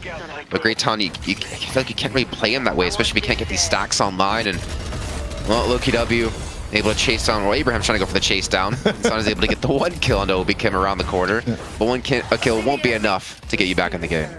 I'm not sure Cosmetical's died, by the way. Can we get the list of deaths in the game? Yeah, And I want to see the death counter before this fully ends. We don't actually have much time. Like, it is just about over. Second Stage Shin King is done and over with. Lowkey W, they'll be your champions once more. They take it away from Abraham's in a reverse sweep here in the money match. Yeah, and really well done too, bouncing back from a very devastating loss in game 1. It actually, funny enough, feels like all 3 games in this series were very one-sided, bar the second game when we had that massive explosion of income for Lowkey W. And by the way, you try to make Cosmetical the EU Demov after seeing him just have multiple games in a row, even series in a row where he just doesn't die. Maybe. It's weird to say the EU Demov because he is EU, but I think you know what I mean. Yeah. I mean, it's unreal that Demov was able to do that in the first place. Even playing a lot of Apollo in that streak, who, you know, is probably better than the average at not dying. To go like 4 games in a row without dying was something that I don't really expect to be repeated anytime soon. But looking at the highlights of this game, I mean, again, wasn't a blowout by any means for the longest period of time, but Lowkey W end up taking advantage in the mid game and, you know, never really giving it up. Yeah, and you know, I think for them as well, it's like a big mental battle after being destroyed in the first game. I think it's great to see Lowkey W kind of like lock in on what they wanted to play. I mean, Cosmetical had a really great series as well. Obviously, the first game, if you take that one out, his pocket play in game 2 was great. His Mina here in game 3 was great. Even Obakim, I feel like, had some great plays, considering first time I think we've ever seen him play Celeste in official capacity. Had a pretty decent game, and his Haze definitely had a lot of impact in that early to mid game, was a part of quite a few of these kills. You know, I think Zergy deserves some credit too, considering we haven't really seen him play Lash competitively here, but he made Lash work. Yeah, I mean, Zergy coming on the Lash was pretty effective. To me, my star standout, though, probably had to be Cosmetical. Just what was done on Pocket was an unreal smashing, just like this ult combo was here. But also, I mean, the Mina play in this game was incredibly solid. Cosmetical really not making much in the way of mistakes. Continually good Nox Nostras to set up many of the team fights. I think Zergy gets Bola midair here. And Bola. good timing from On the Arzo. note of, and on the note of Cosmetical, I think I mentioned earlier in the series, but the fact that he was what felt like alone in lane quite consistently because Obi-Kim was roaming around, I think he did a great job of surviving the lane and coming out with actually quite a big lead. I think he was like 9K when others on Abraham's side had like 7K, so he was sitting on like a clear 2K lead really early in the game. And he was able to snowball it from there. I mean, obviously on a 7-kill streak at that moment, had 41,000 souls. But also, I mean, even Rake in this game, like a complete turnaround when it came to his Apollo compared to previous games, really had huge impact, able to chase things down almost by himself and not need other teammates. But Lowkey W, I mean, they avoid the belt out of Lightbringer once again.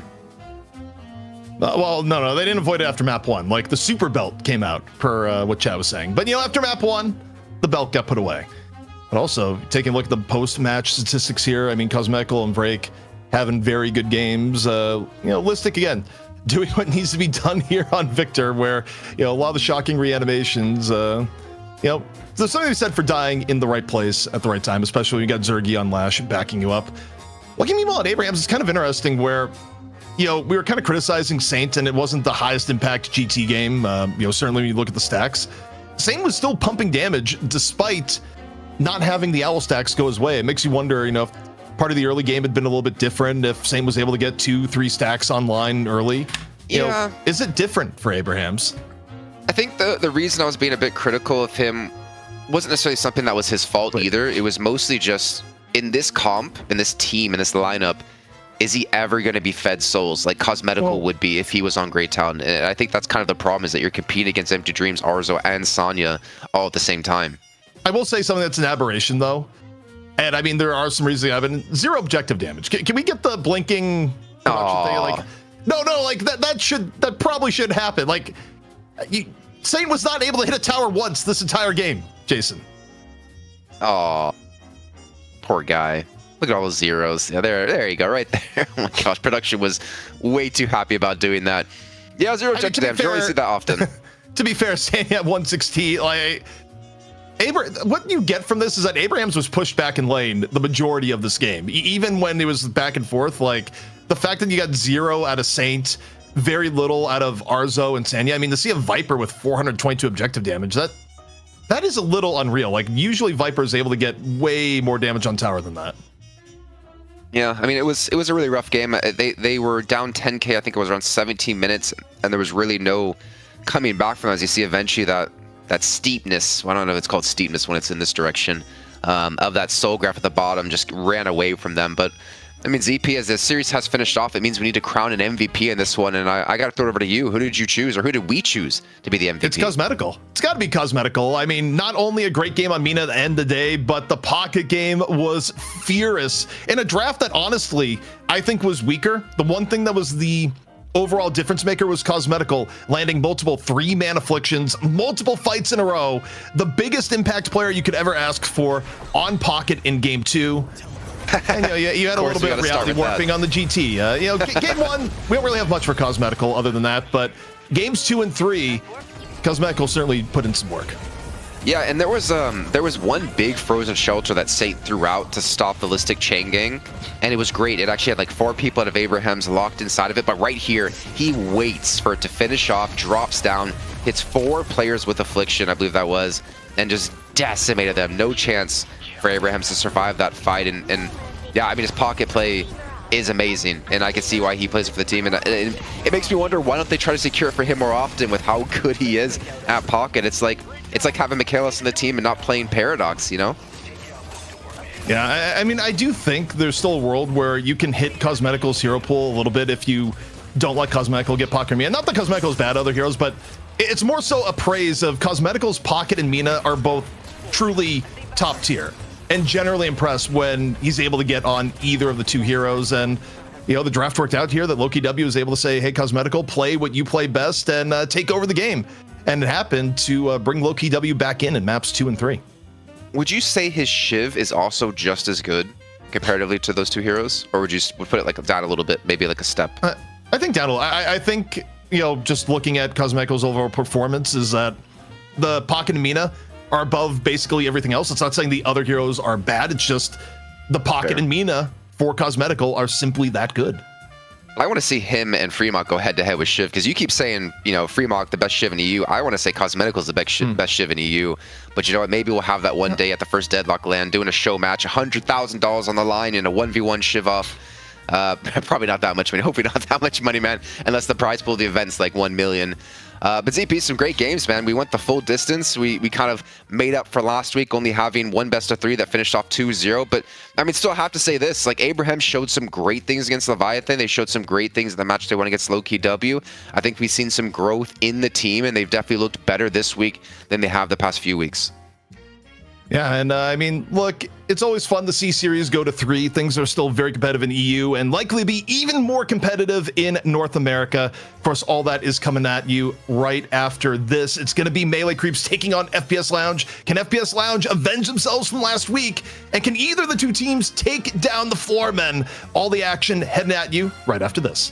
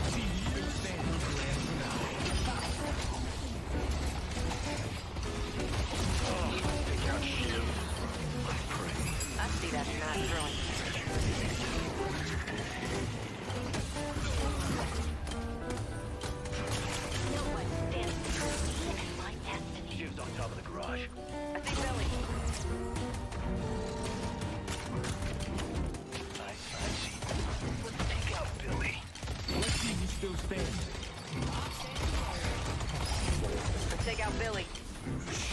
I see the enemy. Billy.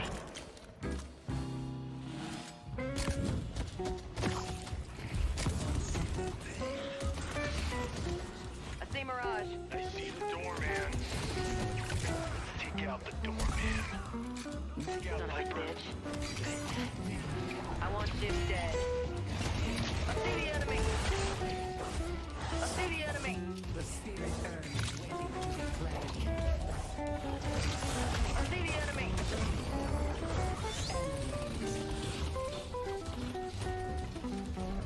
Boss has arrived.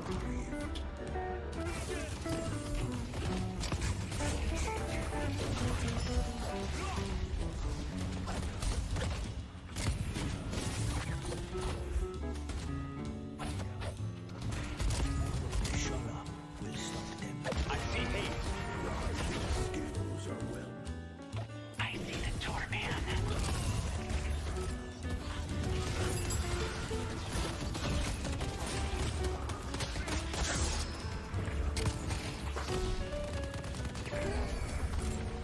Their spirit was weak. Hayes is on the bridge.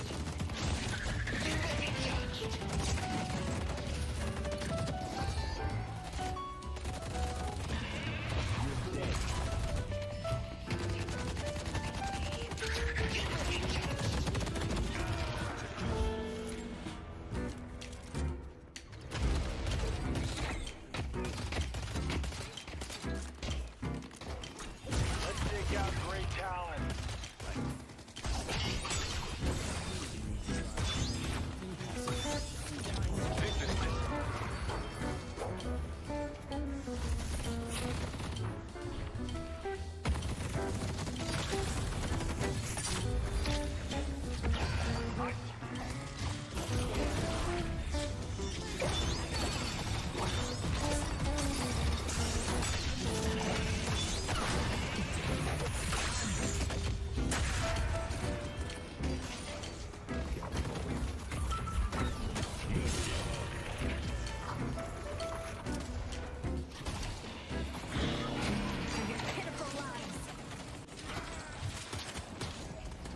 Great Talon.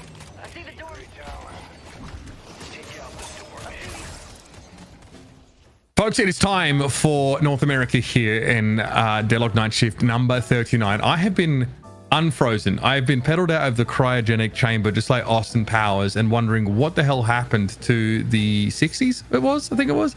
Anyway, I'm back here with DDK, who's aged in reverse while I've been cryogenically frozen, bro. Good to see you.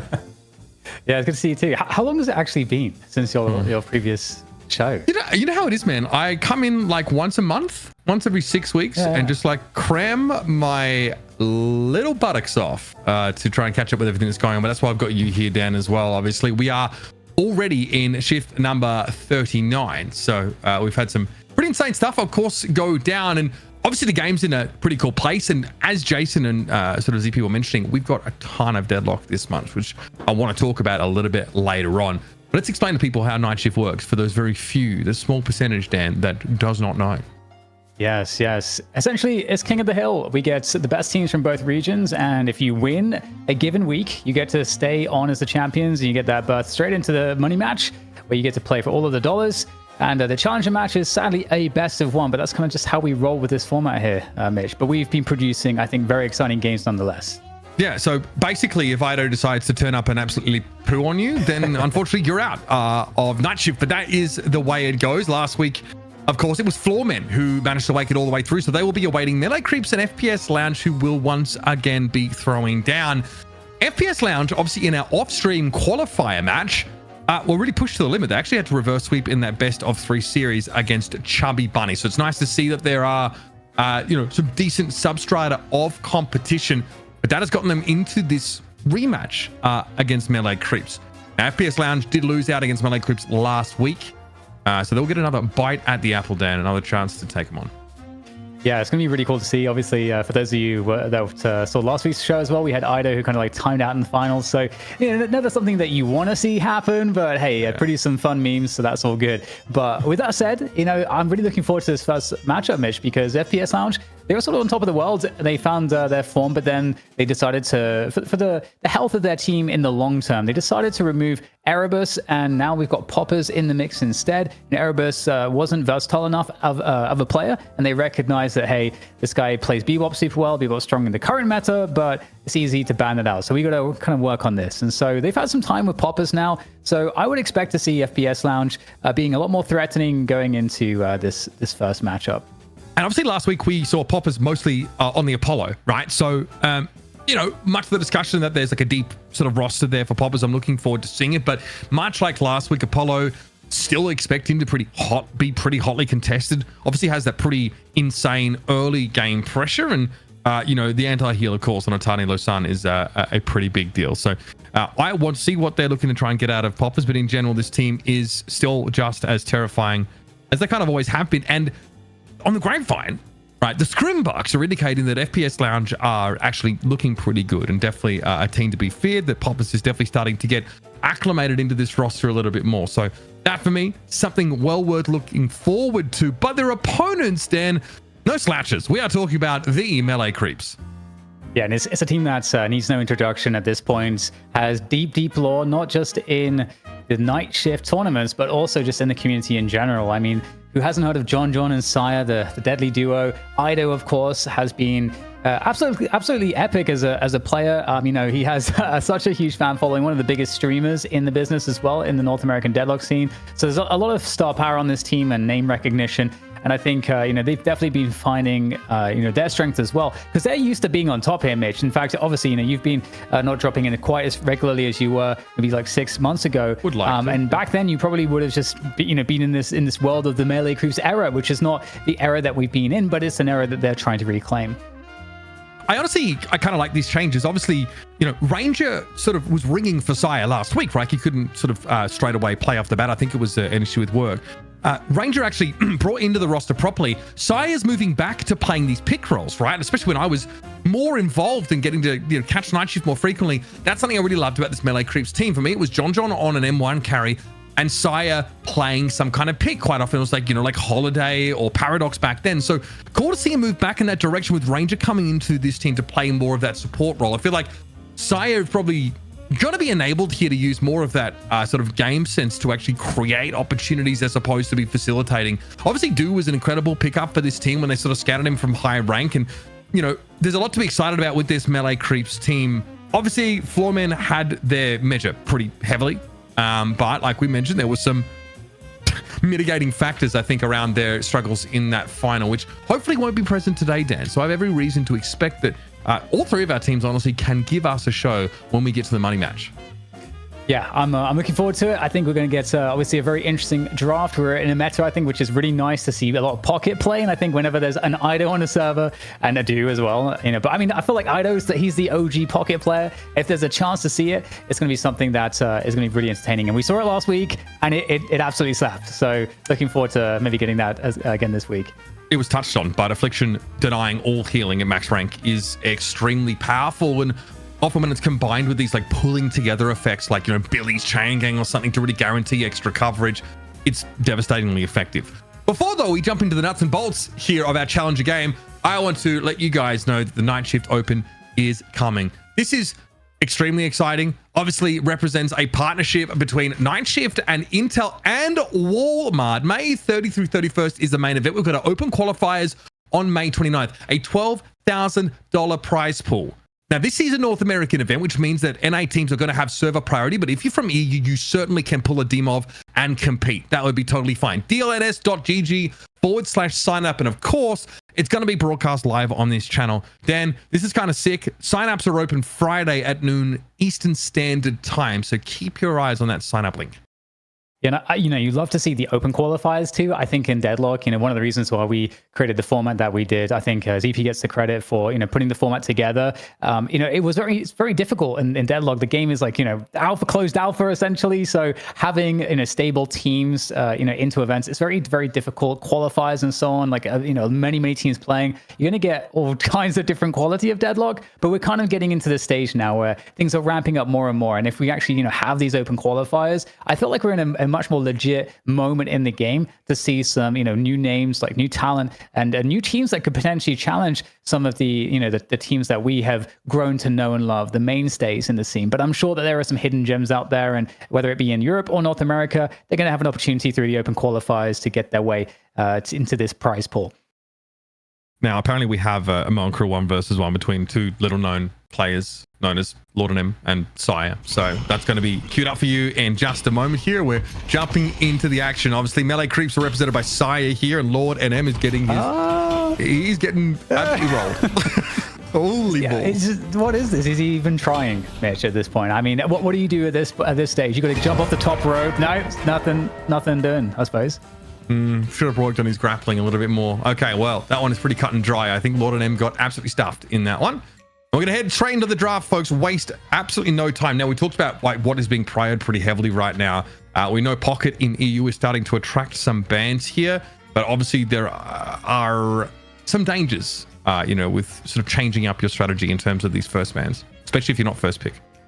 I wish I could there's a lot of really interesting things. Obviously, Victor's come into the meta once again, which is really cool to see. But yeah, we're in this very interesting Spirit Burst meta where the mobility heroes are very, very difficult to deal with. And so, a lot of Lash, a lot of Apollo, a lot of these, Pocket, Mina, these are really, really powerful heroes in the current meta. So, there we go. We get the respect for Pocket. They want to take that out of the hands of melee creators, because the first pick Pocket at this stage, I mean, if you guys saw EU, that's not something that you consider outrageous. It's probably a smart play. So they're taking that out of the picture. So we've seen Ido, I think last week he tried Great Talon and Apollo as well. So Doorman being left open obviously makes this a pretty of a slam dunk first pick. It does feel like, there's high mobility characters with Spirit Burst, definitely highly valued right now, but also just having a really strong macro pressure strategy, being able to backdoor these walkers or shove them down. That's why Victor was seeing attracting a band here. Obviously getting that sort of foothold on the map is crucial. Snapping up Mirage here for FPS Lounge, no huge surprise for them. Obviously a bit of a go-to. Also something you kind of want to take away from John, you know what I'm saying? Yeah. It's going to be interesting to see what John actually plays. I think sometimes we forget his versatility. He's been in the M1 jail for quite some time, but Silver pick is not too surprising. And, Silver, really good because of that ultimate, able to close a lot of space, and also very good just pretty much in every stage of the game. Of course, he gets a bit squishier in a human form, but we have this very fast-moving, high tempo meta at the moment. I think Silver really adds a lot for that. And Shiv, speaking of spirit damage and just strong frontlining, Shiv provides that, goes really, really well in any comp deck that's trying to go late as well. Yeah, still just kind of as dangerous as he always was here. Also, Fishcake is a big Silver player, so seeing that taken away, no huge surprise. This might be an Ido pick here. Apollo is going to be locked in. Talk about trying to draft comps that have really nice early pressure, which sort of makes that more macro-oriented objective game a bit easier. The likes of Bebop and of course Apollo here, who is really dangerous, and obviously connecting that Atani Losan is pretty dangerous. And yeah, both teams here trying to snap up these strong early laners at that pick 3. It also makes the question of what the idea is with Kelvin, if that's just going to get banned out on this rotation here, as neither team has opted to pick it up early. Yeah, I'm curious with what will happen with Lash as well, is because I do think Lash is really, really good. I could always see Lash getting taken away here, but Venice is going to go away. And I heard Jason asking the question in the EU broadcast, what's the deal with Veneto? Why are teams are they sleeping on Veneto right now? But I think it's kind of that he's a slower tempo hero that doesn't have quite as much mobility, and so I think Warden has been favored in a lot of cases where maybe you'd slot the Venator in for that Warden because he has that ability to hit a faster tempo. And obviously he gets really, really tanky late game as well. Gets really good, health off of the boons. So yeah, I would expect to see probably a Warden maybe in its stead. Yeah. Also, there it is. Warden snapped up straight away. One curious, I guess, thing we're seeing come out of EU is that priority of Wraith is starting to climb a little bit, right? She's starting to become a little bit more coveted, and obviously has great escape, has potential wide-ranging CC, and can be really dangerous gun carry those later stages. Looking to summon a god, right? Absolutely. Well, here I am. Yeah. Well, there's a Lash. I know it's kind of nasty. Apollo Lash, Shiv, Doorman. I'm kind of liking what melee crews have going on at the moment. Again, FPS Lounge, they've got some strong pickups as well. I'm wondering if we're going to see the Kelvin. I think it's a good shout, and I think Kelvin is really, really strong with the dome is always going to be very decisive in these objective fights, and especially with the Lash and playing up against a Shiv. I don't think you'd want to chance the Shiv Kelvin combo is still pretty good. I wonder if, obviously Hydration's a known Warden player, but we saw him bust out that Mo and Crew a little bit earlier. Hydration also was playing the Sinclair when he couldn't get Viscous last week, especially in that opener against Chubby Bunnies. So it's obviously a decent way to go. And again, when you look at these, God help me, extremely potent ultimates on the other side, like obviously Baroness Hotel's an option, but also being able to copy Eternal Sun, it's very powerful. Celeste as well has definitely been coveted, right? Her hyper mobility and her push potential seems to be like really people gravitating towards at the moment. Yeah, and like we said, the spirit meta mobility heroes, it's so strong on the objectives, like you just mentioned. And Sinclair is such a good block. Sinclair is just legitimately extremely strong. If you even ignored his ultimate, all the rest of his kit's very, very good right now. So it can serve to block the Dynamo pick, for example. It can block the Kelvin pick quite nicely due to the old steals. So I think, massive value. I feel like, Warden, Sinclair, Celeste, I feel like FPS Lounge kind of won on the back end of the draft. Yep. If I had to kind of pick a winner in that respect in terms of value. So I don't know. This is I think this is an exciting draft, Mitch. I think both teams have really good compositions, and I don't know which way I'm leaning if I'm thinking about it right now. I'm not 100% sure. Probably FPS Lounge actually. Yeah, for me, I do think like the early laning is going to be something we have to pay pretty close attention to, right? This is obviously like a no pocket game, so we don't see the game state literally being boiled down to can we like use Vindicta, Stake, or Chain Gang to hold people in place while we like hit this big affliction run. There's going to be a bit more nuance to it, but obviously like you've got Lash Apollo here, Doorman, you've got good like global pressure. You can really shove objectives down. You can backdoor obviously into these walkers, and then you've got like pretty terrifying laning potential. That early game for melee creeps, I want to see if they can actually eke out an edge there and snowball it. Yeah, I think it's really interesting too, because if you think about the like you say, the ability to get that tempo early, Apollo is like the best in the business in terms of the early laning. Really, really strong early laner. Like if you want to win a lane, if you want to get it going, the Apollo lane is the lane you look at. However, FPS Lounge, they got the Bebop. Bebop typically is going to be thrown into that middle lane. I'm not sure exactly who's going to be paired up with the Bebop in this particular combination of heroes, but I feel like FPS Lounge also have pretty strong early laners. Silver, Sinclair especially as well, very strong poke. Gets a lot of gun damage. The Vexing Bolts can be really powerful as well to really take down objectives really quickly, because that's something people also forget about Sinclair's value is, and why he works in these tempo push styles as well. It's because the Vexing Bolt does insane, the spirit damage does insane damage to objectives, which is something that got nerfed with Infernus recently. But for Sinclair, it's still kind of broken. So yeah, I feel like both teams again. For me, in the tempo game, both teams looking kind of nice there. So I actually really like this kind of fight fire with fire type of style that we have here. I wonder if it's like a Bebop Mirage lane and they just try and like be an absolute nightmare to play that up in mid and like get like an early headhunter on Bebop and just try and bully this out. Like both teams, in fairness, like now you mentioned it, have some really nice like early laning potential. FPS Lounge's ability to scale into that later game for me seems pretty terrifying. Obviously, when they've got Warden in the fold and Sinclair, who's always going to be relevant, especially when there's a paradoxical swap to copy. Like outside of like Bebop's ability to draw hard engage, you now have that to leverage, which is going to be extremely potent. Not to mention just like how it's going to be hard to read FPS Lounge. They're going to be everywhere. Celeste and Silver obviously really want to work the map. They're going to be very dynamic in creating some of these rotation opportunities. Melee creeps have the durability of Viscous in the mix, right? For me, it could even come down to like how much can they abuse Doorman, because we just talked about strong laning. Corbell in lane is it's really annoying. This guy is really annoying to obviously go up against. So I'm kind of hoping for some extreme volatility early. If melee creeps are going to win this game, I think they really have to harness that and I think dominate from there on out. I think sorry John, no Bebop for you today, bro. So still looking to see what the M1 carry is going to be. Yeah. What is it? Yeah, what's John going to be playing in this one? The gun lash has actually been very, very good. Especially just because of when you get 2 on the grapple, you start getting this like crazy extra bullet damage, and it can start really shredding people, especially if you're building some of the extra shred, which is kind of what you do need to be doing with lash. And just the current way the game is played, it allows Lash to be really strong with Flog as well. You know, such a good tank buster user. And if you think about, you know, what you're up against here with FPS Lounge, because Apollo, by the way, also a very good tank buster user.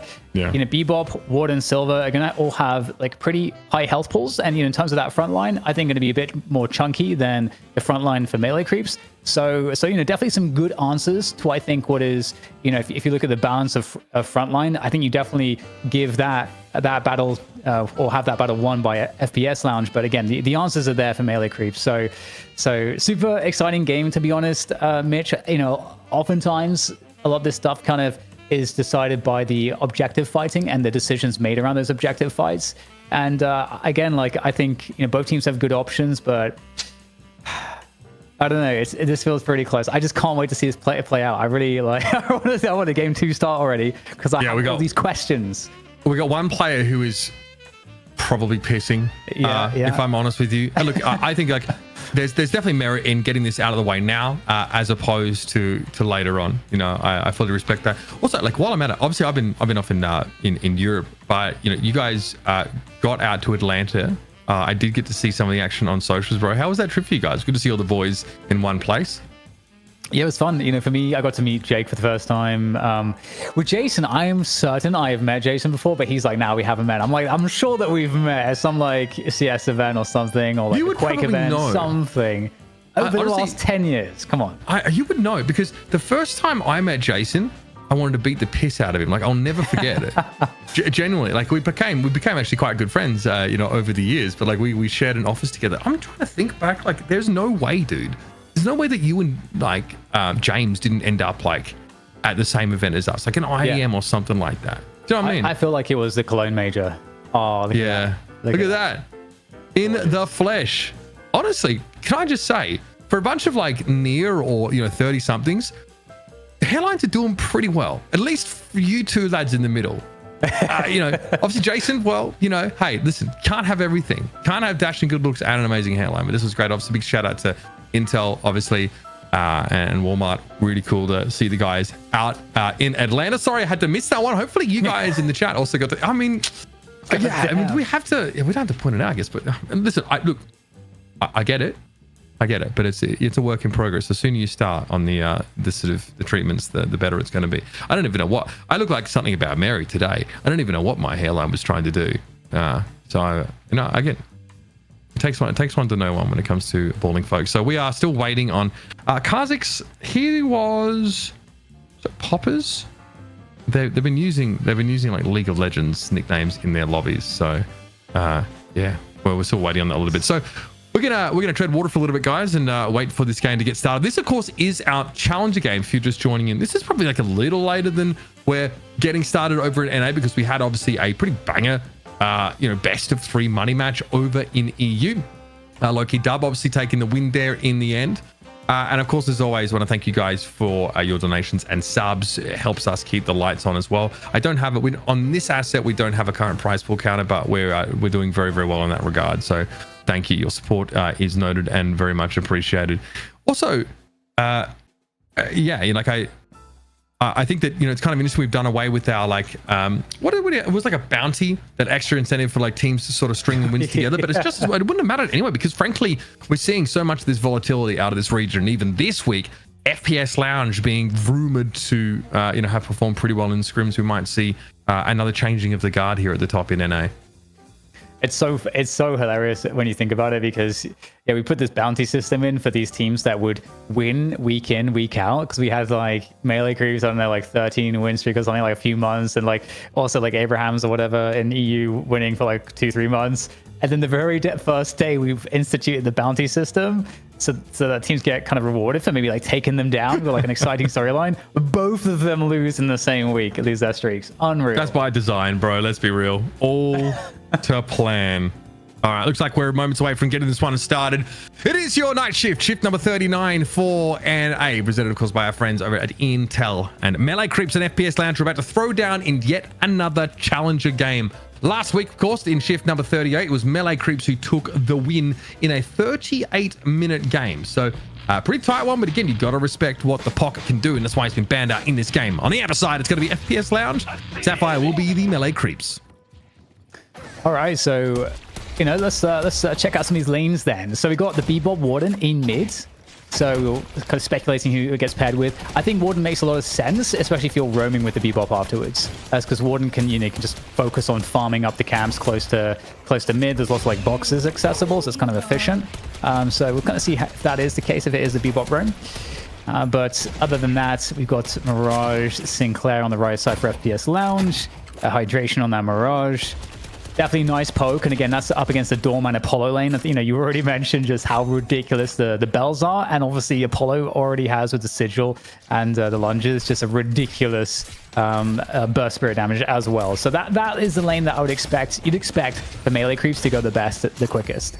It's an interesting lane here. Shiv Viscous versus Silver Celeste. Already you can just see Popper's ears shoving it, trying to get as far forward as possible. Light Eater as well. Some reasonable harassment being put down in the direction of the Shiv, but yeah, a lot of push here. And it's clear that FPS Lounge, feel like there's a bit of imperative to shove under this Guardian, because they know exactly what is happening on the other side of the map. They identified that they are not the weak side and really need to do something. Splatter though, they're catching on to Poppers and respect that poke damage coming back, but this shove is going to be relentless.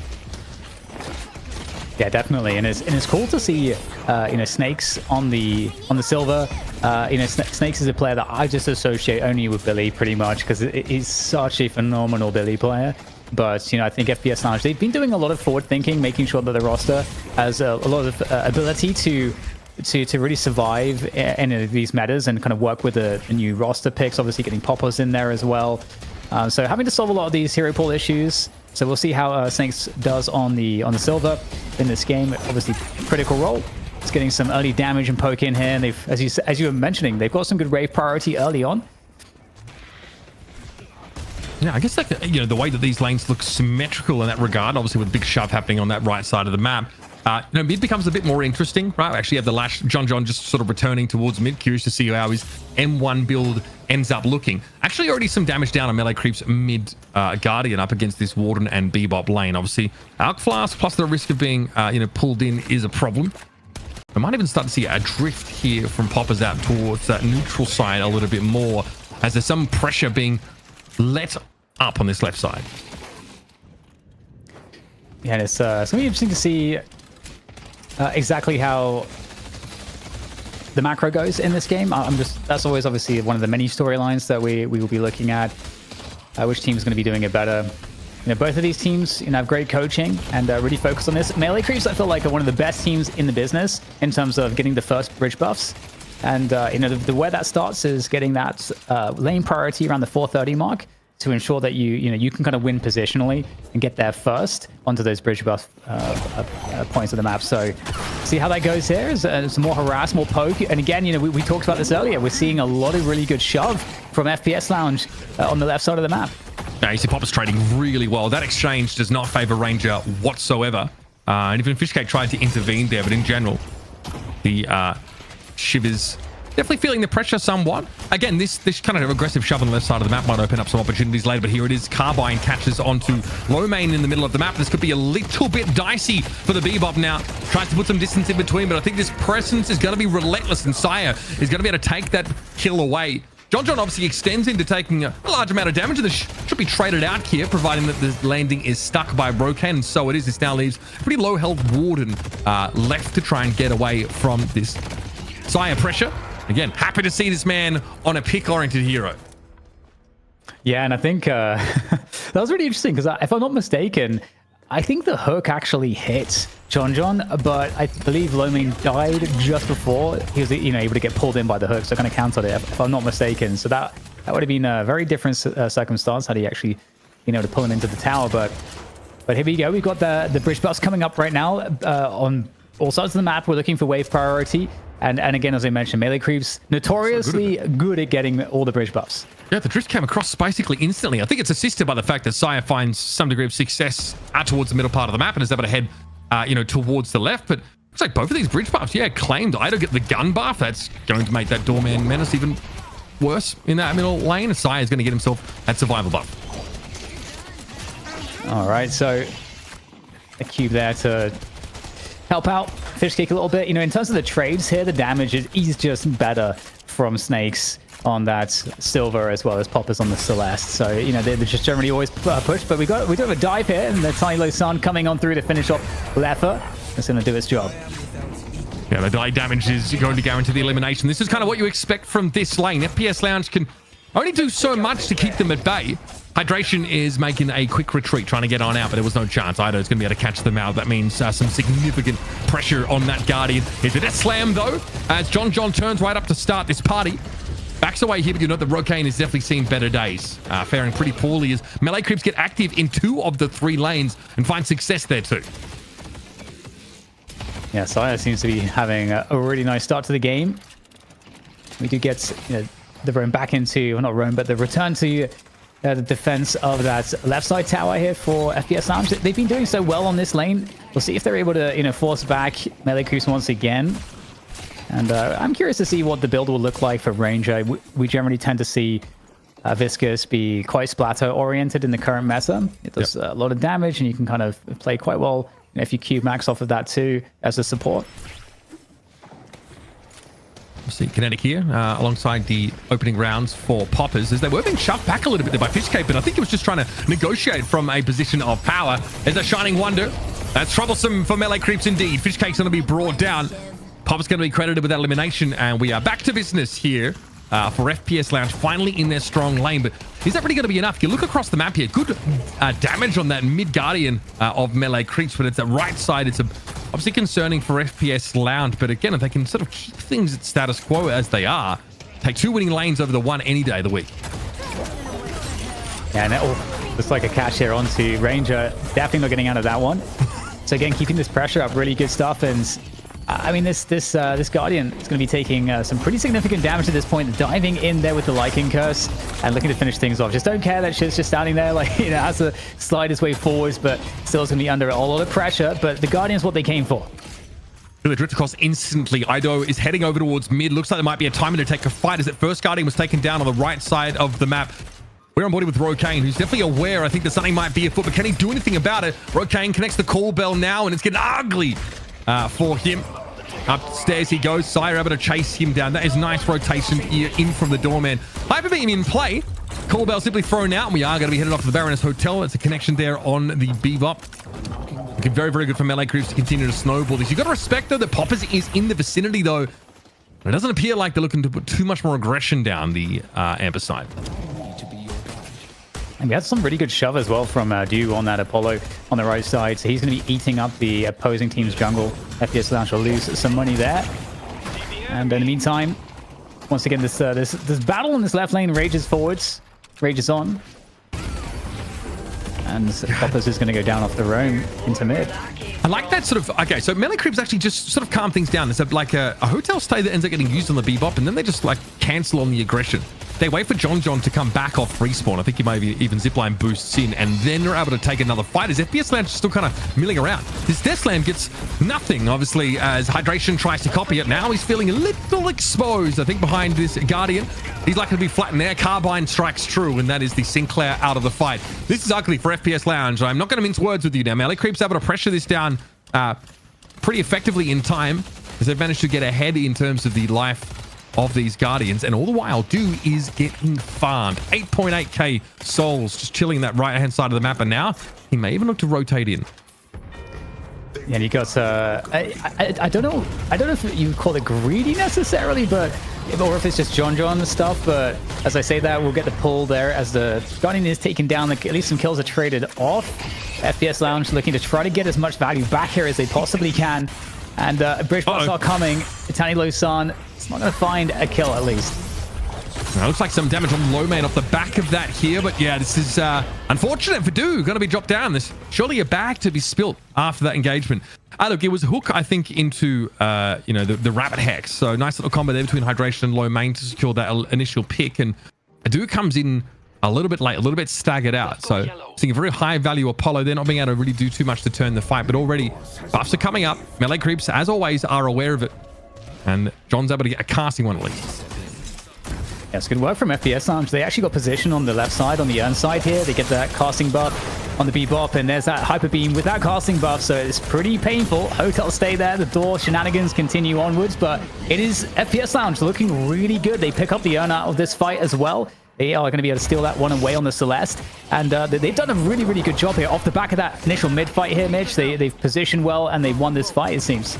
I don't think Ranger is going anywhere, tries to cube himself here, but he will be chased down. These Rabbit Hexes from Hydration have been pretty darn heads up. Earning the hands, though, of Poppers right now, as FPS Lounge looking to really start to stretch their legs.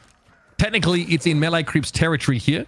We'll see if there ends up being another fight off the back of this now, as looks like Poppers has found his latest victim. It's Du, who we pinned our hopes on to really be a factor in this early game, brought down, but there might be some reprisal here for young Poppers as he tries to slip away. It's John coming out strong. Fishcake traded out, but there's a lot of pressure around this mid-walker now for FPS Lounge. They only have the Mirage in the vicinity. So this is free real estate for Melee Creeps for the time being, and they are going to make use of the absence of opponents.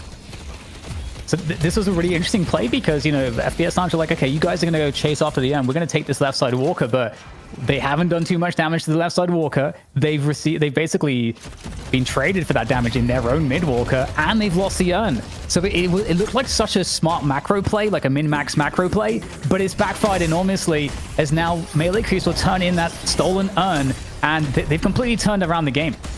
Yeah, the Doorman shenanigans are reaching fever pitch on this right side of the map. Left trying to pursue here for a kill, but this might be a dangerous prospect. Light Eater, though, good damage being put down on John, but Ido to the rescue. Mirage finally brought down. Hotel stay also apportioned very well in this situation, but Hydration is going to be able to bring the lash down regardless. Another Itani Lusan, big connection on the Poppers, and yeah, that detonation after the fact is going to be pretty darn devastating. Melee Creeps in a good spot here, and it looks like Du is still fighting fit, but you got to respect Snakes here. Flawless advance, obviously, to find some free damage on Hydration, who maybe wasn't aware that he'd be the target right now. He desperately tries to skitter away. Du still has to respect Snakes, though, so disengaging Sigil here just to back it off, but that is a pretty low health Guardian on the right side of the map for Melee Creeps. Yeah, really interesting that both teams have a Guardian up still at this point in time, and despite some of the back and forth that we've had, which, I mean, Melee Creeps were ahead for quite some time, FPS Lounge, they lost that last turn, but they are pretty close in terms of souls, more or less on parity. A 5k difference, not too crazy at this point in the game, as both teams are looking for this final Guardian, and Poppers, you know, doing Celeste things, trying to harass like crazy there in the mid position. Ranger hooked, cubes himself. How much more aggression is there behind this? It might be a pick opportunity presenting itself, but we're going to start to see Fishcake rotate in. Will it be quick enough? Well, left is going to be a problem as well. Big damage, and still somehow Ranger's going to be able to get away. Now what's happened? Paradoxical swap, and Leffa has simply been caught out. FPS Lounge, the grip in this game may be starting to slip. Of all the people to get caught in the Baroness Hotel, it is Ido. Of course, that audience participation. You're getting the job done, bro. He's trying to get the heck on out.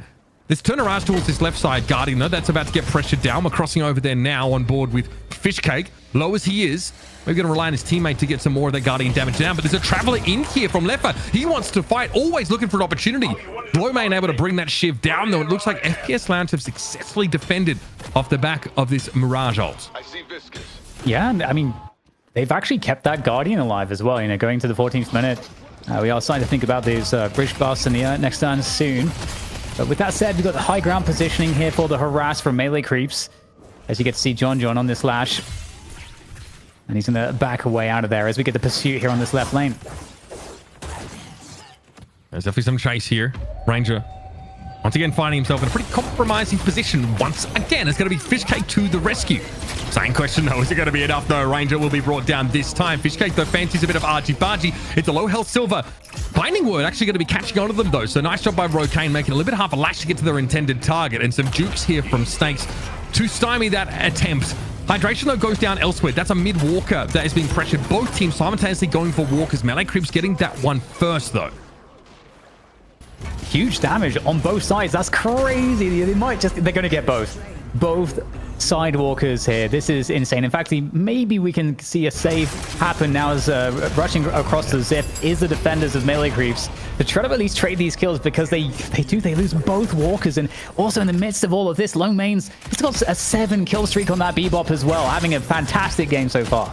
Yeah, maybe an inflection point here. It looks like a couple kills that are going to go over to melee creeps. It's really a question of what they can turn this into, though. Rokane surely not long for this world as Ido brings him down. There's 2 players for FPS Lounge out of the game. They're not in a great part of the map, though, to really benefit from this, and FPS Lounge are already ready to defend that right side walker.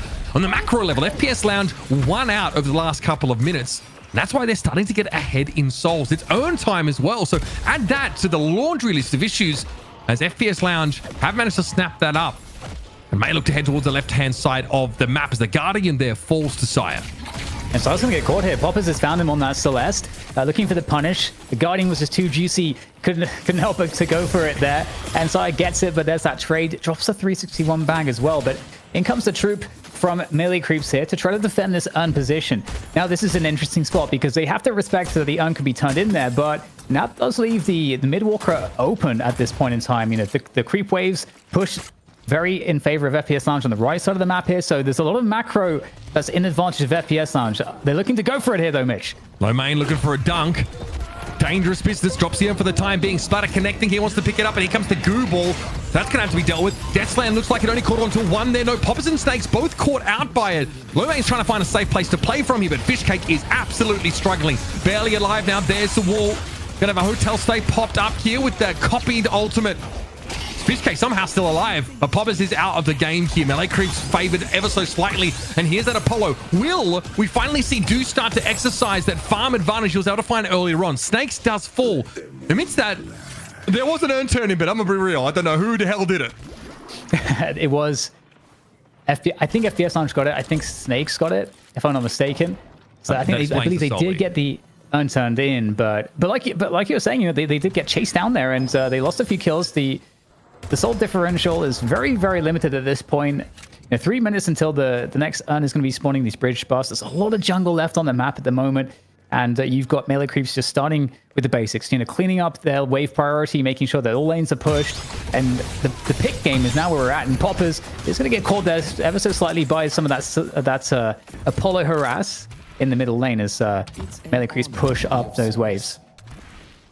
A big shove in towards mid, but obviously the desirable objectives, Dan, are out towards the periphery of the map, and melee creeps, they might lose earn in that previous fight, but it does break fairly favorably for them in terms of numbers. It's just not in a spot that they can actually turn that into an objective advantage. So they're still fighting to shove these lanes in if they can. Hydration trying to get the heck on out there. He goes very, very low, and it looked like Do tried to do him in there. Okay, nice card, good connection onto Poppers as he tries to chase down. Door going to be used. That will get your doorman out to safety. Elsewhere, though, Sire's locked in a fight here against Snakes. Carbine loaded up here, but Sire definitely worried that someone else might be rotating. In fact, both teams have people arriving. Lightning Curse activated now.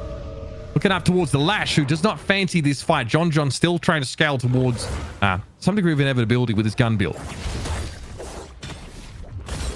To get hyperlined? Oh my god, he got knocked off the zip. Massive damage there. Falling onto Do as he tries to escape this one. Bowler comes in to stop him from leaving. He's trying to get out there. And finally, he can get those lunges going to try to escape the situation. But there's the swap as well to deny the chase. Right, now what's Sai going to do in this position, though? He's certainly farmed up. Good amount of souls, and Snakes actually gets taken down. There's the daggers. Sai, though, does get hexed briefly. Carbine loaded up, and there might just be a little bit too much now for Sai to deal with. There's a door in play, though, and it looks like he might be able to slip through. Sai, though, not so lucky. He's over by that secret shop and eventually gets picked off. Snakes still, though, coming back into the game, and Ranger just off respawn here for melee creeps. There's still this 2-1 Walker lead now as melee creeps starting to struggle in the longer fights. But Dan, I feel like that's really can be attributed to Do, the key player here, getting caught out right at the start there. Yeah, and it's looking like mid-boss is now under contention as the left side Walker for FPS Lounge. It's just being eaten by creeps from full HP to nothing at this point. It's kind of a difficult scenario if you're FPS Lounge because they might lose it all here. They have to go for the mid-boss contest. Doorman scary, mid-boss control, obviously something that melee creeps' comp can manage. Well, yeah, that's a very reasonable time to pause the game. Big fan of that. Snakes there might be stuck, so bugged in a wall. Obviously, we saw that happen in EU briefly there as well. That'll have to be dealt with. As it stands, though, this is about to get a little bit messy. Melee creeps are 3 players that are just not in position. They're still coming off that zip line. Do is pretty solo here, and Fishcake obviously playing through that door. I mean, yeah, there's a door. That'll get them there. That is fair. Set up in advance by Ido. That's the problem, hey? Oh, I see. He's stuck in the. I mean, what is that? That isn't okay. They're gonna call. Okay, they're gonna call ready here. So what becomes of snakes? It's got to unstuck. Nothing. So they hit the unstuck command. Yeah, obviously after the unpause. Okay, well this is pretty bad. Last stand of play though. Oh god, that is brutal stuff. Melee creeps. Well, you know, karma does come back to you, I guess. Ido obviously suffering as a result of a disconnect in that final. Melee creeps are definitely favored by. Oh no! Are we still stuck? We're still stuck. He's got to be spamming the unstuck command. Oh my god! Was it the door? Like some bug interaction with the door? He's sort of locked in place. Yeah, I think that was squished between the door and that little barrier. Classic Ido agents is the call. That is. Well, that's brutal for FPS Lounge, frankly. 3 rejuve credits and a very dominant fight win. Melee creeps are even in souls while being a walker down. That is not a good sign. I can't. It's just so painful.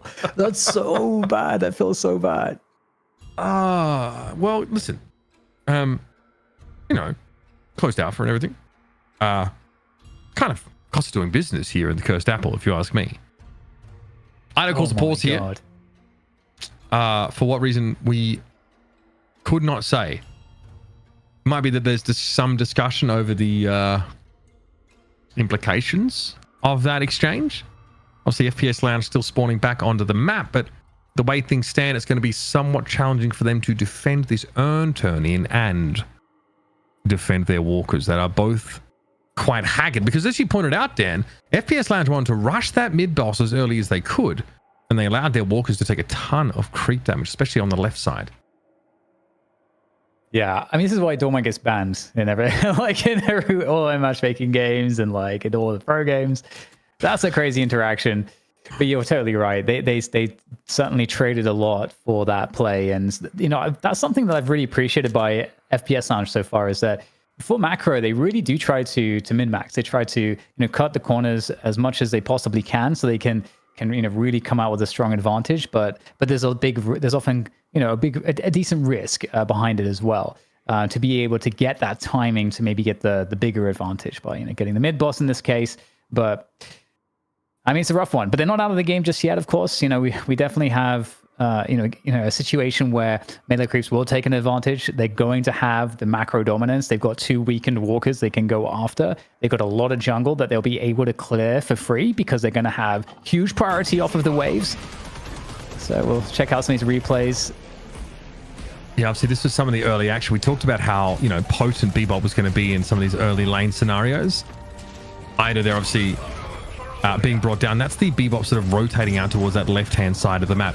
Obviously, someone we were tracking pretty closely was Snakes, who was in that very slippery Celeste and Silver lane on that left-hand side of the map. This urn turn-in, this is actually what happened. So amidst all of this, remember, was that a turn-in or what? So Snakes actually gets the urn turn-in, which is fine, because Lowkey was obviously poised to dunk it at the start of that fight. And then the fight sort of breaks down a bit further after the fact. Now, as you saw in-game, Ido called a pause without really saying why.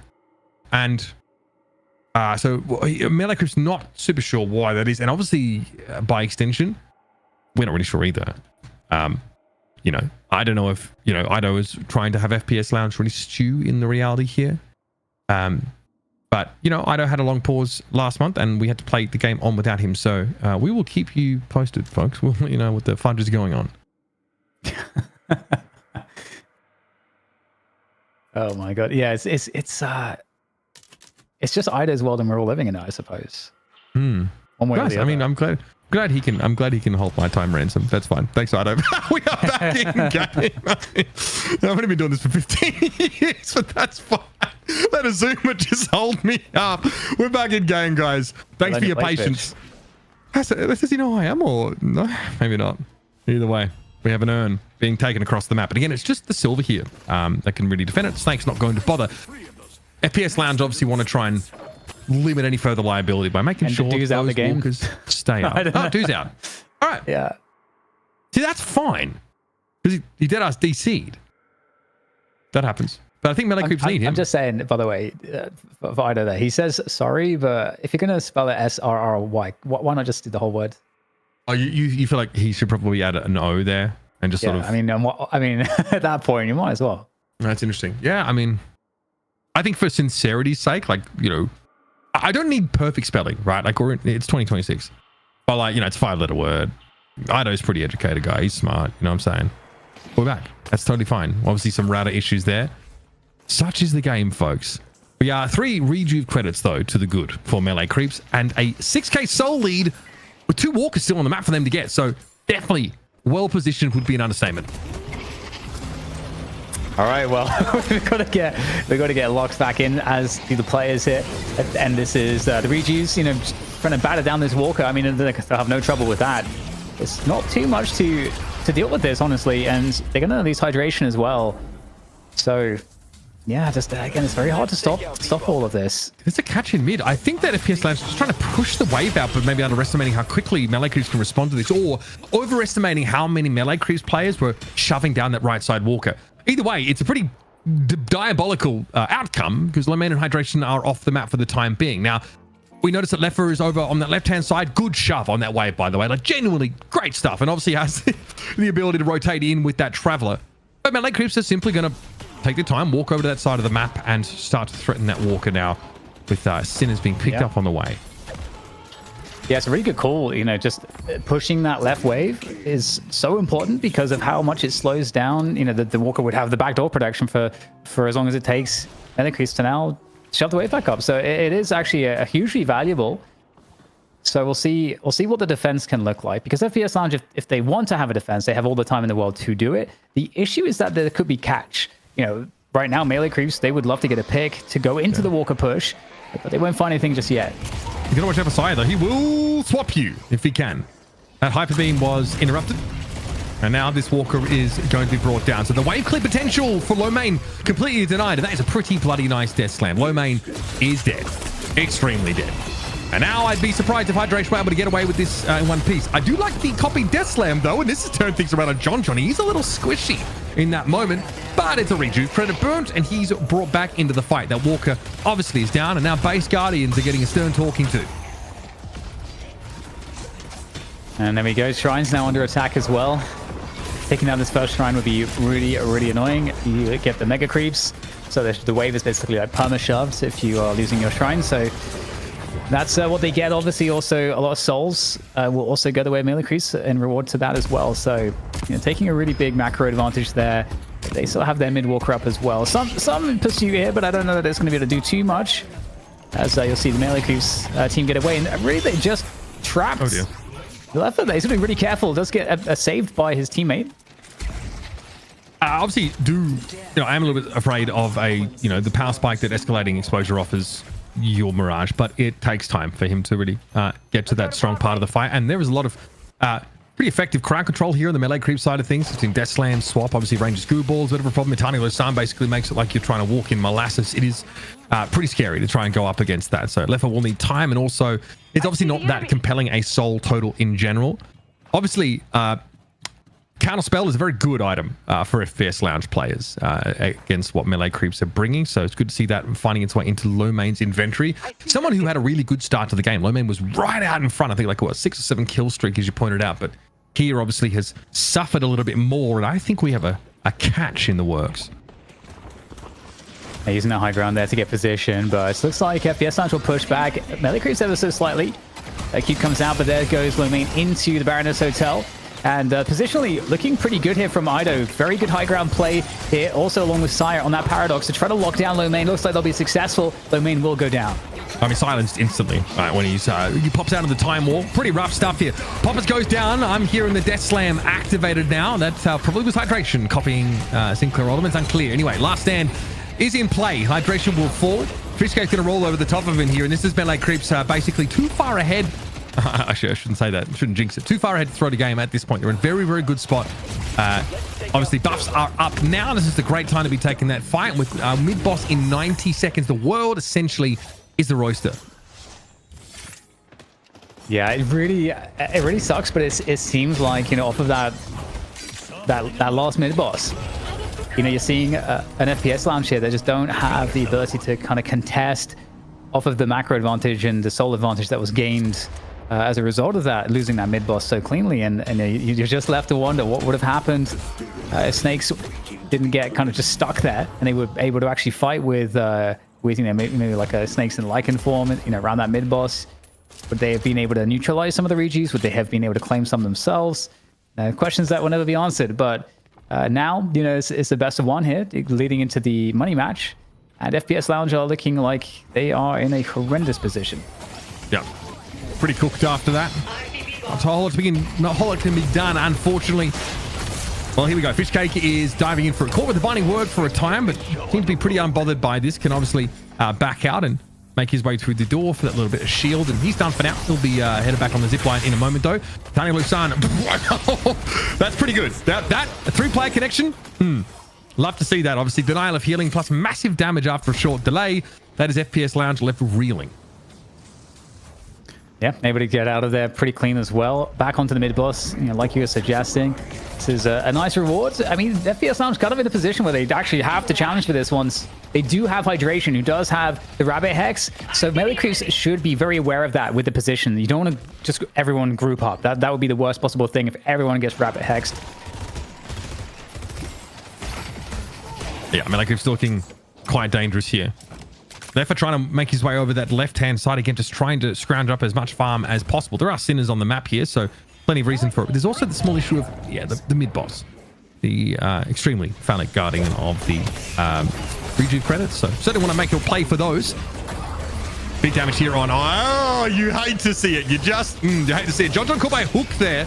Maybe something in this fight for FPS Lounge. We're on board, of course, with Fishcake, who is very healthy and very, very raged up. Rage to the tits. In fact, Rokaine is in deep trouble, and Hydration hit by a tiny Lusan. He almost expires to the delayed damage, but again, he is limping away from this fight. Daggers here thrown out by Poppers, fighting desperately Celeste in this fight to keep FPS Lounge in it. But after Ido went down, melee creeps were in a pretty healthy spot. Ranger there briefly cubing himself, and it's really about Fishcake to try and find an outlet for all this angst, all this anger. Be careful. Immobilized briefly by the daggers. Another chase is on Poppers, spotted in the distance, very, very low, and Fishcake flicks upward to finish the job. Yeah, very Quake-like flick roll kind of action with that shot. As Fishcake is right now just too extraordinarily just chunky. As a Shiv, this part of the game, Shiv gets ridiculously dangerous, and we're seeing it there. Even despite FPS Lounge getting a nice opener, able to take down Ido in that fight, being a 6v5. I mean, you could really ask for more than that, Mitch. Now we're at this. We're looking at troopers just smashing a shrine down by themselves. That's crazy. The Hidden King's forces defiling this place. Unreal. They'll be diverted, but there'll be some assistance now. John looking to shove the rest of the shrine in. And of course, there will be some presence here for melee creeps to try and get the job done. Many of them, though, still working on that mid-boss, so rejuve credits and a healthy little infusion of souls to put them in a position to close this game out. John here, obviously, showcasing this sort of headhunter, tank buster, leech look on the lash. Showing that obviously if it's not Mirage he's up on, or Bebop, he can certainly find something to get the job done. Rejuve's picked up. Rokaine falls by the wayside. And an insurmountable soul lead over to melee creeps now, as it's really just a formality. Yeah, definitely formality. I mean, it's a rough spot. FPS Lounge, at the point at which they lost that mid-boss with Snakes kind of stuck behind the door. I felt like Rokaine maybe wasn't far ahead enough at that point. I think, he's doing fine. He's doing a great job, but you would have needed some kind of X factor, something that could have helped you. But killing an Apollo, especially at this soul deficit, not going to happen. The riposte always going to get you out of there, and execution, killing blow landed onto Snakes from Fishcake, as the remainder of FPS Lounge are unceremoniously dispatched. Yeah, this should be it. It's funny, Ido actually carrying the match up against FPS Lounge a second time consecutively, just in arguably a very different way. But you can see just why Doorman is so coveted here. And this is what happens when you ban Pocket. It's kind of, damned if you do or damned if you don't. Or rather, 6 of one, half dozen of the other. Ido's going to get a hero that can really change the face of the game, warp it. And FPS Lounge once more will be denied the opportunity to fight in a money match. It's melee creeps once more advancing to go after Floormen. Absolutely, yeah. Melee creeps against Floormen, certainly going to be a banger, a rematch. However, I got to say, I was very impressed by what we're seeing out of, the addition of Poppers, the development there for FPS Lounge. And honestly, I mean, the game was anybody's. We got to that place again where there's going to be that forever question. if Snakes doesn't get stuck, what happens at that point? Because that was the most, literally the most pivotal fight in the entire game where that happened. So just very unfortunate. But for FPS Lounge, I think, they were kind of behind, Mitch. I think for the first 10, 15 minutes, they were kind of trailing a little bit behind, but they managed to, fight their way back through, a mixture of really good individual play and macro play. So, good things to look forward to for them, for all of the rest of the tournaments, Deadlock tournaments here in North America throughout the rest of the month. But we say goodbye to them for now. Yeah, look, the first 10, 15 minutes I thought were really quite compelling. It's funny because you really get stuck in this constant fighting, right? You're constantly throwing yourself at your opponents. You're zipline boosting in to try and fight. You're thinking about earn. You're thinking about buffs in that first sort of 10 to 15 minutes. At some point, though, you've got to shift your focus a little bit more macro-wise. And when you've got strong lanes, like we saw from both sides, and there's the issue of having to sort of transition out into the wider game, Melee Creeps obviously had a really dominant lane on the right side. I think, was it Doorman Apollo? That's kind of war crimes. And we saw how quickly they were able to shove that first Guardian down and rotate in for buffs straight away to get both of those buffs. And still, FPS Lounge fighting really well. I think that the Silver and Celeste lane on the right side, they also tried to assert themselves, get themselves that lead. And they are so slippery, they are so constantly all across the map that they were able to, I think make their presence felt in a lot of those fights. And all this is set against the backdrop, Dan, of, the potential of shift to scale and what Warden's going to be doing. Rokane looked pretty good, obviously trying to fight and sort of have that mid push early in the game, but couldn't really scale to where he needed to there. And you could kind of say the same for the Mirage. Yeah, I think it's definitely hard, I think, for Mirage. But I got to say, I think Snakes and Lowkey stood out to me. I think Poppers did a good job on Celeste, doing the Celeste things, but the Snakes and Lowkey had a really good, first 15 minutes of the game. We saw, as you mentioned, Lowkey get a lot of consecutive kills. We saw a really nice hook there previously onto Fishcake to find that pick there as well. And just in general, Snakes and Lowkey were driving a lot of the action. I think you have to drive that action until some of the other heroes can come online a little bit later on, whether that's Mirage or Rokane. But again, we got to that mid-boss fight, and that was the pivotal fight where things snowballed out of control. And as we are here looking at the numbers, we are actually seeing that maybe you wouldn't have expected it, but Saya actually topping the damage. I mean, that is kind of insane. I do think that, on some of these, gun-related sort of heroes, you're picking up that headhunter early in the game. You're just trying to sort of flatten people. But this is what I'm kind of saying. I was pretty excited that Saya's moving back over to the pick role. He and John have always felt like the beating heart of this team, even if Ido is the one that is being the diva and holding us up for 10 minutes, every week.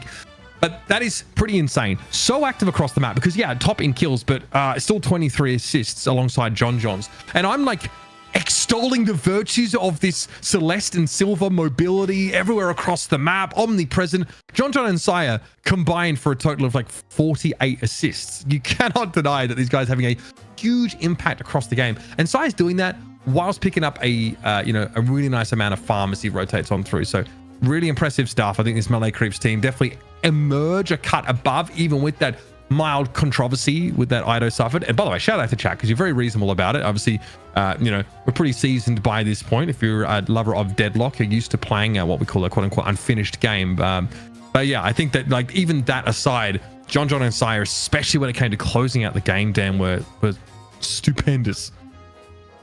Yeah, and it was such a close game. I mean, if you look at the Souls history at the bottom of the screen, you get to see that, hey, Melee Creeps, they had a really strong start, but by that 12-13 minute mark, suddenly you get the game kind of flipping and FPS Lounge starting to take control, but the game is still very, very close. And so that's why those pivotal fights around the mid boss can really mean so much. But yeah, great game from both teams ultimately. Any shenanigans aside, it's going to be interesting to see who we have for the MVP here. I'm sure, there's a couple ways you could go with it. Obviously, Saya, from the statistics, we could certainly performed very, very well. I think Do had a really good game as well. But of course, it's going to be Saya to claim the MVP.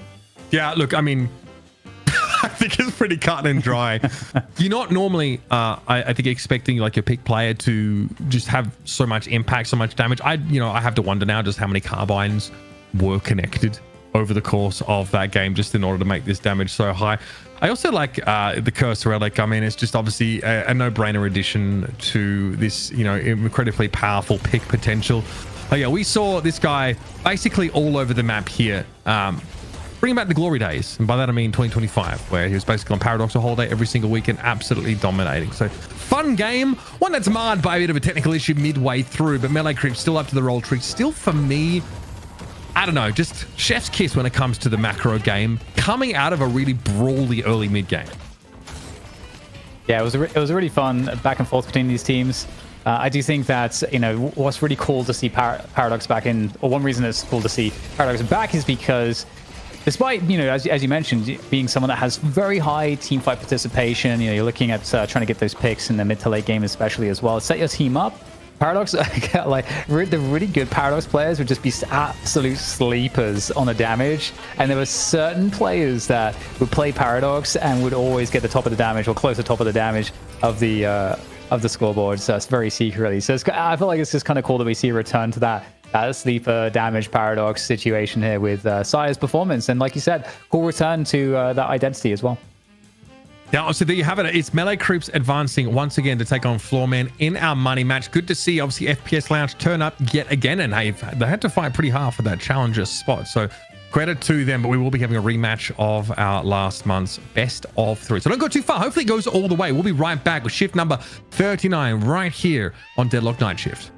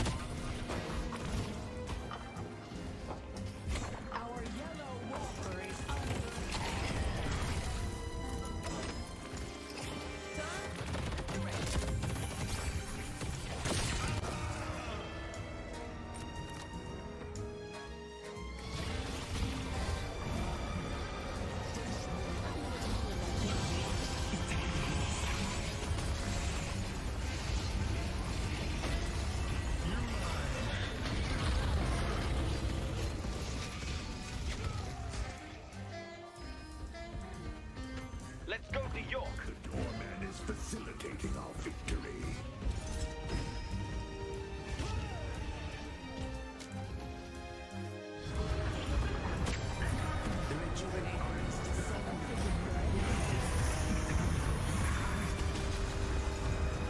Be smart. You have a rejuvenator. I took out Warden.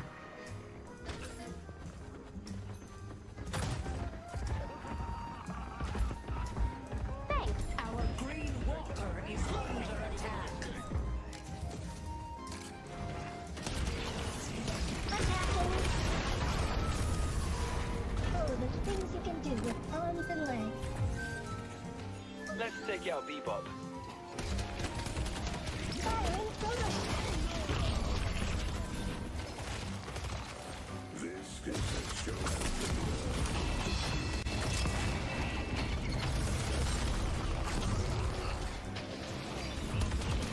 This may hurt.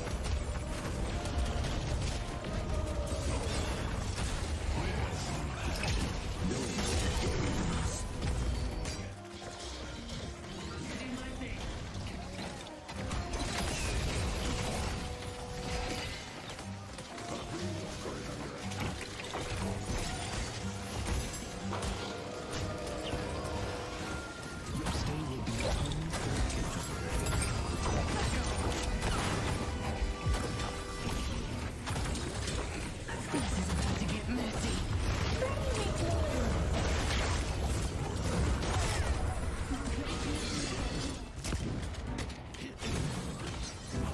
Softening them up. I get the credit.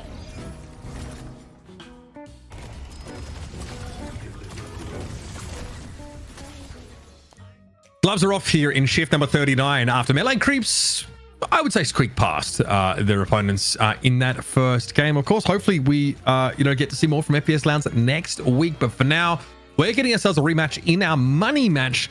Last week, Dan, though, it was kind of a dominant showing, if I'm going to be honest, from Floormen. They looked very, very good. There were some issues in that last map. But for me, I feel like melee creeps got like the perfect draft for them, the way that they want to play, and still couldn't get over the line in that game too.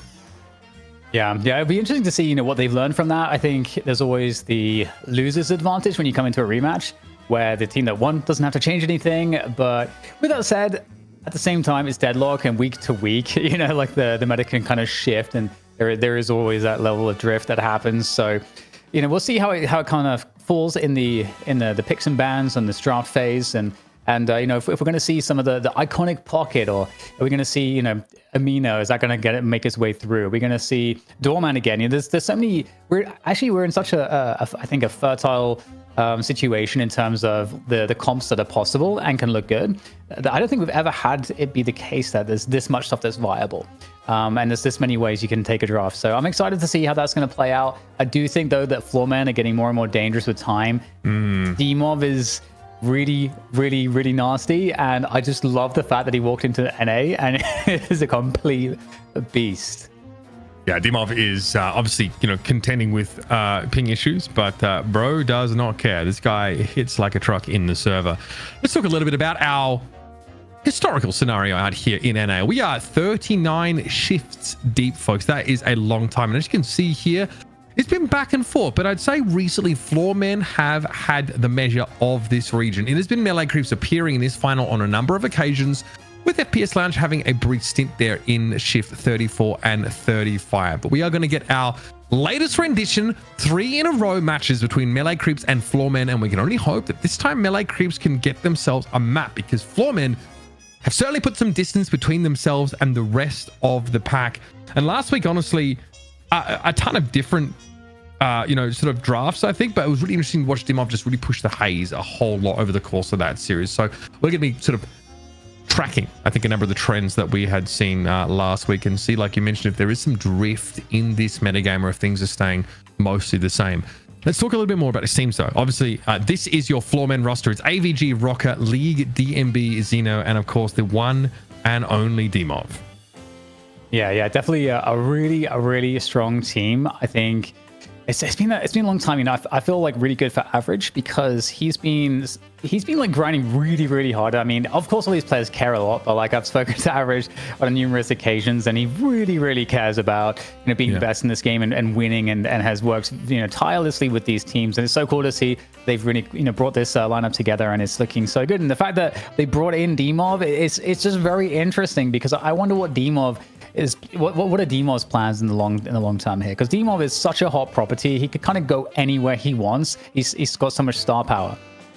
Yeah, I mean, again, it takes a whole lot, I think, to justify bringing that player over from EU with all the other, setbacks that might sort of have. But this team's fantastic. I always felt like Rocker could just turn up and win the game. We've seen him ringing for rosters before, and it's looked really good. He played Lash over both games last week and looked pretty bloody dominant here. He and DMB, just the Lash Warden combo. Floormen were picking those two picks up really easily every draft, weren't being prioritized at all by melee creeps, and I felt like that gave him such a rock solid core to sort of close that series out. So keep your eyes peeled for more of the same here. Let's go across though and talk about our challenges once again. Third week in a row, it is melee creeps. Sire's back on pick heroes. God bless. John seems to be able to find success. Doesn't really matter what he's playing. Ido got Doorman in the last game, but if he gets Pocket or if he gets Mina, it's still cooked. This team looks good. Obviously a roster change coming into this one. Seeing Ranger move in and pick that support role up to kind of free Sire up to do what I always felt like he does best. Yeah, and it is really interesting actually because in the EU scene especially, you don't even necessarily see comps that have supports necessarily. There's like so many different ways to play the game at the moment, and so I'm curious how things are going to go for them, especially because we're also seeing a little bit of a change there as well in this matter where you see John and Lash in the previous game, and of course you play Lash as in somewhat of a gun build currently, and John was going for that kind of just you can find all these builds like all over the public builds like what he ran there, so it's like nothing special new, but it does bring John out of that limelight in a sense because we were used to seeing him in previous metas be a mega gun carry. So it's kind of cool to see how some of the changes have fallen these teams as the meta shifts, and I'm curious to see what John's pool's going to look like tonight. Yeah, absolutely. Kind of nice to see him show some of that flexibility. I think the draft has been pretty interesting right now because there is a shift up. Still no Wraith being spotted. That seems like it's only an EU kind of thing. But Venator did attract a second round ban in that previous game. So maybe rumors of his demise might be slightly exaggerated. We're going to jump now into our picks and bans. This is game one in our money match, folks. Melee Creeps once again challenging the throne of Floormen. I feel like they might be throwing us back to an era of singular team dominance in NA if Melee Creeps can't find a way to put a scratch on them this week. Yeah, you had a really good point there about the Venator, and also that we had FPS Lounge pick the Warden too. So these are like two kind of more classic picks that you'd see on John. We will get the opening Victor ban before we talk more about John from Melee Creeps. And for Floormen, I mean, banning Doorman seems like you kind of need to do it, but they're going to get rid of Pocket instead. Which, I mean, again, Pocket seems really good right now, so it seems like fair play. And AVG drawing the Victor ban, which is no surprise, so very abusable right now. It pushes so very well, and obviously that revival is something you don't want to be around to see how that plays out. You throw yourself at those walkers and you can basically blow them up. We're going Doorman straight away. Ido in chat as well, shout out to the boy, mentions that spot around mid-boss is just kind of, it's a bit screwy right now in general. So curious to see what emerges when these mid-boss fights come down, but obviously, guys, not orchestrated the previous game. Like, we got to be realistic that sometimes these things just happen. Mirage really highly prioritized here for Floormen. They will snap that one up. That might be a DMB pick. It is funny because we've been in the same meta for a while now, for at least a month, and Mirage, he was just missing from drafts entirely. And again, now we're seeing like super high priority, as you said. Shiv, pretty high priority there in that second slot. You'd probably expect to see like a Silver as well, coming, in the first like three. Silver's just always in the first three, so I would be shocked if we don't see that as well. But nice for Floormen to secure the Shiv. I think that's going to go a long way. Fishcake obviously really, Fishcake's really trying to pick up that Silver, I think, whenever possible. Floormen didn't seem like they prioritized it that heavily last week. I just think Mirage first pick is so interesting to me. Apollo, obviously a great answer. The Apollo Doorman lane is insane. It's going to give Melee Creeps basically a default strong side here. And yeah, well, Fishcake's going to have that Silver as well. Silver Apollo, I always say this, on a lane goes really, really hard. It's super nasty to play up against. It's usually an auto win with good players. So we'll be curious to see if they end up playing together. Doorman, obviously, you know, just like you said, and we saw it, very strong in that previous, you know, laning phase as well. Bebop, always nice, you know, again, kind of like it's like somewhat of a pseudo frontliner in some sense, not really like an actual frontliner, but someone that has a big HP pool, can kind of brawl close range and facilitate picks, and the gun is very reliable damage at the moment. Mo gets banned. That's an interesting ban to see, actually, from Floormen. Like last week, I swear, like FPS Lounge played it once in their game. I know we saw it. Like, yeah. Floorman like worried about who are they worried about having shut down by compo here? Mina the ban for melee creeps. So still, obviously, now that Ido's you know, got that Doorman locked in, perhaps Amina not so highly prioritized, especially because you don't want to give this to AVG. That would be bad. That would be very bad. I mean, the Mo's definitely good at shutting down Mirage. You know, Mirage with the tornadoes, very, very hard to lock down these days. You can get multiple tornadoes and can regenerate a lot of health if he's able to sustain in fights. So you kind of need to, you would like to deal them instantly. And so I could see Mo being a good solution for that. Sai might have to go Sinclair here now. Just still some pick potential there, obviously, with copied ults, but Paradox has sort of been taken away, one of your premier pick options. Your opponents have Bebop and Paradox. I think Melee Creeps would like to have some pretty dominant lanes, and now start integrating some scaling potential. I think Kelvin gotta be picked up. Yep, that's scary. Seeing him like being sort of picked up now a little bit later on in the draft order is a bit jarring to me, but we saw Kelvin look pretty good in EU. Yeah, I do think Kelvin is still really strong. He's not played quite as much because I think people are playing supports a little bit less in general, but very strong. And it's actually Floormen to pick up the Venator. And again, so, you know, Melee Creeps, if John would be playing the Venator or the Warden, so we'll see him on the Warden for sure. Yep. But yeah, the Doorman Apollo Silver Warden, that's already a very nasty, you know, first 4 picks from Melee Creeps. We'll see. Okay, Lash coming in for Floormen. I think that's super nice. Lash is very, very good right now. I think it does have that consistent gun damage, but also just great team fight. Very hard to lock down because of the mobility too. Is this an AVG Venator game maybe? Lash obviously almost feels like it's going to be a rocket pickup here. Bro. DMB. Yeah, the Holiday locked in here. I think like Saya just might be saying, okay, well, stuff it. I need myself some pick potential. Obviously, someone who does reward, you know, good M1 play. That is super interesting, though. Like, we are digging deep into the barrel here. Yeah, no pun intended, I'm sure. 2 weeks? Yeah, no, I was about to say, so Holiday, everybody thinks Holiday is hot garbage right now. So so either Melee Creeps know something that we don't, or, I mean, well, they must know something. They know something that we don't, because the general consensus right now from everybody, I thought, was that Holiday is hot garbage and needs changes. So this is going to be interesting. I mean, Melee Creeps had an absolute banger, like, first, like, 4 or 5 picks, and then ending with Holiday is kind of a fun twist. Yeah, and again, I'm just sort of throwing back to game 1 of last week where Sai ends up picking the Sinclair in this matchup. So Holiday is going to be the pick. It's been multiple weeks since we've seen her trended towards, in general. The draft is, I mean, the Mo and Krill ban and the Holiday pick here, to me, are quite compelling.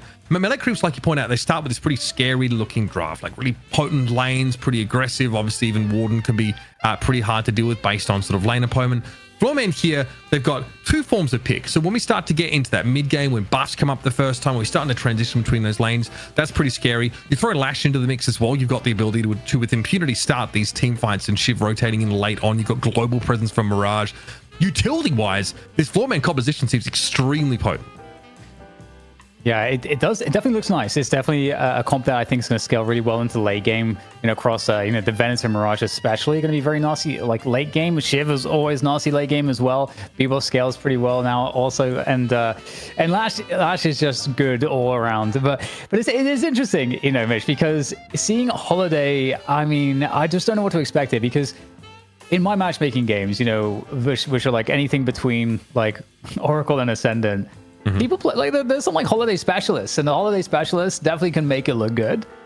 But that's not like an E6 lobby. That's not like even a pro lobby, regardless of an E6 lobby. I have no idea how this is going to perform. But Holiday, a hero that we can remind people does have some good burst damage. With the crack shot, you've got the barrels. Still do like some good damage. Like the mobility is nice. The lasso is harder to hit these days, but the lasso is still a great pick tool. So it's going to be really interesting to see how it plays out. It is the only pick tool that melee creeps have to make use of, though. If we compare these two sort of comps, it feels like that early laning for melee creeps looks pretty potent. But yeah, their ability to sort of, again, I'm not going to doubt Sire. This is someone who, like I said, I'm pretty excited to see move back into the pick role. And with Holiday, he has been able to do the unthinkable in the past. The last time Holiday's actually won, though, was shift 28. So that's like early March the 4th to be exact. And last time it was picked was in shift 32, where it went 0 and 2 and didn't find any success. So just want to set your expectations about the potential of Holiday right now. Not exactly expecting to see it in a great spot. However, bro, like you have Kelvin also coming in at pick number 5. That's a pretty annoying lane. I mean, you have so much innate sustain. You've got good harass there. Kelvin obviously still with that frozen shelter. Pretty important when it comes to these team fights. Two compositions that look to, I feel like, really rise up in different phases of the game. That means the onus falls on melee creeps in our first game of this money match to make use of these pretty terrifying laning opportunities, snowball that into an advantage in the mid game where they don't get hamstrung by their lack of pick potential compared to Floormen. It's going to be interesting. I wonder if we'll see maybe the Ice Beam focused build or something, just like getting more ability to chase people down. You can set up picks and so on with the Baroness Hotel also, that's definitely something that you can use as a tool. I'm kind of curious who's going to be on what with these rosters, and with the Holiday, I imagine you're not pulling it out. I mean, if you're going to pull out something that feels risky, do it the first map of the best of 3 and not the deciding map 2 or whatever, or the deciding map 3. So I mean, experimentation this early is kind of interesting to see.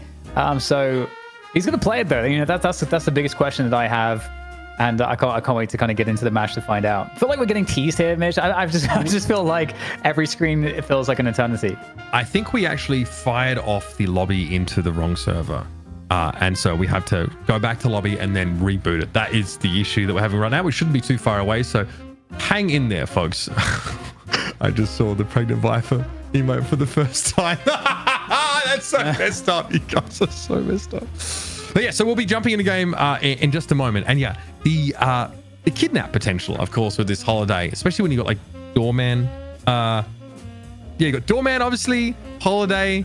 You got Frozen Shelter. Your ability to isolate individuals isn't too bad on melee creep side of things. It's just you don't have that stuff nearly as on demand as anything else. And yeah, I'm looking at that the early game for Holiday. I haven't seen a Holiday game in a hot minute. Obviously, Crackshot is really freaking annoying, and you can shove the lane pretty effectively with those barrels. So it does feel like there's an expiry date on melee creeps' strategy, though, and the scaling potential certainly doesn't seem to be on the level of Floormen. So that's kind of what we've been teasing so far. Let's jump into the game and talk about some of these early lane assignments here. So we're going to have the Holiday Warden in mid. I was worried we'd have like a Kelvin Warden, which is probably not the best. It's going to be Kelvin alongside the Silver on the left-hand side here for melee creeps. And on the right, you better. It's your favorite cheese lane, Apollo and Doorman, back for another round.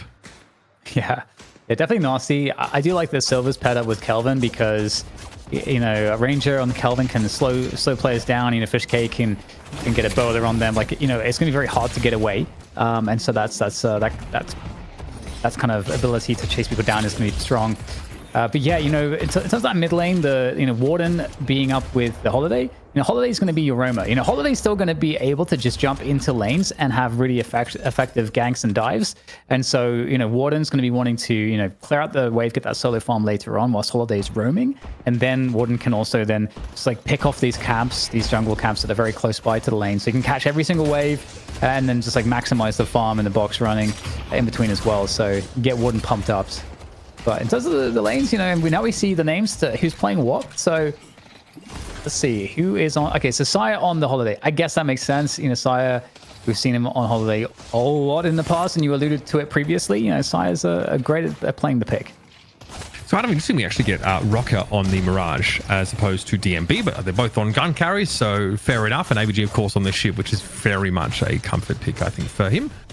Seeing obviously this constant harassment from Do, it's the simple dash forward and then sigil backwards to try and find some poke damage in the lane, but you do have to respect to some degree what Shiv can do. I like that idea that the parry being sort of weaved in there, but AVG obviously wasn't born yesterday. Do benefiting from some minion heal though. Yeah, I'm glad you picked up on that. I was going to mention that too. Just like weaving his parries in it's one of the things that makes this game kind of feel like a fighting game. So if you're from the FGC, you know, just like knowing how to kind of bait your opponent into something and then throwing out the parry there. But yeah, as you say, Average is he's wise to it. So that Apollo is in, the Holiday is in mid alongside the Warden, pardon me. So we're going to keep tabs on that one. So far it looks like they've been, as expected, shoving the balls off of that mid lane. On the right-hand side here, we see just a bit of a lull in the action as some of these early neutral objectives are going to be picked up. Dominato is up to some shenanigans here. Might actually run headlong into the lash if he's not careful. Yep, don't worry, Door will get you out of there in no time. That's the box running coming to its natural conclusion. With that said, though, looks like Saya might go for a potential, or has the ability to go for a potential gank, because left lane for Floormen is pushed up, and Saya can jump in on top of them with a jump pad and some barrels. We'll see, you know, what the formula is here. Bolo looking to be connected. There's that ice beam as well. Yeah, Frost Grenade obviously into the ice beam means DME really has nowhere to go. Venator far from the powerful late game threat he can be. So he gets caught out pretty easily. Sai is actually going to be credited with that elimination. So that's a worthwhile rotation in there. And Xeno calling a pause here because there's a mouse issue. Also really nice early gank. You know, that's some early value from your Holiday player. And it's a timing that you don't always expect. And it's really, really powerful too, because, you know, this wave priority is very important. You know, there's a couple more waves before that wave priority starts to be super important. But you know, where you're then preparing for the first bridge buffs, but it's helpful in a lane that's otherwise getting shoved. You have given it the advantage to the melee creeps side for the moment. So, you know, good work there early on from the Holiday. You know, I'm really trying to, you know, build up the Holiday here, Mitch, because we haven't seen it in so long.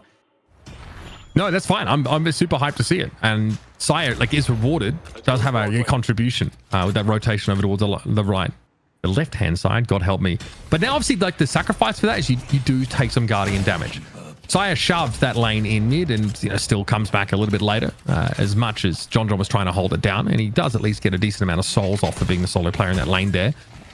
There is a price to be paid for such things. Shove here for melee creeps. Obviously they want to dive inward or leftward here as soon as those buffs come up in a minute. So a cool bell being used to try and harass down Average, now we're calling him apparently, as much as possible. How is that less confusing? Also another silver. As the opening rounds here, of course, being snapped up. So again, still a lot of pressure in mid. This Bebop and Mirage lane, a bit of a nuisance here, apparently for melee creeps to deal with. Some flawless advanced value there. Riposte activated. Not a natty parry, but still much the same idea. This is just shove. Again, the sigil being used on that way, but I don't know if melee creeps are going to be so easily able to get over towards those buffs here.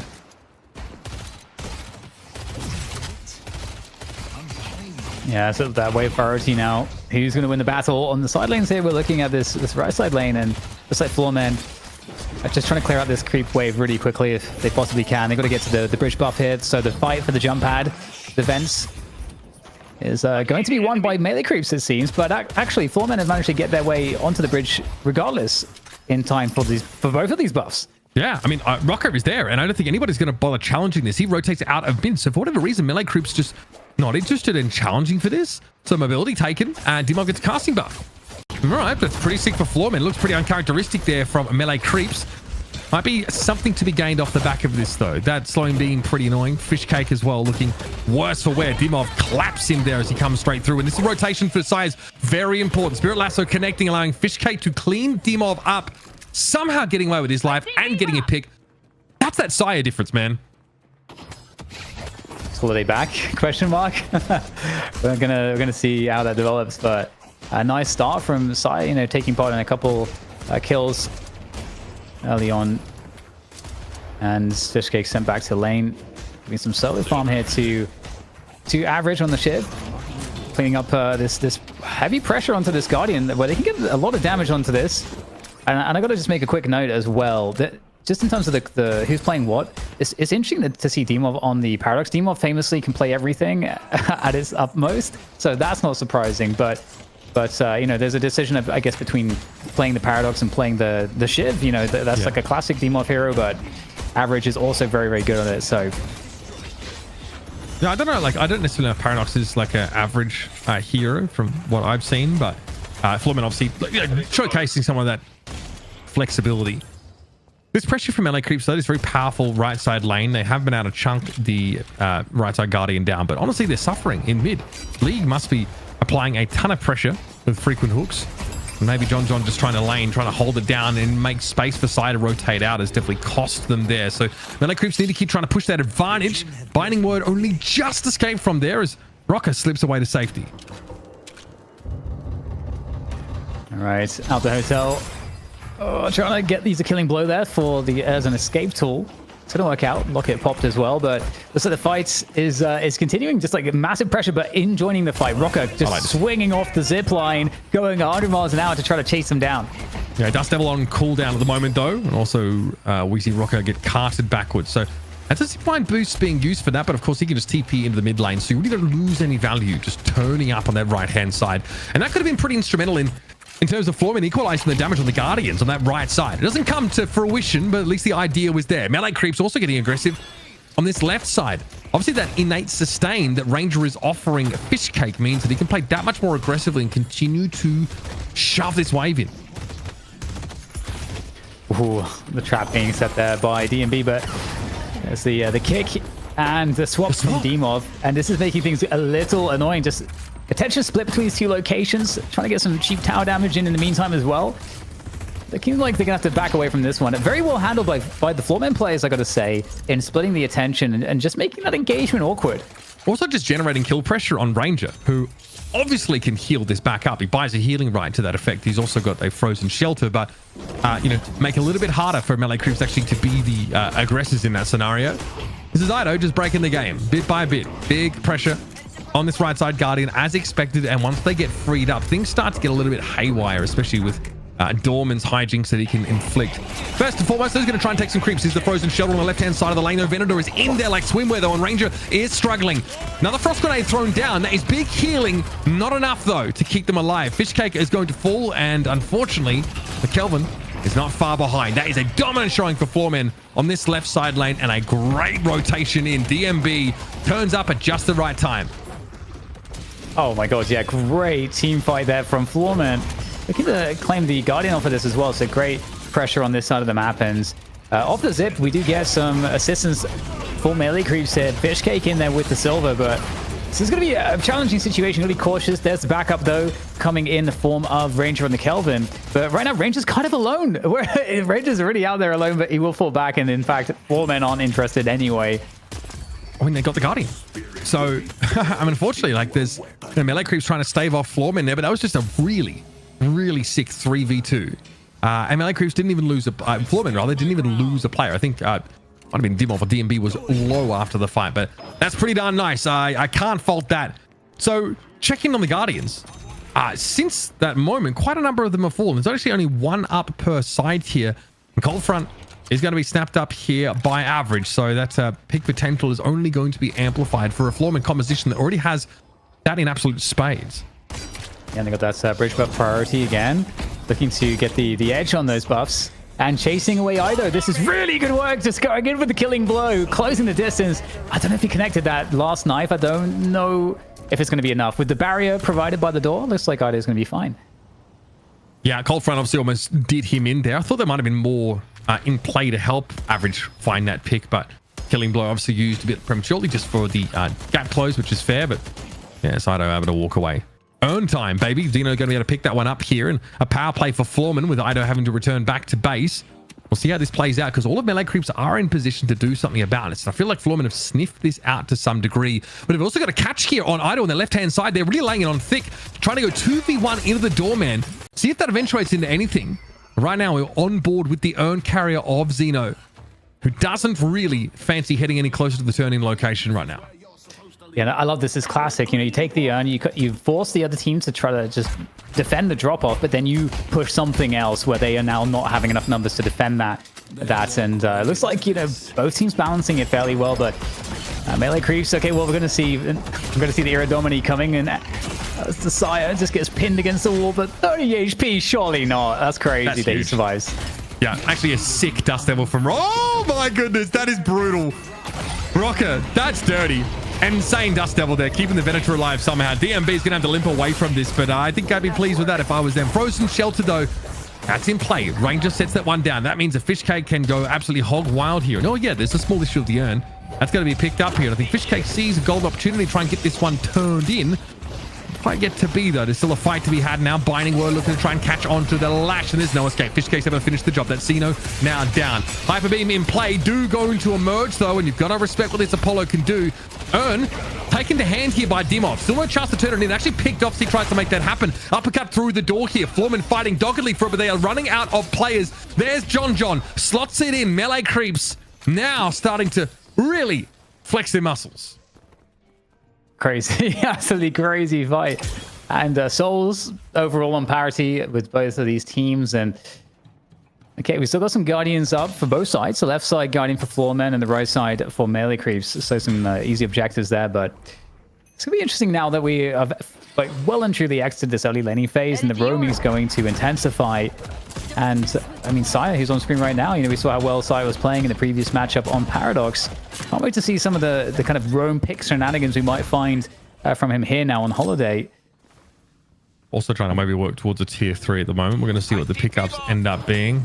Okay, headshot booster and recharging rush going to be added to the inventory. Dangerous though, caught with the paradoxical swap, and that stop off at the secret shot was an ill-fated one indeed. Sire will be punished there. So it turns out Floormen are crawling over this part of the map.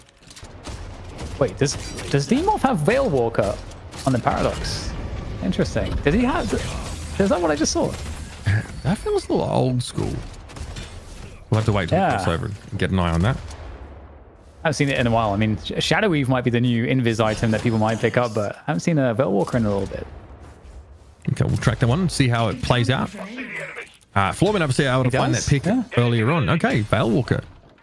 Cool. I mean, set up, you know, you can set up your picks for sure with that, I suppose. Let's go blue. Yeah, obviously pretty important to be able to play through that neutral zone of the map. Oh, Dimov doesn't like this. Bowler catching on. Veil Walker obviously active. That's quite convenient, I must say. Got to double back around here because the 3 melee creep players trying to shove mid in fairly aggressively. So Dust Devil, that's a nice catch here. Rocker though, dangerous. Hit by that barrel though. This is not great territory for the Mirage to be in. Going very, very low. Consecutive barrels connecting onto him here. This is a fight that Sire can obviously just int into. John though, hasn't been faring nearly quite so well. And now the cavalry has arrived. Gotta try and respect Xeno's damage here. He takes John down and is threatening to do the same here to Sire. Dudo turns up a little bit later. You're gonna be able to find that pick on the left side of the map. I feel like we're seeing a lot of really, really fun, like, individual plays from both teams. I think Sire has had some really great moments. You know, Dimov as well. You know, I suppose that's kind of fun, given that they're the pick for either side. But in terms of objectives right now and just overall macro, we've got definitely more priority across the map in favor of Floormen. And with the buffs coming up, that's going to be important. And trying to chase down Dimov, it's hard with the kinetic charge there as well as the Veil Walker. It's definitely hard to get the chase. There's collapse here from Ranger. Interesting. I don't think they're quite able to draw a beat on Dimov, and yeah, 15 seconds away from the buffs here. We're going to start to see things get a little bit more volatile on this side of the map. A little bit dangerous thing for John, who just got hooked in on that left-hand side of the map. That might be an opportunity there to create a lead. Xeno also suffering intense scrutiny here from Fishcake. And so this area is crawling with melee creeps players. Now they really fancy this bridge. And obviously that urn has just now surfaced a survival buff taken up by Do. Yeah, really well played by melee creeps. But in the meantime, you know, focus on bridge blast. What about your Walker? The left side Walker's going down. It's just Sire that's here for melee creeps. Yeah, I obviously not really in the position to do anything about this whatsoever. Good pressure on that Walker. Obviously Urn taken up here by melee creeps, but behind his Floormen are really focused on the larger game at hand. Also, Sire's got to watch out. He's a Deathsland coming in by Xeno. Still pressure on this Walker, and it is going to be taken away here. That's, of course, that extra inventory slot.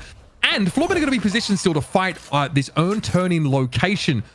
AG, though, kind of part of the plan, I think, for Floormen. So lacking him will hurt, but still, Floormen should be able to double back on this left-hand side and get ready to fight. It'll be 3 versus 4 unless Dimov is able to rotate in. And looks like Xeno just got an all-expenses-paid trip. Yeah, no way out of that one for sure. And the Urn is looking to be find its way into the deposit spot. Massive frozen shelter here as well, really causing problems isolating League, and looks like an easy turn in for melee creep. So they're going to be losing, of course, the Walker, but they're getting something in return. Yeah, Dimov never came inward in the end. I think he was maybe I had a different idea or simply was working on some of those neutral camps. This now means melee creeps that can transition off the Urn straight into this Walker. Taking League down is a huge boon for them. And meanwhile, Floormen are a little bit more scattered. They're trying to respond now, but it's a question of whether they're going to be quick enough. And yeah, this is a separate fight going on as AVG has found the silver, but there's some shenanigans going down the left-hand side of the map. Dimov and AVG, though, finding kills. And now there's pressure starting to mount because this Paradox is on the chase. Carbine comes off cooldown, which means this Warden is in deep trouble. John really has nowhere to go. Binding Word would only delay the inevitable. And Floormen coming back, keeping their Walker healthy on that left-hand side. It feels like they're starting to find some key edges.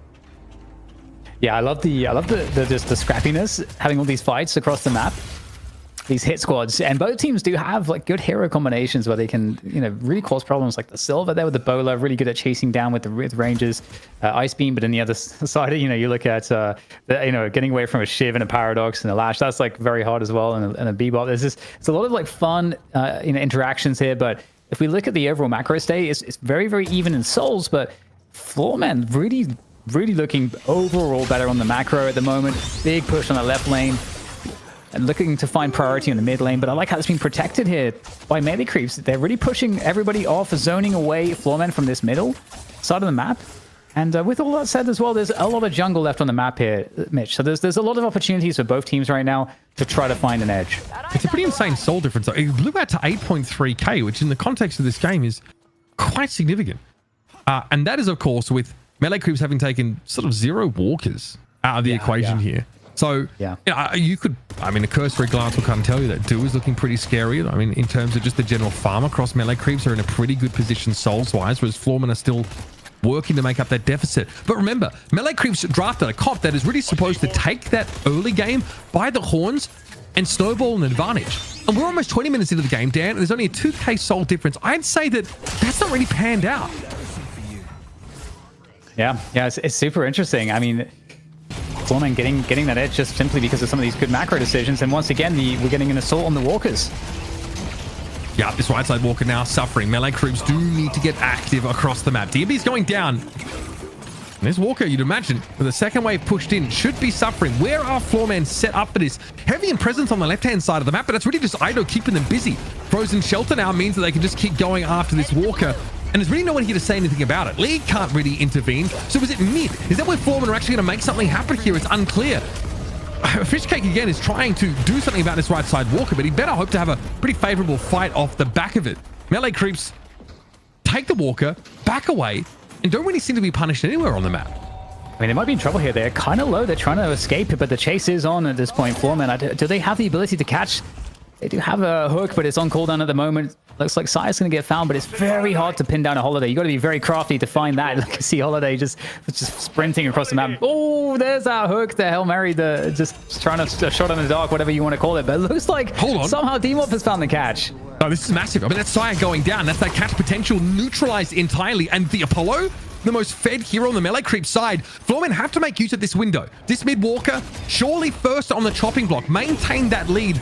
And of course, buffs are coming up soon. Mid-boss is questioning, is to be questioned here. But AVG falling might slow things down a little bit here for Floormen. Obviously, one player they really want to see scale effectively into the late game. They at least are going to get this right side Walker. But now I'm looking for melee creeps' response. Sire's back in the game. Du's back in about 12 seconds.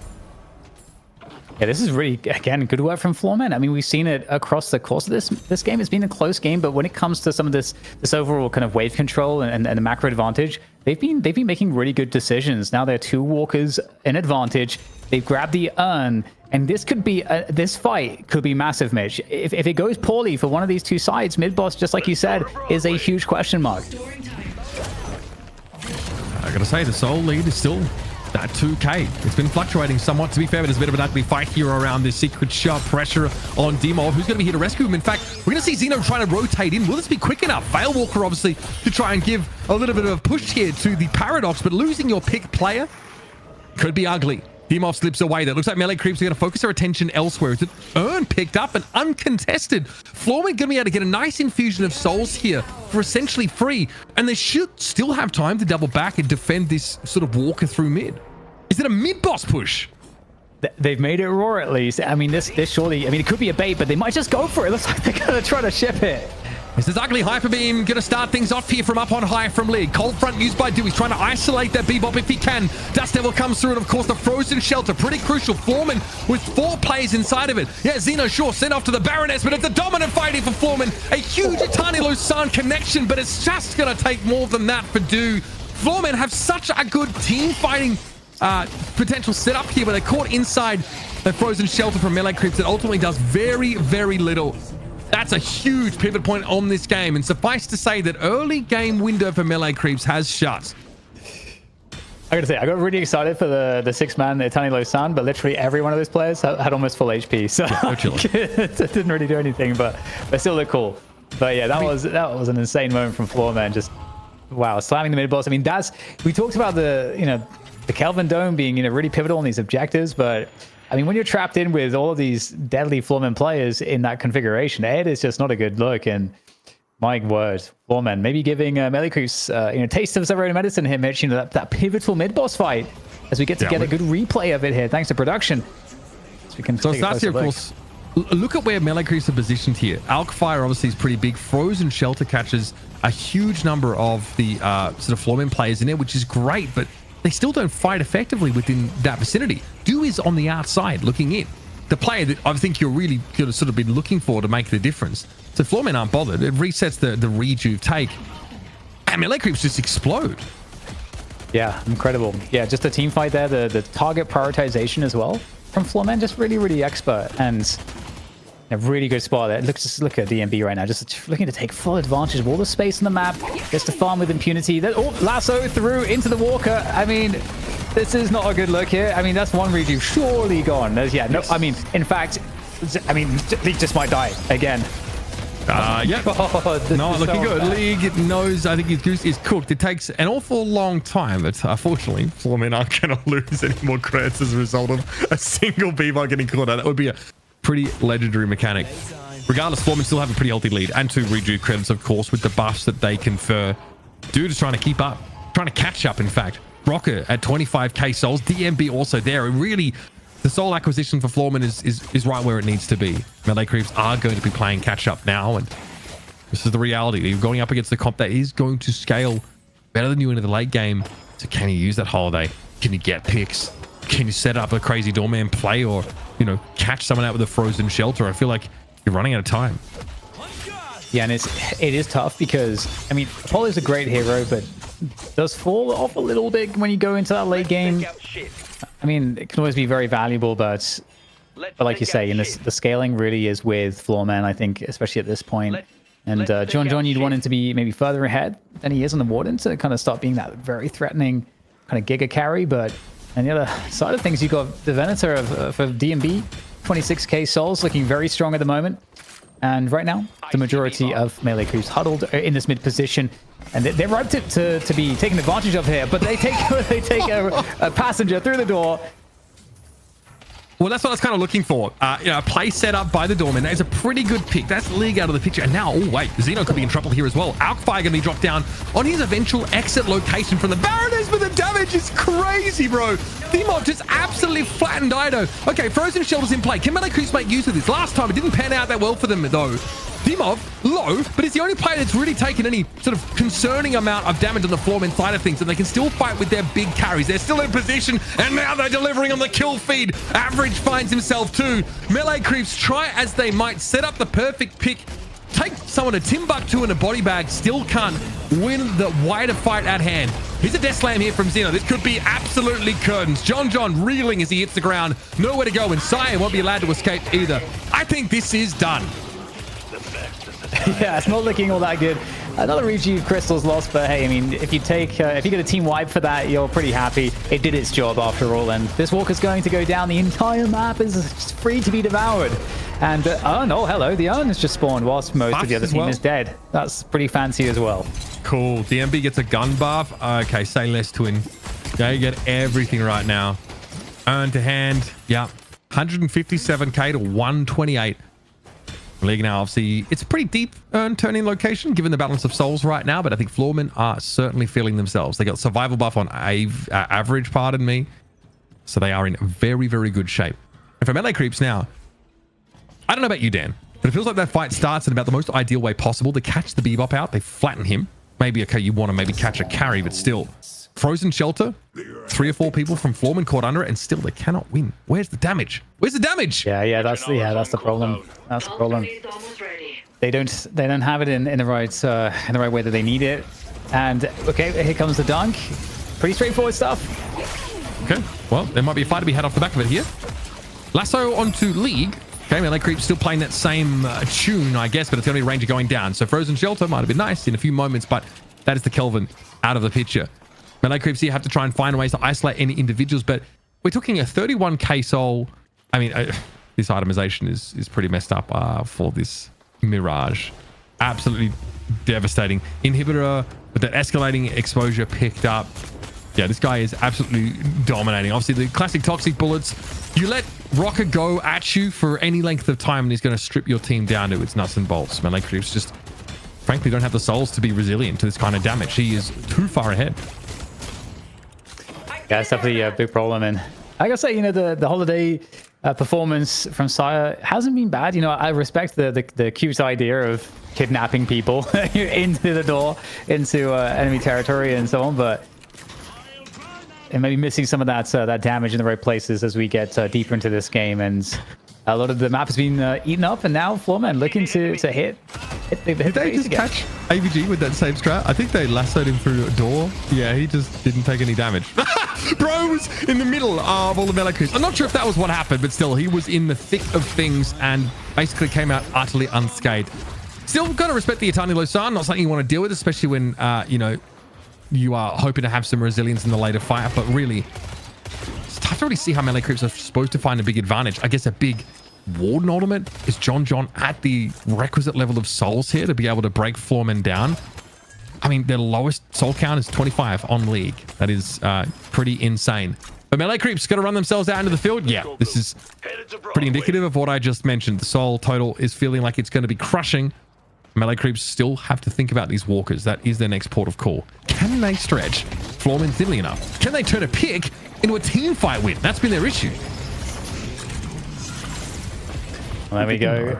Doorman shenanigans. It really just used to just get out of dodge here, because I mean, this is a horrible situation. The door gets close, but you've taken 2 people with you, and the robotic hand's gonna grab. I'd obviously get the unstoppable with the Baroness when you level it up enough, but I mean, there's just nothing you can do. Again, stat check territory here to the extreme, and it's there's not too much to be said for melee creeps' chances, especially not now. The mid boss is going to be taken down, and there's not really that much to contest it with. Yep, we were on board there briefly with DMB. He hasn't even found himself a tier 4 yet. Hasn't even had to. Been pretty devastating in terms of impact. Rejuve credits here being picked up. Can he intervene? Ranger got hooked at the start of that fight. Not great. So Rejuve credits being picked up, and it's been melee creeps feeding themselves into the wood chipper. Dew and John, the only ones that's staying alive here, will eventually fall. The 3-player Etani Losan, unfortunately, does not have any level of impact for melee creeps. John, the sole remaining player, looking like he's going to get 1v1 by Rocker on that left-hand side of the map if he gets too close. Dust Devil in hot pursuit. John obviously not exactly on a hero famed for his mobility. It's a chunky boy, and well, looks like we are going to be going to the next map relatively soon here. There's not too much that's there to really contest this. Well, man, you got to respect them playing it safe, I suppose. But yeah, it's been a great performance, and I got to say, I've really enjoyed watching Dimov playing Paradox. Dimov has to be. Is he my favorite player? I don't know. He's got to be up there. He's got to be up there. He can play anything, and incredibly good on it. And, you know, it's cool to see the return of Paradox being, you know, so iconic. We had in the previous match, in fact, it was, of course, Sire who got the MVP playing Paradox. So, yep. And surprisingly as well, did so by just vomiting out damage as well. Like top in kills, pretty insane player damage racked up. Dimov showing that he is just as good. And it felt like Sire was kind of forced to go with the less premium option here in Holiday. We didn't really get to see like lane dominance. Some people sort of mentioned that maybe Crackshot could just really, you know, be sleeper OP at the moment, or not OP, but just, you know, pretty powerful in terms of having like a strong lane. It's not fun to lane against Holiday and get your bloody brains blown out on a pretty short cooldown, but yeah, melee creeps just don't have a staying power in the fight. God, like going up against a 34k soul lash with this comp, with this amount of souls, like average is not dying ever. Another earn turn in here just to, you know, really complete Floormen's dominance. yeah, maybe that's the awkwardness also of having, you know, Ranger on playing just support. But that's, you know, you're not going to be getting Sire on that hero. But, okay, there's a nice little gang coming on through. Taking down Rocker on the Mirage, but help is coming. Average and Demov are coming. Yeah, I do think Rocker's done. But Floormen might be able to win his deadass 5v6 at the moment. We'll see if that ends up playing out. Here they are. They have arrived. There is a door in play, but a paradoxical swap might deny an opportunity for Silver to escape. No, they do get through the door. They have to blink through there. Here's a frozen shelter. Melee creeps positively cowering under that right now. But that's what melee creeps have to do. It's a good pick. Can they convert this into something more, though? Okay, tower damage being taken there by the Venator, but, well, DMB is going to be back into the fight and ready to throw down once more. But where does he concentrate his attention? Floormen still with 5 players to work with. Melee creeps have done pretty well avoiding any reprisal, such that Floormen actually just retreat from the base. They don't want to be stuck in here. They don't want to over chase and give this lead up. Melee creeps, can they punish this any further? Might be able to. I mean, these fights have not been optimal at all from Floormen. I got to say, they are down to 1 rejuve. You know, Rocker died earlier. Everybody's pretty low, half HP and below, except Demov. So you'd want to say there's some opportunity, but this cake is going to get taken out. And that was sort of, you know, them melee creeps taking, or turning the fight, I should say, onto Floormen who were retreating. But now kind of the reverse has happened. We're back in the base. Floormen maybe just too far ahead. Yeah, certainly feels like that's going to be the case. I think Do dying solo to one of Floormen's players out, you know, in the jungle amidst all of this should be all you need to know about how this game has gone. Melee creeps draft a composition with really, really powerful lanes, really oppressive lane matchups. Unfortunately, they can't really springboard off that into a strong mid-game. Floormen keep the game close and then simply begin to outscale them with the composition that team fights up with the best of them, that has pick potential up the wazoo, that has, you know, Demov showcasing his mastery over a number of different heroes and roles. And I think this is a kind of victory that will be very, very hard to deny. Dude there tries to make something happen. Unclear what that is. Death Slam, of course, on 3. As the Hidden King's lair is going to be littered with corpses of his supplicants. This one is about to be done. We're just going to do it again? That's fine. Okay. What about that? Refresher there into a second Death Slam. It's brutal. Now we just need to clear melee creeps out of the pit. This feels like one of the longest suspension of disbelief that I've had to engage in as a commentator. And that is that. 239k souls and a big old smile as Floormen take the first game. There we go. We're seeing exactly why Floormen have been so dominant. You know, you called it out. Like, we've seen them win every week of recent weeks, but it's not just win. It's 2-0 every time. And this was a game that looks like melee creeps had a lot going for them. There was a lot of, you know, when we'll see, I think, on the Souls history that we'll see in the stat screen in a moment. But it did feel like melee creeps had a lot of opportunities. It's a pretty close game, and then slowly but surely there's a breakout, you know, and a lot of it, I think, came down to Floormen's macro. Floormen had really good macro. They got, you know, 2 walkers up, just playing a lot of these, what felt like even situations in terms of the map state, but then kind of created the numbers advantages in the right place to be able to take these objectives. And some of that early play from Sire, as we see there, you know, finding those picks, that was very successful. Ultimately ended up paling into comparison to some of the impact that Demov had, as we can see in this catch that he got onto Sire there as well. Yeah, I mean, I think Sire finds the first pick of the game in the end, and it looks looking pretty good at some point. Like, melee creeps had an 8k soul lead at one point of the game. Let's not forget that. I feel like that might have been the breaking point if we're able just to, you know, turn that into an extra earn or something like that. They were well ahead on walkers for a lot of the game. This is where it really hits the fan. relatively close in souls, but this team fight is horrific. Look at this frozen shelter. Yatani Lusan, I mean, is being held, I guess, by Do here. He's holding, but in the meantime, his team is dead. Okay, cool. You hit a bunch of people with it. Did he get trolled by the frozen shelter? Yeah, I'm not sure actually. Now I think of it, because obviously you can hold that ult for quite some time, but yeah, I guess there wasn't maybe any other play for him to make, and I guess that's part of the problem. He was out of the fight. Saya died instantly because Saya was low, and Ranger on the Kelvin just doesn't really have much damage at that point in time, so they're just getting absolutely destroyed in this fight. Ooh, the shelter almost protects Floormen at some point. You can see like. Yeah, Ido is on the outside of it. He can't really do too much. He throws a call bell in, but he's not in the fight at this point. It's tough. It's tough when you have someone like Apollo who really wants to skirt around the edges of the fight and get airborne and like do a long range Itani Lusan when possible. But that's a tough one to come back. I mean, that's the kind of footage that you're going to be slowing down and trying to read pretty closely. We saw some really, look at this. Binding Word, Lasso, and the sort of the abduction there, I think was it Rocker? I was on the Lash. I think that actually doesn't end up getting a kill either. That is crazy. Melee Creeps legitimately hit him with the chloroform and still at that point in the game can't really do much to get a player advantage. It's interesting actually. I think that mid-boss fight kind of showed some of the issues here in terms of the composition at least, where you've got Ido on a Doorman, you've got Sire on Holiday, you've got Ranger on Kelvin, and you got Do on the Apollo. So you got like 4 heroes here that are not good at brawling close range in these objective fights against a bunch of heroes that really truly are really good at brawling. I mean, Mirage with the recent changes is actually decent at brawling in those situations with the sustain he gets and the tornado. You got the Shiv, obviously like Paradox. Venator is amazing there because of course of the stun and just the close range damage. His Lash can hold his own, and then Bebop also very good at those ranges. And so now when you kind of think about it like that from that framing, it makes a lot of sense how Floormen completely outperformed Melee Creeps in those close range engagements. It's funny because like when we looked at the draft, we were just talking out Floormen's ability to like be really good macro wires and force fights whenever they wanted them, right? We probably undersold the impact of like Venator and Mirage as the game goes late.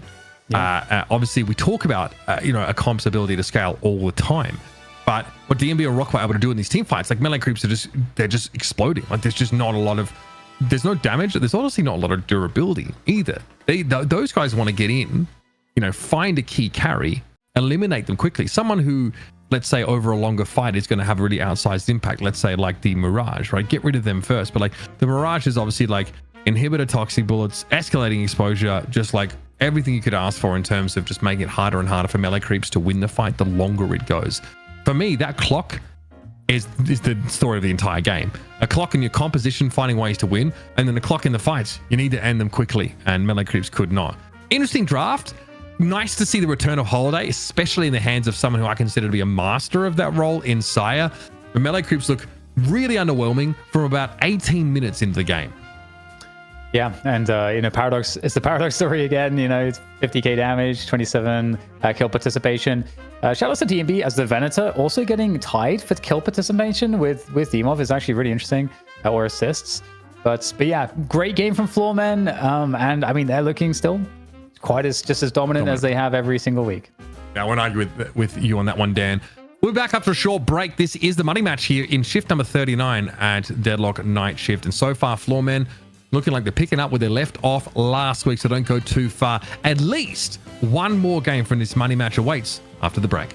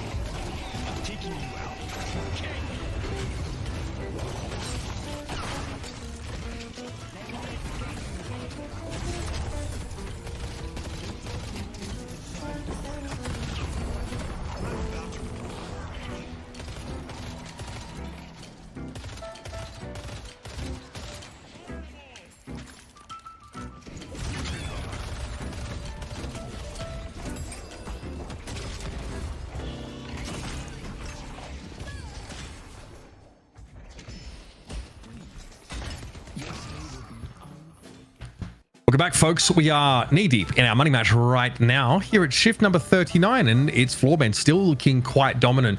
And it was kind of fun to track, I think, as the game went down, because we had both our teams draft very different comps with very different objectives and very different time horizons in which they needed to sort of win the game. Yeah, and I mean, it's interesting because Floormen, even though they got off to a worse start there, because as you say, there was definitely a better starting comp, the early laning phase comp, more tempo, I suppose, in that early phase from their opponents. Floormen still managed to out-macro them, in those key moments, keep the game close, get that edge on the walkers, which opened up more of the map, and then they obviously got themselves into that key 20-minute mid-boss fight, which, we'll see if this next map tracks there as well, that it's a close game until the 20-minute mid-boss as well. But to change their fortunes, we'll have the draft here for melee creeps where they can make different decisions. Perhaps not choosing Holiday.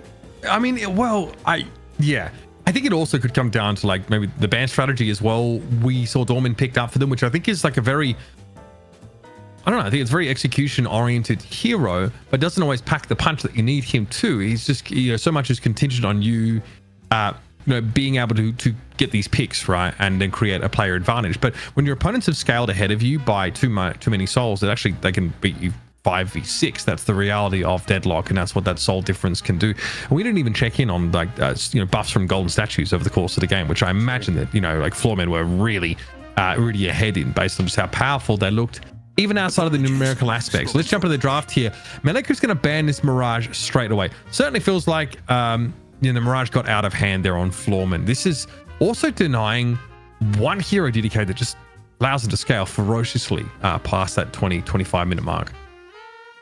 Yeah, and it's definitely been working, or at least was working out for Floormen in the previous match. And it's interesting. Dorman is kind of he was an insta ban, I feel like, for a while, and he's been let through a lot today. And you can, again, it's because in this case, again, pocket, got to get rid of him. So that's going to leave a Doorman pick open. Melee creeps will take it again. So either still in the Doorman jail in that respect, to start off things with the draft here. Yeah, okay. Well, I mean, let's see it pans out. I think it's fine in terms of like giving you like a strong lane, but we might just see melee creeps not over-index in that direction anymore. Look for some more of those more powerful scaling elements. Apollo going to be taken by Floormen, so we're going to have the Dorman Apollo sort of duo lane broken up here. It's also going to give Floormen some, potential, to access some of that tempo you referenced that melee creeps were looking to abuse. Yeah, I'm super curious, who's going to be playing what for Floormen. I think, again, with the roster that has Demov, you can kind of see some interesting stuff because he can play so much, almost like best in class. So you can kind of move things around a little bit more. But Apollo Shiv, great opener there for Floormen. You would expect to see melee creeps, like fighting back with maybe even Paradox Silver, I could see actually coming into play here. There's the Silver that gets Sire on the Paradox. He played really well with it. On top of that, you take away that opportunity for Demov to be on it for Floormen. Yeah, melee creeps here. Curious, like, what level of priority they put on getting that Paradox, because their opponents had a great pick. Okay, so fair enough. John might be on the Bebop this game, so obviously pretty natural spot for him to be. Doesn't have to sort of work his way out of maybe a trickier lane as that Warden. Still gives you pick potential in a world where maybe Sire doesn't get his ideal pick hero because Paradox is going to be taken away again. Yeah. I mean, they had to pick it here, Floormen, otherwise it would, I think, certainly have been banned. I'm curious how the bans will fall now. There's so many interesting picks that are possible. I wonder if we'll see a Sinclair in this game, potentially. Mo again, Floormen, banning the Mo. I don't know what the story is behind the Mo bans. I don't know, maybe there's maybe ZP knows. Is it like he's always listening? Yeah. I'll have to ask him. Obviously, like Bebop. Okay, so here's the reason why you ban the Mo. You don't want to deal with Doorman Mo combos where the door gets set up and Mo runs through and you instantly get comboed. It is like the most specific ban that only comes into play when Doorman is in the game. That is when you ban Mo. That is elite. Yeah, okay. Of course. Don't let Mo run through doors at you. Gotcha. Yeah, lock that in. Okay, Lash going to be picked up here again for Floormen. Looked pretty impactful. I feel like we're seeing a bit of everything in this draft so far. Shiv's potential to be a real nuisance in that mid to late game. You've got pick potential, strong team fight with Lash. You've got Apollo, who's a bit of a nuisance in lane, can be quite annoying to deal with. Melee creeps again have a comp that promises some early potential and now a scaling threat in the form of Venator. So we are both teams finding a bit more of a middle of the road comp. And I would imagine John would be playing the Venator instead, which means that could see Sire on the Bebop potentially. That would be really fun to see. Celeste comes into. I already like this way better than the previous lineup. There's a lot more. I think to this, where especially with the Venator and the Celeste, you get way more skirmishing and brawling in those close ranges that they were kind of lacking in the previous game. Definitely going to be, I think, a more competitive draft from that perspective. But it does open up Floormen to be able to pick up the Warden in its stead as well. So DMB is going to be able to lock that one in for the team and just play that carry role again. All right. Celestia for melee creeps, obviously that Celeste Silver combo we saw in our challenger game, I think, and that's pretty annoying. Looked like a pretty strong lane. Nice. Yo. Okay. Yamato? Devo might be playing that one then, potentially. I always hope to see it, but he's probably on Paradox. Rocker can play Yamato, right? Am I crazy? It's about to get sticky. I'm not sure about Xeno's pull either. Is there a Viscous here to round things out on the melee creep side of things? Might be like a ranger pick here. Okay. Right. So, scaling potential. Yamato has it in spades. Warden also can look pretty scary later in the game. It was a pick I was not exactly expecting to see round out this composition though for Floormen.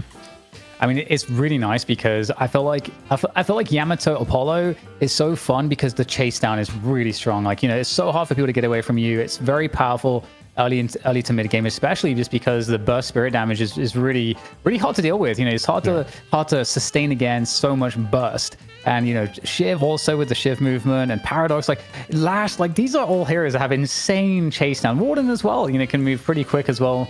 So I love the tempo possibilities from Floormen. I actually am very excited about it. But on the other side of things, you mentioned, there's definitely answers to some of these potential problems. Doorman has the ult to get out of trouble, as well as the doors. Silver has the bowler to slow things down. Bebop can obviously uppercut, and there's answers across the field too for some of the chase down there. But I do think Floormen are going to try to tempo the hell out of melee creeps, and so the action should start thick and fast very quickly. How resilient is melee creeps' comp to losing their Venator, having him picked off in these fights?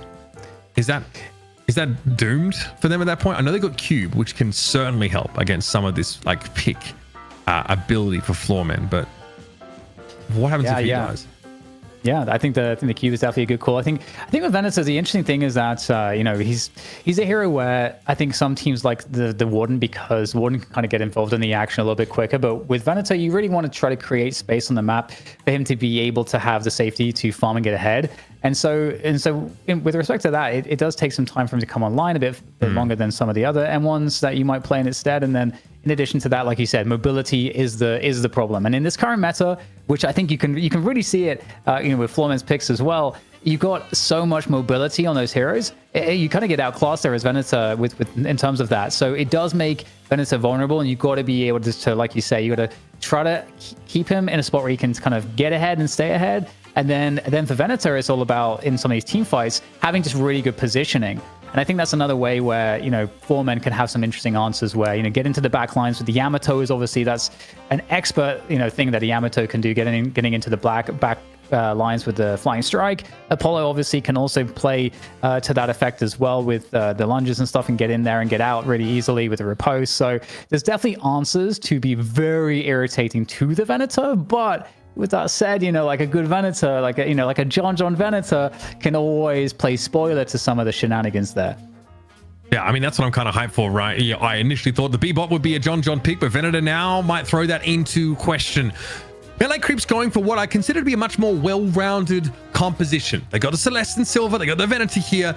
The Floormen have drafted a pretty impressive beast as well. They get Shiv, they even get Yamato, they get the Paradox, which Dimov looked superb on in that previous game.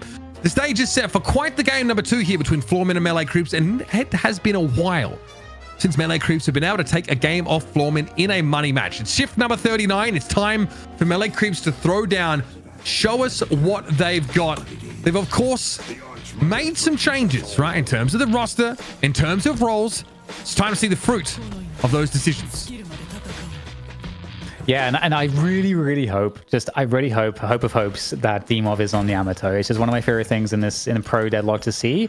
And so, we'll get the names up on screen to confirm that. Oh, it's League. Okay, League. League makes a lot of sense. And it does make a lot of sense that Demov is going to be on the Paradox, especially given that previous performance. But League has a nasty Yamato, so that's going to be really fun to see. And it's kind of cool too, because, League, I've seen League play, the off carry a lot. And so, with DMB playing if he's playing position 1, League is often in that position 2.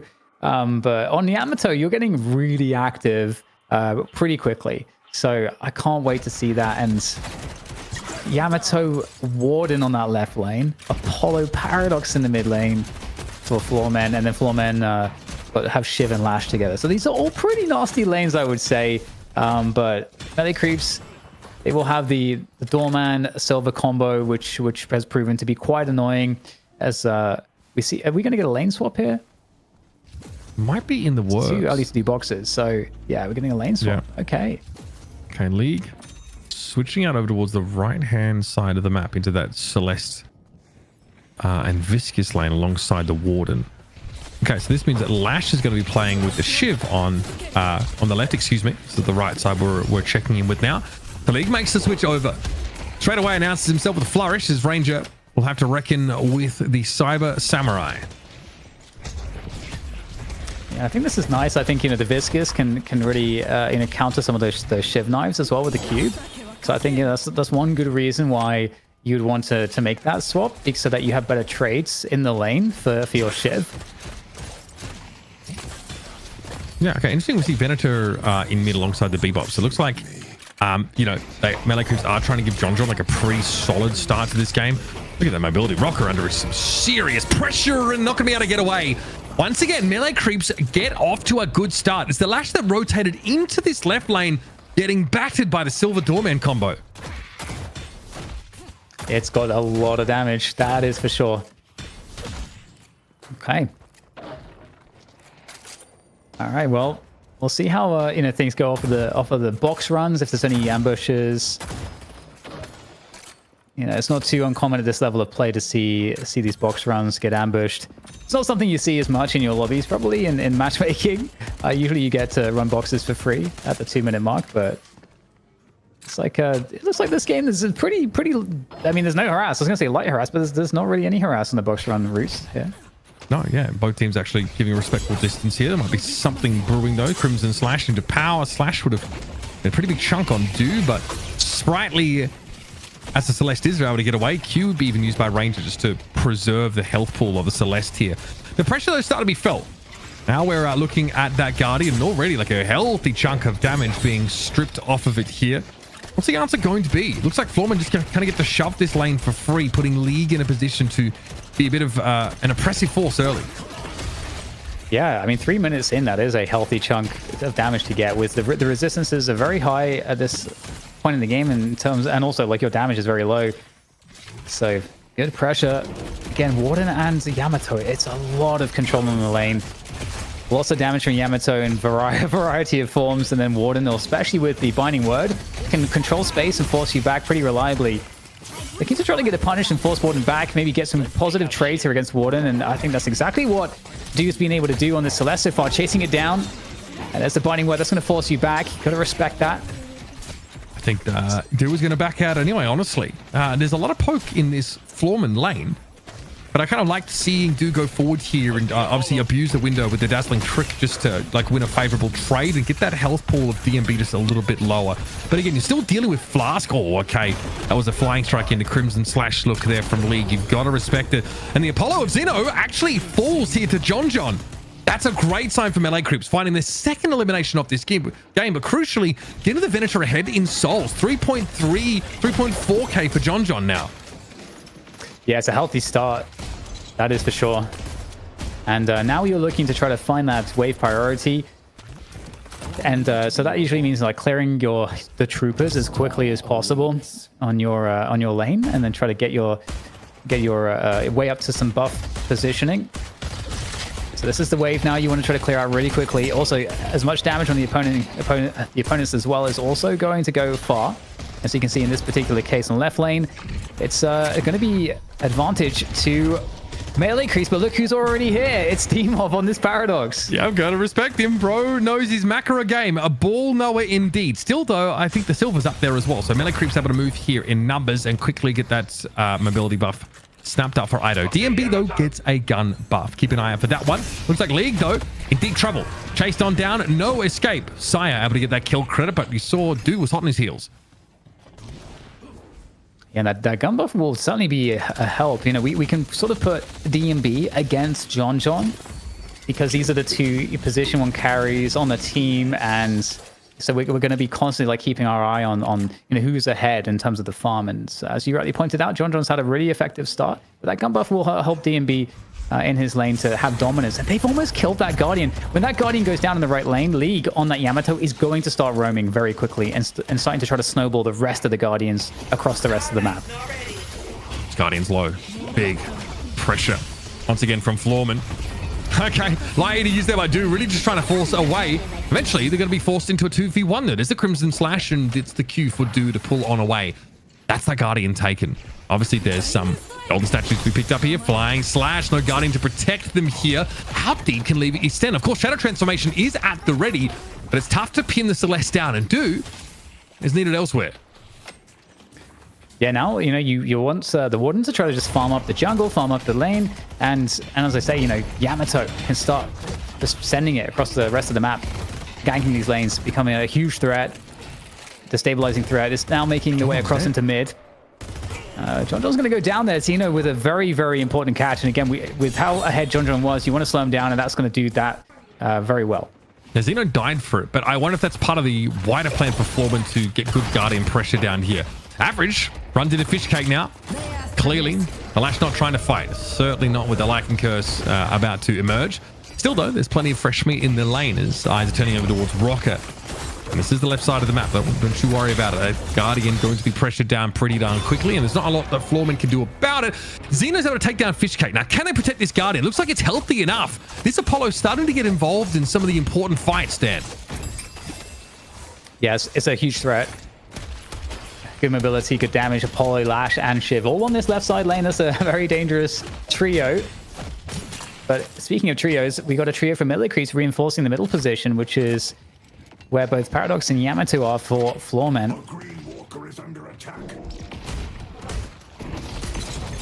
Okay, so Zydo just wanted to peek out and finish the job here. It's dangerous and he's mindful of it. So there's a door in place. Look at the rotation coming in here from Average. Perhaps a fight to Brew. Yep, in they drop. Rocker appeared out of absolutely nowhere. Looks like a badge card was used straight away. Hotel guest, but look how low we are! Ido exposes himself to a crap load of damage, and Rocker's able to finish the job. This is not boding well at all for Melee Creeps. They find those first two picks, but now Floormen really starting to put Xeno where he needs to be. DMB is also farmed up. Dimov, again, another really sick Paradox game so far. Well, the chase down the dive here is fresh Lycan Curse. I don't know if DMB can get away from this. You don't have slowing bullets yet, but the Stalker is going to really be helpful. And there you go, just some healthy, chunky damage onto the tower now as well. This guy's in a lot of trouble, actually. I mean, here comes the Lash. Rocker trying to do what he can, but no Death Slam or anything like that to zone them away. So it looks like this Guardian is like nothing Rocker can do to stop this. No, and I'm be worried for Rocker at the moment. Hopefully there's not an overextension here. To be fair, Fishcake is quite low. Yeah, tough to catch this Silver. Although it looks like a Flying Strike came in. Yeah, he's League. That'll be enough. Fishcake eventually going down. Fishcake, I think, gets that kill on DMB because they parry the Guardian, and I think DMB melees into it. I'm not sure, but I did see the Warden get stunned up. So DMB was probably cooked there anyway, but it was a pretty frenetic, quick interaction.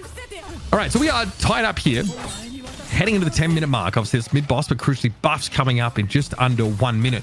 But this team's trying to maneuver for some of that positioning, and we're still looking at the Guardians, especially that sort of mid-side Guardian for Floormen. That is still intact. The left side Guardian for Melee Creeps also still looking pretty healthy. In the meantime, you know, John, he's fallen behind where he was, but he's been given sort of the safe lane at the moment, just farming up on the left side where he's got the Guardian for some extra added protection. Anytime the gank attempt here onto the double Gamba, It's going to be successful for Floormen. Very aggressive stuff there, and I think Sion might be able to steal some stuff himself here in the opposing jungle on Floormen's side of things. There might be a gank that's possible onto Rocker, but right now it does feel like Floormen's running the map, and with these bridge buffs coming up as well as the urn, this is now going to be a very important moment for melee creeps. I like that call from Floormen, though, just to push into the double sinners on the melee creep side, and I managed to catch Fishcake slipping there. And of course, something worth bearing in mind right now is I don't think Average expects to be accosted like this. Back with a vengeance is Fishcake. Ido's picked up by Demov, though, who is just going nuts. That's over towards the mid part of the map.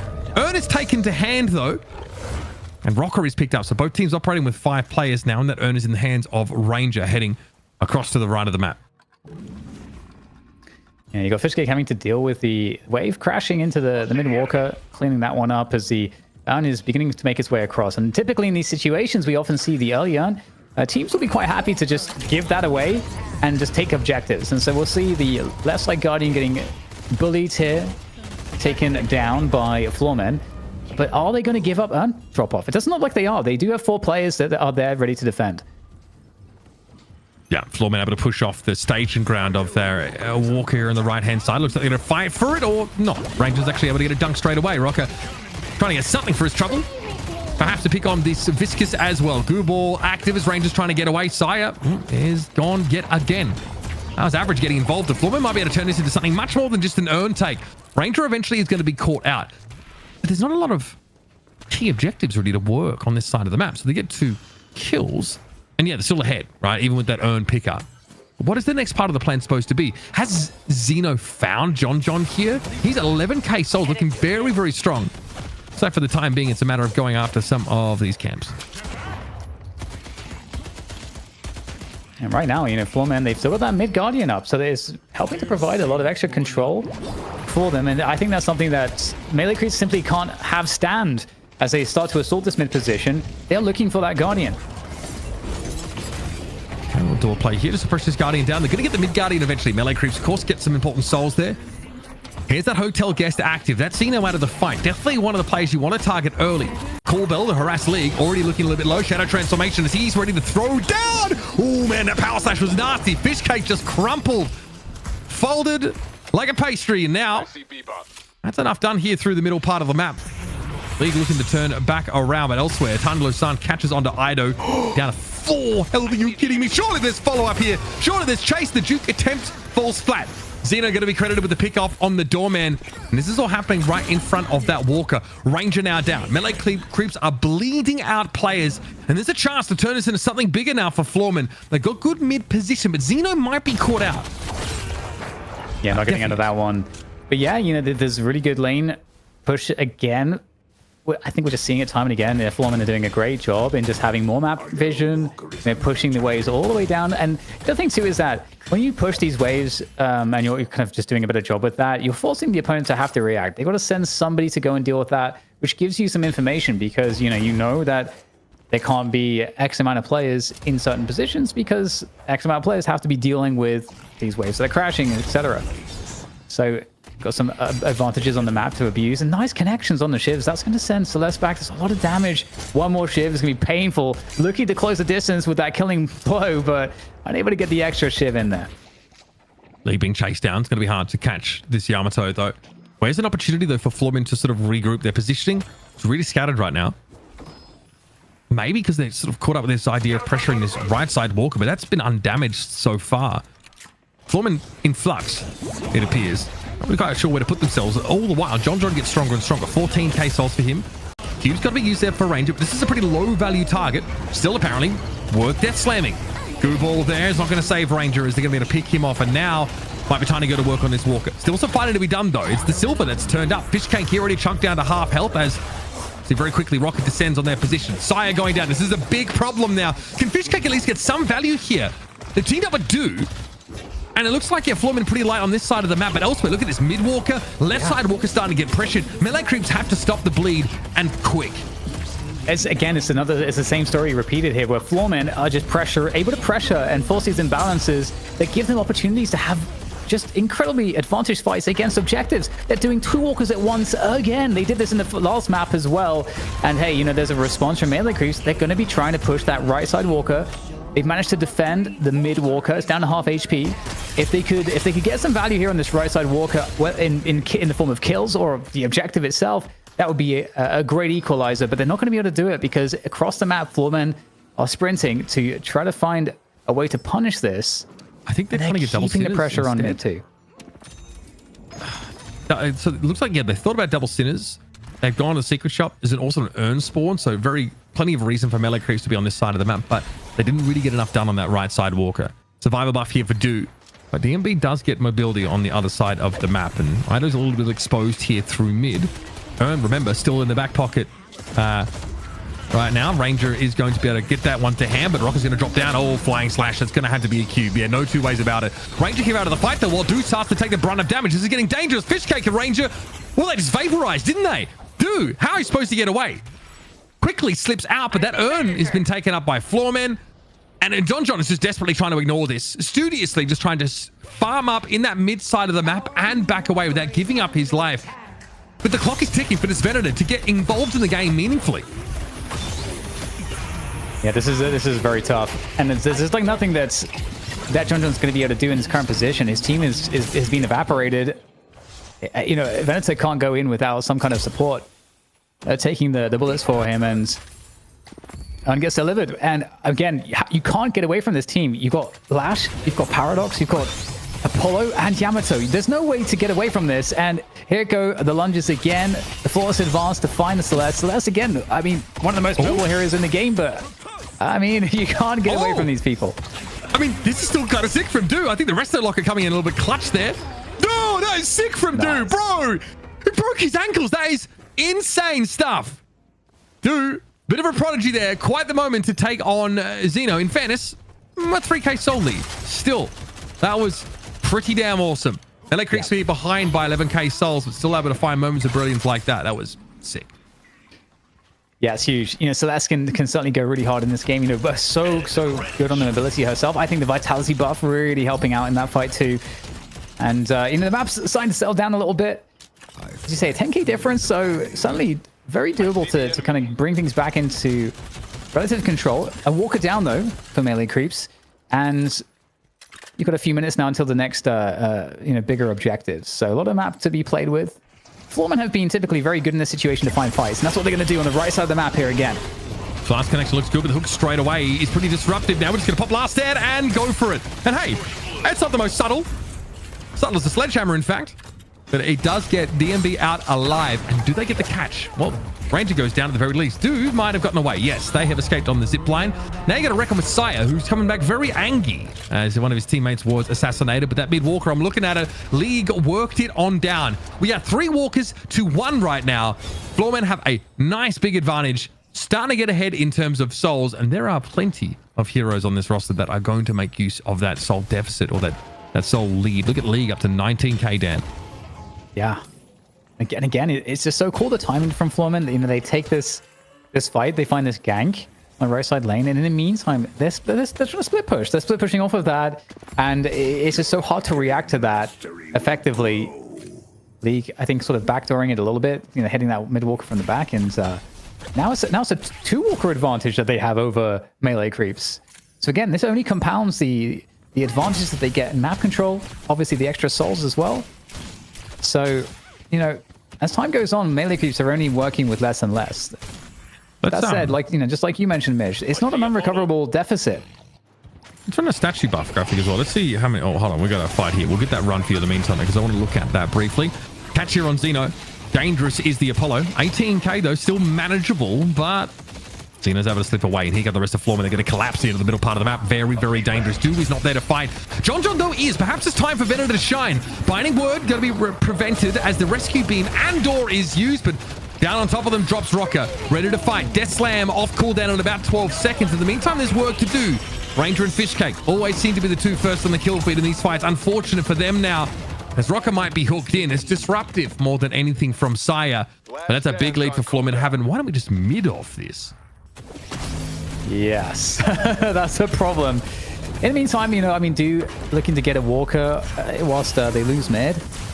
But did they actually go for it? It looks like they are not going for the mid boss. So what is preferable to that? Here's your golden statue boss, by the way. This is also by League, by the way, who is, you know, at a decent soul place, is still going to be something that you really are afraid of here. Nice little 23 for him. League on the gank. Trying to make that ambush work out. But Sire again, some good hooks. Doing it. This is not, I don't know, this is still a pretty tricky fight. I think neither team super happy about this one. Yeah, like I think your Shadow Transformation there, which is a long cooldown, don't forget, over a minute, to dissuade any sort of pursuit. So what do? You catch the wave here that's crashing on the left-hand side, and you're going to have to duck back over to mid here because Floormen do have, you know, 2 walkers they're going to defend as opposed to melee creeps to 1. So that is, you know, going to stretch you a little bit more thin. Average has the casting buff here. Do pick up gun buff, so not the worst situation for either team in that regard, but there's a trap that's potentially being laid here. Obviously with last stand at the ready. It's in mid where the action is though, and I think Floormen have to cotton onto this pretty quickly, otherwise that Walker's going to take some damage. And then there's also the question of baiting mid boss as well. It's a very interesting spot because melee creeps can kind of afford for something to go wrong as long as it doesn't result in a mid boss, but for melee creeps, if something goes wrong, they're suddenly really far behind. So very tense moment here for them. They can't really afford to put a foot wrong, and this urn is going to get collected. In the meantime, it puts melee creeps in more of a reactive state. Okay, well, you got to be careful about this Dido getting caught potentially. Okay, he's going for it though. Wants to chase. Yeah, this urn I think is something melee creeps have to fight for. They kind of know it. They've got a comp, like 26k Soul Venator. This is where John kind of can, but also has to shine, if at all possible. Paradoxical swap here. Do able to walk away from this one though. Yeah, able to remove that debuff and get back to business. That's important. A lot of souls on the Celeste now as well. Do definitely position to be a key player in the late stage of the game. We're brewing a fight here on the right-hand side of the map over this urn. AVG, or average runner, can rotate over pretty quickly, and he's starting to do that now. We're about to converge here with both sides. Looking for the Paradox to be impactful, but it's a 26k Souls and Venator. John has to go hog wild here and now. Urn dunk instantly. Sire's already been picked off here. That's your Bebop out of the mix. Still, plenty to work with, though. Looks like dude might have been caught up there by Death Slam. It's unclear, really. Here's the Shadow Transformation. A timely moment for that. Still, League, not that healthy. You have to respect the Venator's damage, and then we're going to dive headlong into it instead. Okay, well, Iridomini is going to take care of League. But unfortunately for John, running out of teammates. Can't hang around in this fight, and that might be curtains for this right side Walker. Oh, no. He's being sniped. He was at the door. He was almost through into safety. But it's, of course, no other than Demov to play spoilers for that one. Almost wiping the team, and Do might go down here as well. He's getting chased down. Oh, again, no. It's just so hard to escape. And, well, mid-boss question mark? It's got to be. At this point, look, I mean, the vast majority of your souls are an average of 30 seconds away from being back in the game. That is pretty insane stuff. Sire just hooked the MB here, though, so might be trying to be disruptive around mid. Should be a 1-for-1, I imagine. Binding Word goes off. Sire's going to get chunked down here. Demov is hoping to make short work of the Bebop, get him back on a long cooldown timer, but doesn't want to linger. And that ends up being the right decision. So no mid-boss opportunity off that fight. And you can see how careful Floormen have to be about John and Do respectively. Especially the latter. Do was dangerous in that fight, and Floormen had to be really careful as their souls are distributed much more evenly. Mana Creeps looking to pressure the mid-boss here. They could make it scream and try to fake this one out and pull off. They do obviously have the door as well to play with. That can be very helpful in these situations. And they're actually going to go for completion. I don't know if that's wise. All right, mid-boss getting low. Door gives them the escape, though, and they can duck back in and try and contest this whenever they want. This definitely feels like it favors melee creeps. It's about getting John and Do, though, in positions to succeed. This door will act as a deterrent, as long as it is open. Mid-boss here will, of course, revert to its original state after some time. Very interesting little standoff now. Both sides aggroing that mid-boss respectively. Here comes the dash, though. Cold front there, popped by Xeno pretty much straight away. Door, nowhere to be seen. Floormen can break this one down. Surely there's going to be a fight from melee creeps. They knew the door would only be temporary. Shadow Transformation active for League, though, and... we just take the regions and be done with it? What the hell just happened there? Ido with open in the chat. Sorry. What? They just open the door and let it close in their face? I'm sure there's like an idiom there somewhere. That is a massive mistake. At some point, melee creeps had to go for it. I don't know what happened there, Dan. I don't know. Don't look at me.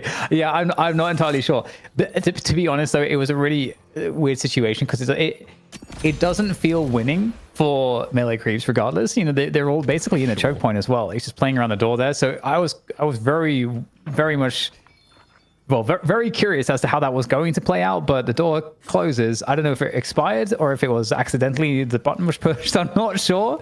But Floormen did have the advantage. And now melee creeps, oh my god, they're in such a tricky position. 21k down already, and we're off a fresh rejuve. The map is everything is freshly spawned as well. And Ido's going to pause. I mean, okay. Who else? Without explaining it, of course, because this is not what we do. I think hopefully like Average paused the game for this specific purpose. It's a mouse, guys, you're full of shit. You're full of shit, all of you. Wireless mouse use is crazy. So let's see how this plays out. So the door is open, right? And eventually they're going to fight for this. You would think. Mid boss low. They back out. Okay.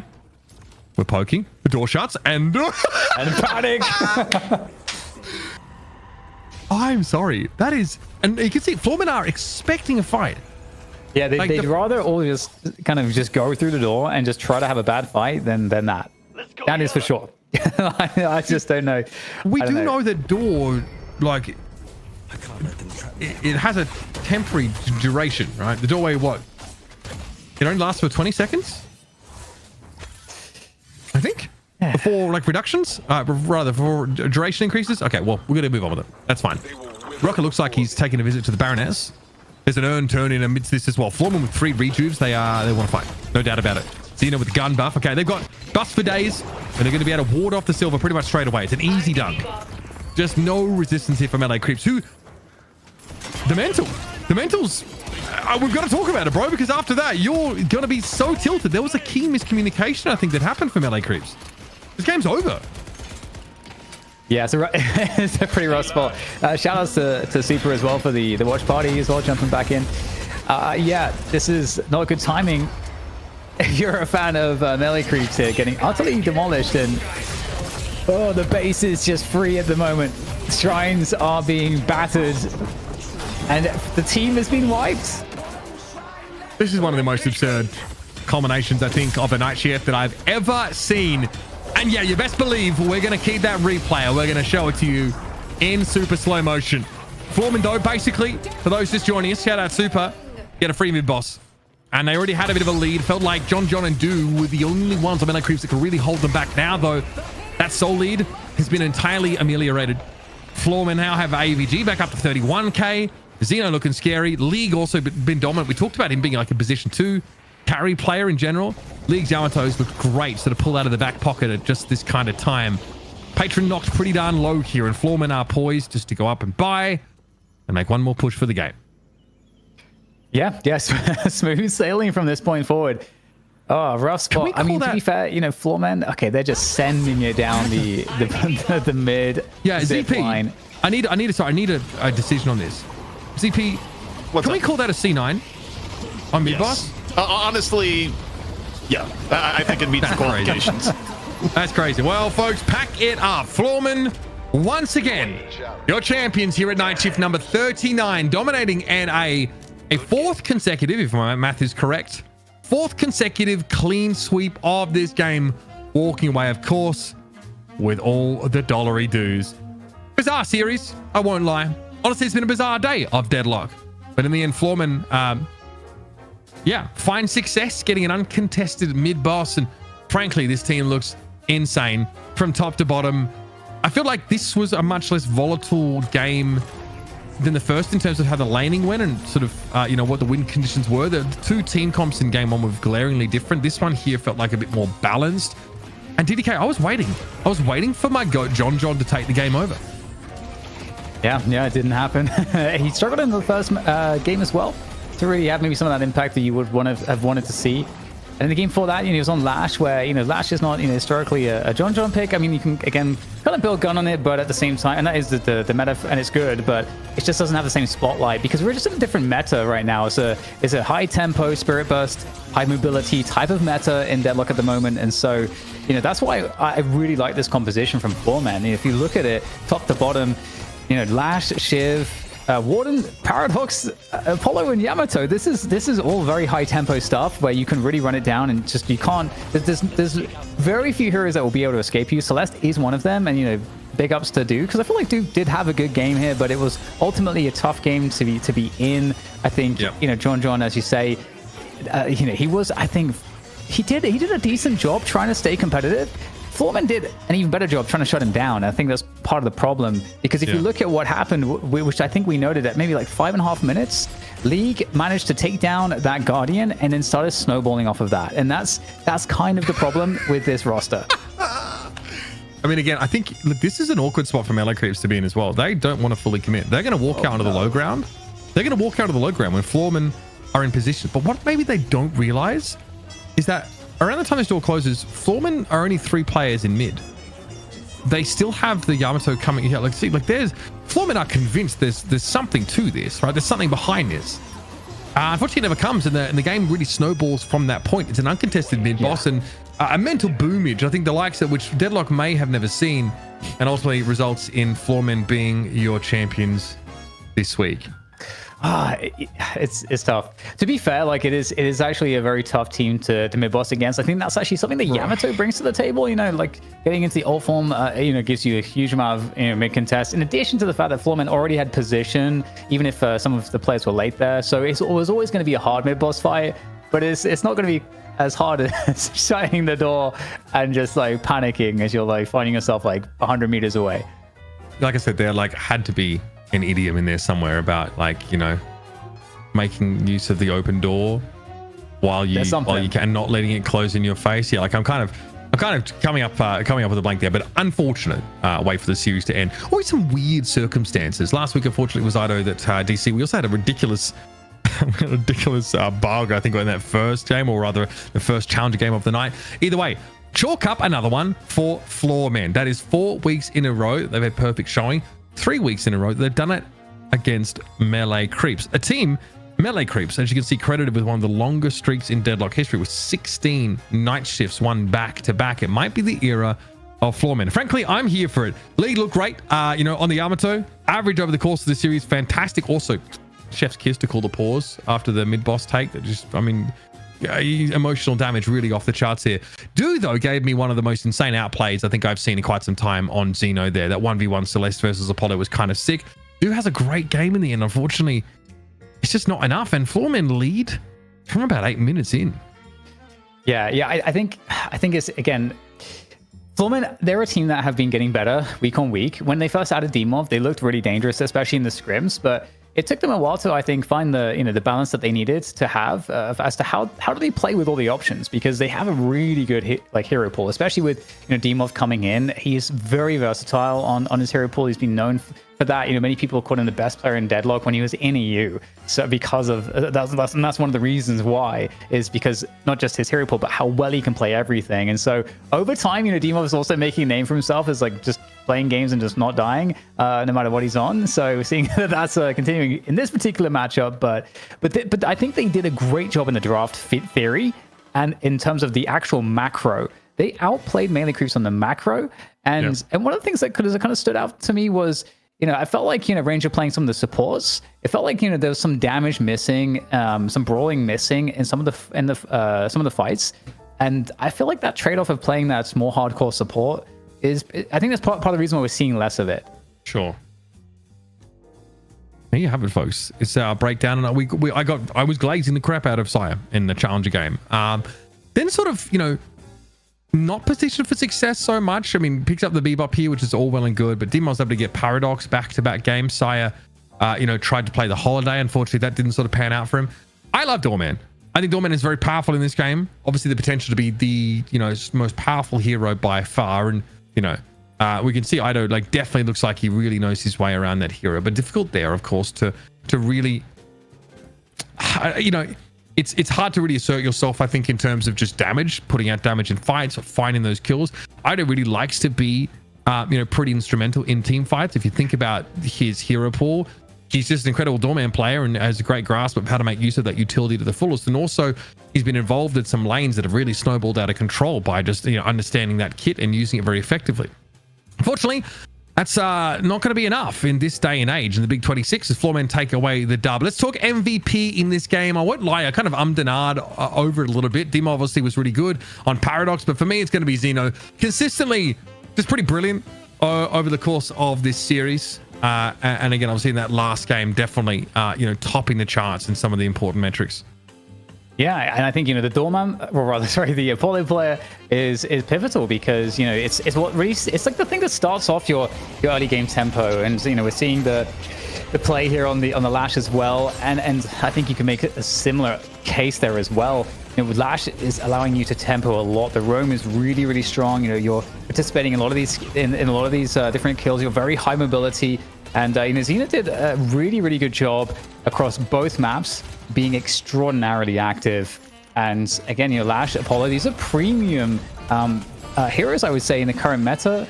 And just the amount of mobility that you have and disruption potential, Xena played it to a T. Yeah, I'm really impressed over the course of the series. Xeno definitely felt like a solid role player in that previous map for us. But when he got onto the Apollo, he said, obviously, just how devastating he can be. His Floormen team really solid, and I think if you're melee creeps, you're not too upset about this, right? You've just made a change in terms of your roster. You've also made a role change in general, but obviously hoping to get a little bit closer. This was really nice Itano-San that put his opponent down to very low health, and again we can see why Apollo is so hotly contested. Not quite ban worthy yet, which is interesting. Reminds me of early Yamato, which is almost featured in almost every single draft, but not quite oppressive enough to take out the rotation. In that game, though, I definitely feel like it was pretty brutal. Folks, it's been a pleasure to have you here, of course, for shift number 39. Obviously, we've got some really exciting news right now because for the power of friendship and also the power of, backing from corporate giants such as Intel and Walmart, we are sending it for our night shift open coming up very soon. $12,000 worth of prize pool. This is a North American event, so server priority will be NA. But if you're from Europe, you certainly can pull a DMOV and compete.